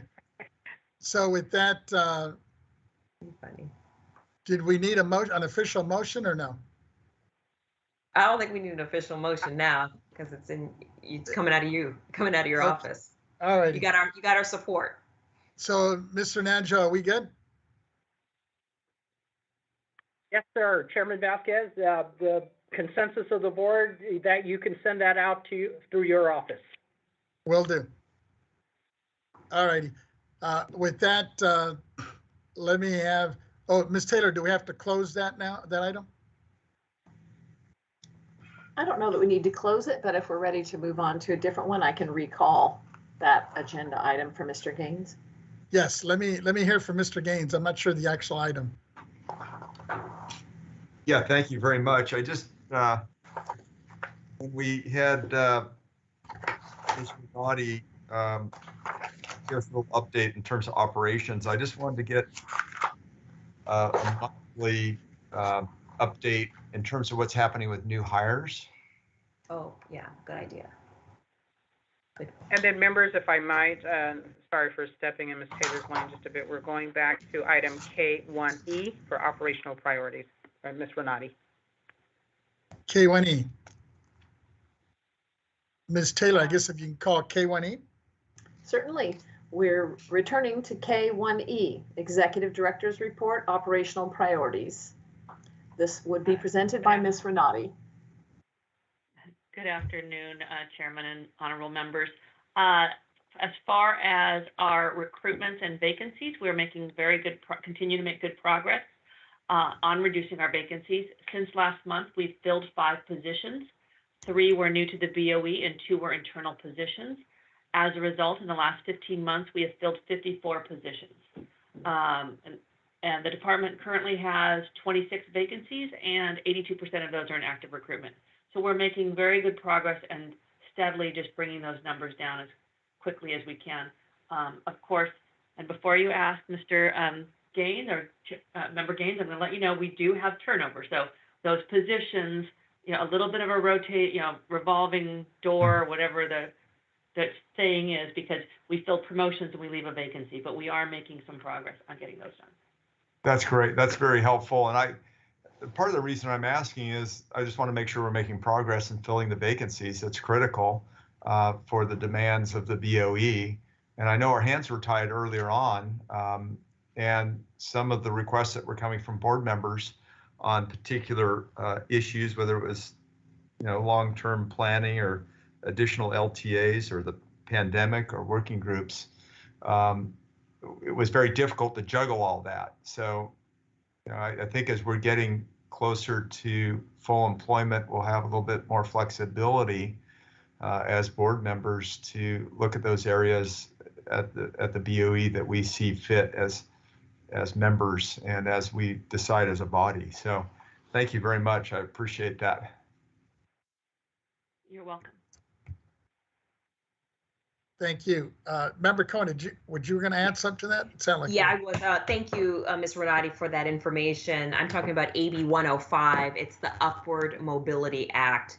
and I appreciate the laser focus on the priorities. I, however, want to know whether, well, if we're following AB 105, the Upward Mobility Act. I believe one of the significant pillars in that bill relates to the diversity and inclusion in the workplace. I'm hoping that this will fill. I'm hoping that we fill these positions, that we keep diversity and inclusion as a priority. So maybe in the future we can receive some diversity data on these hires, if that's something that's available to us. Thank you, Member Cohen. And upward mobility is very important, as is diversity, and we can get that information in the future. We do use the upward mobility as a program, and we're looking at ways to expand it currently as a means to bringing more people into the BOE, and then eventually helping them promote into our professional positions. So we are working. Thank you. Thank you. Any other comments or questions on this? Hearing and seeing none. Ms. Taylor, I guess we can just go back to wrapping this session up. Yes. Okay, members, as we bring this session to a close, we will continue this and come back tomorrow. But I wanted to, just thank you all. And in continuing with my acknowledgments of the Latino Hispanic Heritage Month, I'd like to close today's session by briefly highlighting two individuals and their exceptional contributions.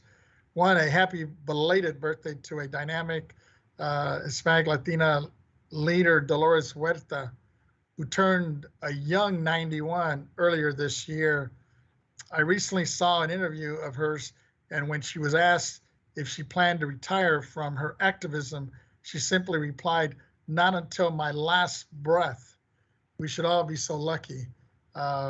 With the leadership she has shown and continues to bestow upon us, I think we are in great hands. I would also like to congratulate Assemblymember Jose Medina for his recently getting AB 101, the pupil instruction high school graduation requirement in ethnic studies, passed by both the Assembly and the Senate, AB 101, and would add the completion of a one semester course in ethnic studies, meaning specified requirements to high school graduation requirements commencing with pupils graduating in the 2029-2030 school year, including those enrolled in charter schools. With that, I would like to wish everyone a happy Latino Hispanic Heritage Month, and looking forward to continuing our meeting tomorrow at 10 a.m. And once again, just thanking the members and Ms. Fleming and her staff who have dedicated so much work on all of our businesses we have handled today. We will address agenda item M3 during tomorrow's board meeting session. And if there's no other closing remarks, we will adjourn, or I should say recess this meeting until tomorrow morning at 10 a.m. Thank you all, and thank you, staff, once again. Thank you, members. Thank you, staff. See you tomorrow. We'll see you tomorrow. Thank you, sir. Thank you.